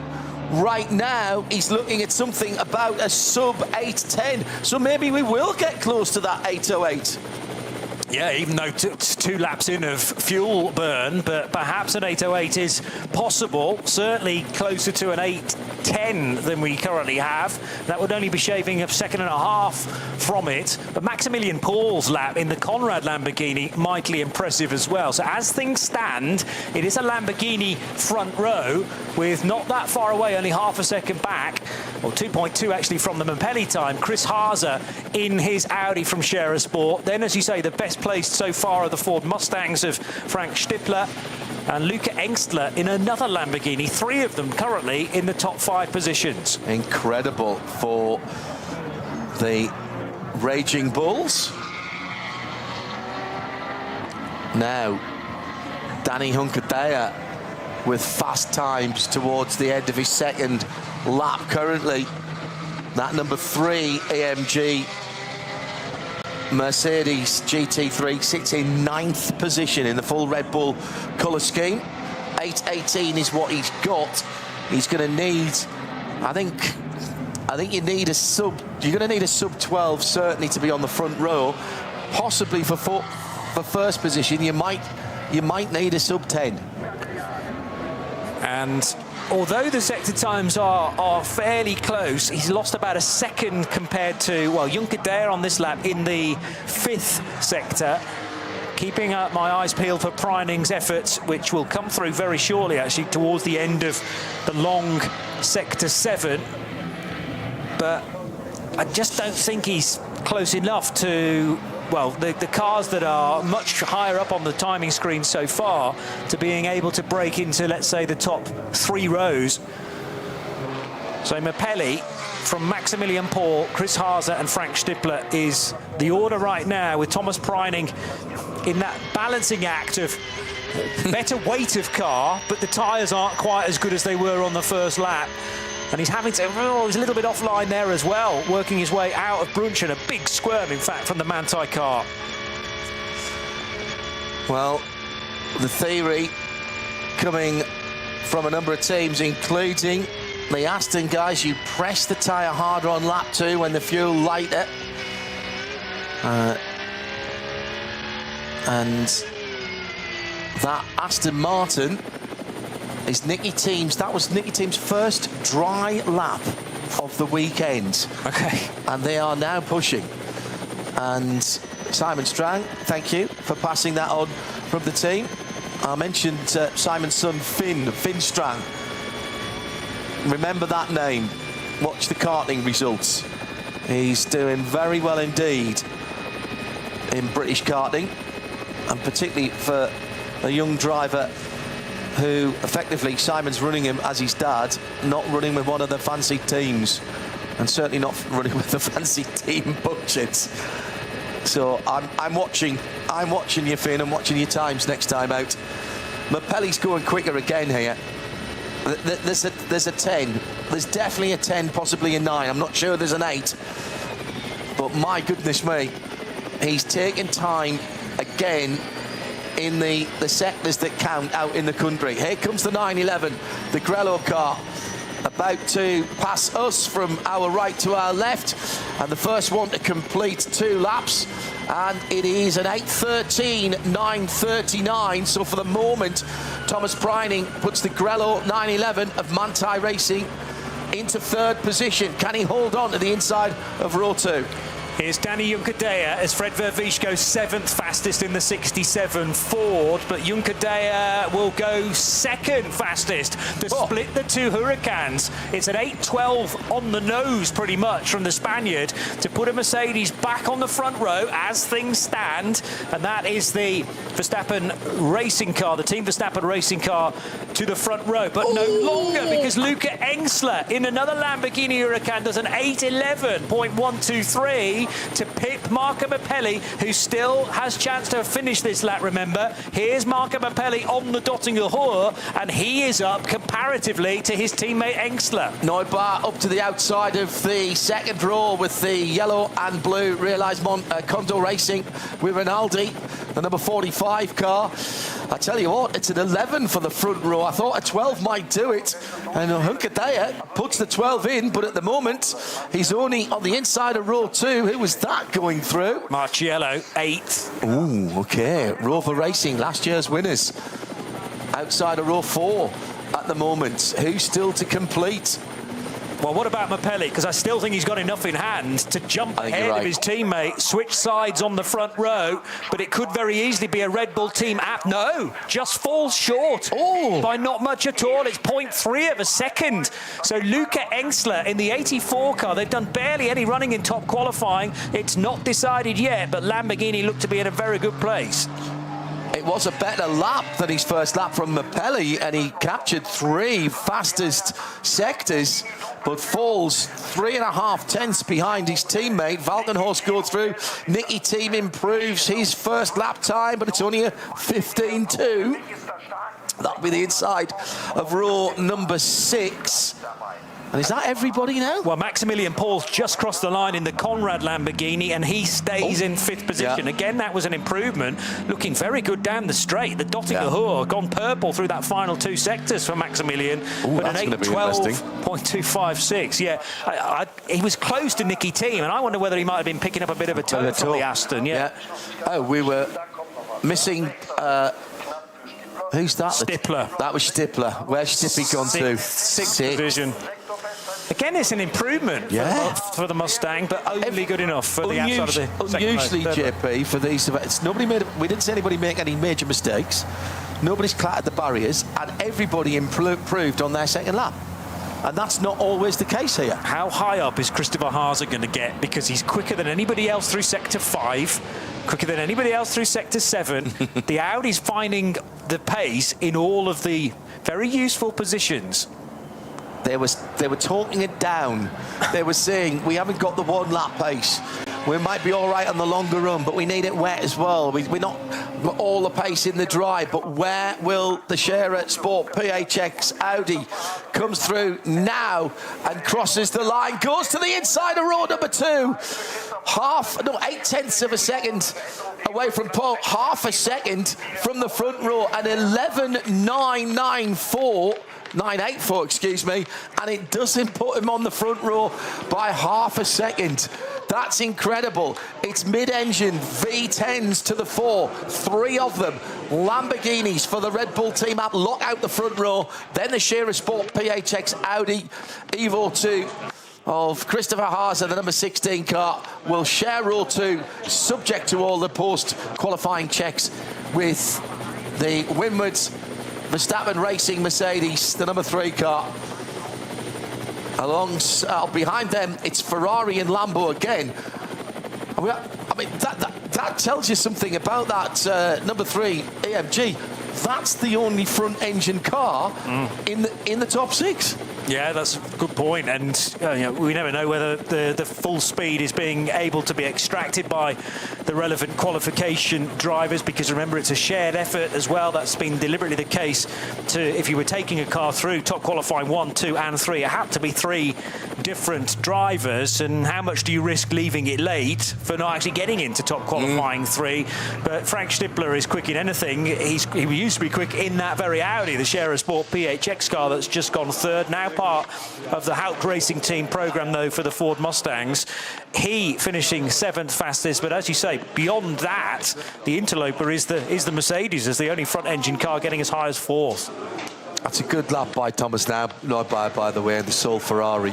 BMW showed us last year, only having one shot at it, one car, one dog in the fight, it's enough. You only need one car to stand on the top step, and that's exactly what they did with that Rover BMW last year. They'll start from the inside of row 5. Manthey, nearly 3 seconds down on the pole time. Not sure they'll be happy with that.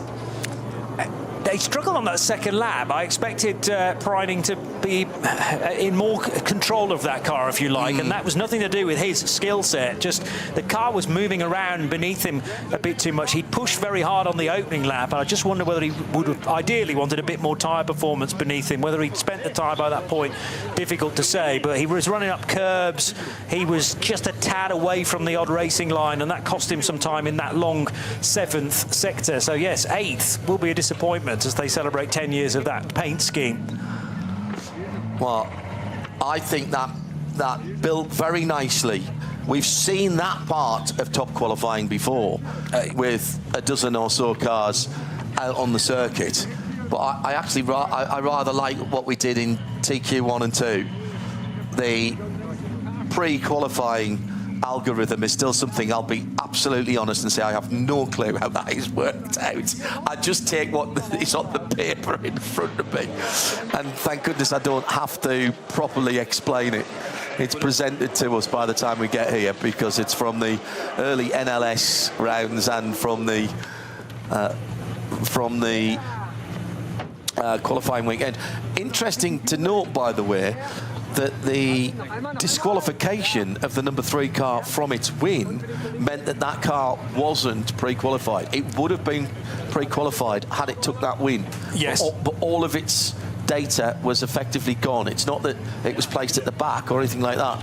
It was taken out of the results. Yes, and there was a document that was issued actually with these, what appear to be theoretical lap times, when you link the best sector times together from the same car. So, for instance, the 16 car got in with a lap time, and this is not on the same circuit because they used the Goodyear Schwanger for NLS races, which is only half of the Grand Prix track. But a 7 minutes 50.01 is the theoretical time. I don't think the Audi's ever actually done that lap time, but when you link them all together, it could. So let's just run through what we've got. It's an all Red Bull team apt Lamborghini Huracan GT3 Evo 2 front row, with the number 84 on pole position, which is the Red Bull livery car, and then the Pacers, the green and white car, number 130 in second. I'm going to get told off for saying that now, aren't I? Scherer Sport and Winward's Verstappen Racing for Audi and Mercedes, the 16 and the 3 on row 2. Ferrari and Lamborghini being the Condor Racing Machine, and the Franz Conrad number 7 car on the 3rd row of the grid. Christopher Haase doing Haase things. The Rabbit was off and running. Last man off the start line. Maybe got the best of the conditions with the sun being out a little bit longer. Maybe there was a tiny little bit more racing rubber, but he still had to pedal that car. Not in the first flush of youth, the car. Not talking about Chris there. But he brings it home to the inside of the front row, the second row, excuse me.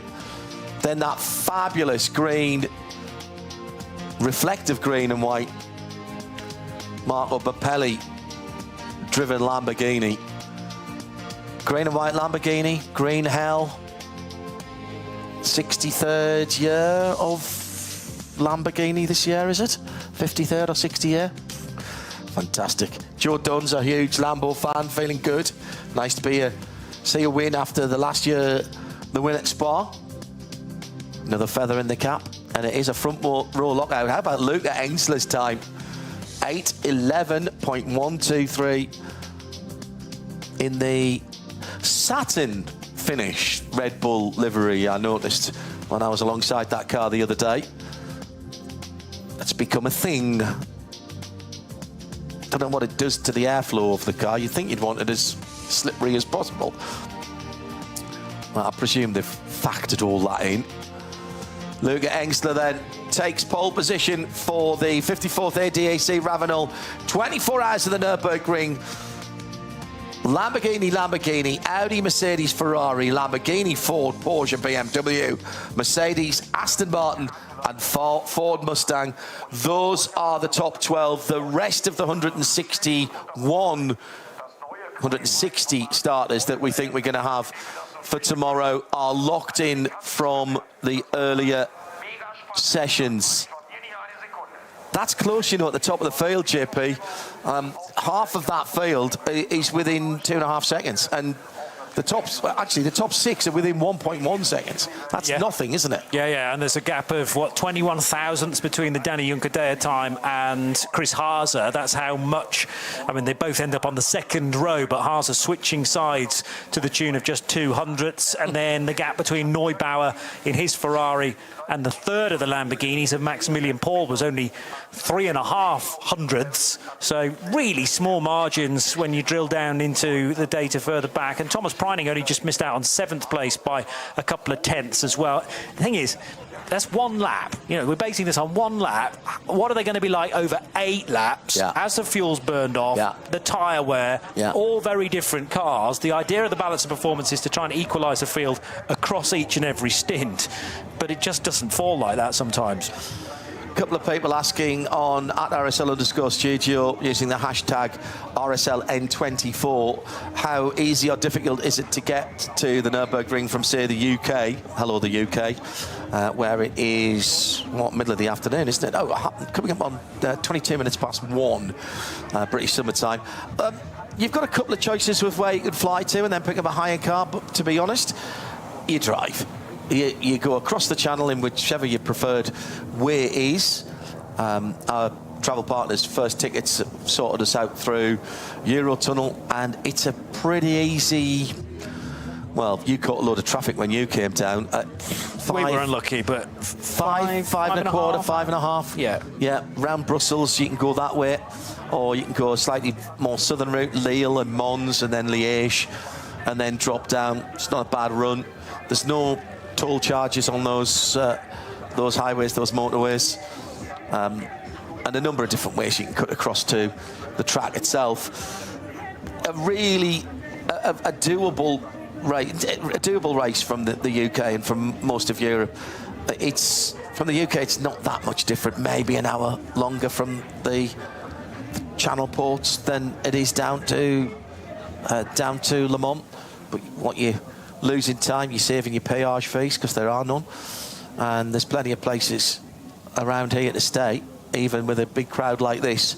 Might have to go 20 minutes, half an hour from the track, but you can do that. So JP, wrapping up what we've seen, the grid is set. There's a warm-up tomorrow morning, which we will have coverage for you for this year.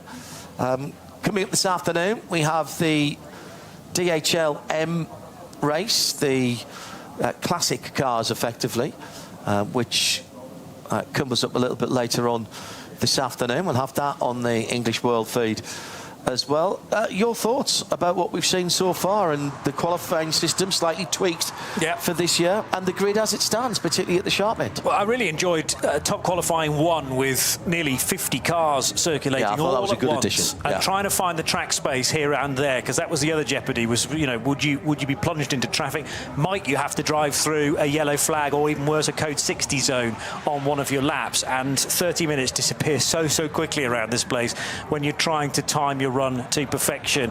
The Lamborghinis looked pretty quick at that phase of the day, and for Red Bull Team Apt to lock out the front row is an impressive result. The other thing to think about, though, that it's not unknown for the balance of performance numbers to be looked at overnight. And there was a little tweak today, wasn't there? Yeah, there was another sheet that came out for today. Yes, I didn't have the time actually to note all of the adjustments, but they were minor. Porsche and Ford, a better balance of performance? Yes. Okay. They got a slightly bigger restrictor. Yeah. And there's always games being played, I think, particularly in top qualifying 3, where there are only 12 cars, so there's very few places you can actually hide.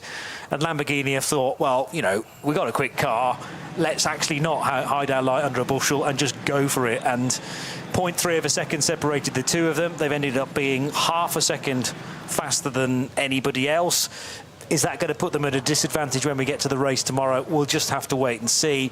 But there's not many Audis that will be able to compete for the race win for fans of the Four Rings. But it is good to see that, as you made the point, fairly aged car now still being pedalled very quickly by Christopher Haase to third position. There's a massive story in the fact that we have Max Verstappen as part of the Mercedes lineup in car number 3, and they're well in the hunt thanks to Danny Juncadea's lap time of an 8:12 to put that car in 4th place. And then there are others. There are other cars that didn't make the top 12, and who's to say the win's not going to come from a car that starts a bit further back in 15th, let's say? Well, the other Winward car, the other Winward Run car, 80, yeah, which is the number 80 car, that's going to start in 20th, outside of the 10th row, which is only halfway down the SP9 field, by the way. Or it is halfway down the SP9 field, or thereabouts. That car's not out of it. No, and Maro Engel, lineup. a chastened Maro Engel, after not getting through to get both cars through to top qualifying, that's going to be a car. Would you start Maro in the race? Put him back on the horse that kicked him? That's not a bad approach. He would often be a starting driver in a race like this. So just, say, mate, you know, it can happen to the best of us. Put him back in and wipe the memory of that incident on Hatzenbach as early as possible. But the other drivers in that car, Lucas Stoltz, Fabian Schiller, and Maxime Martin, who has been storming around this place in a variety of different manufacturer cars. He's now at home with AMG. They'll be in the race, and they'll be a contender. So a brilliant top qualifying 3, slightly tweaked the situation for this year.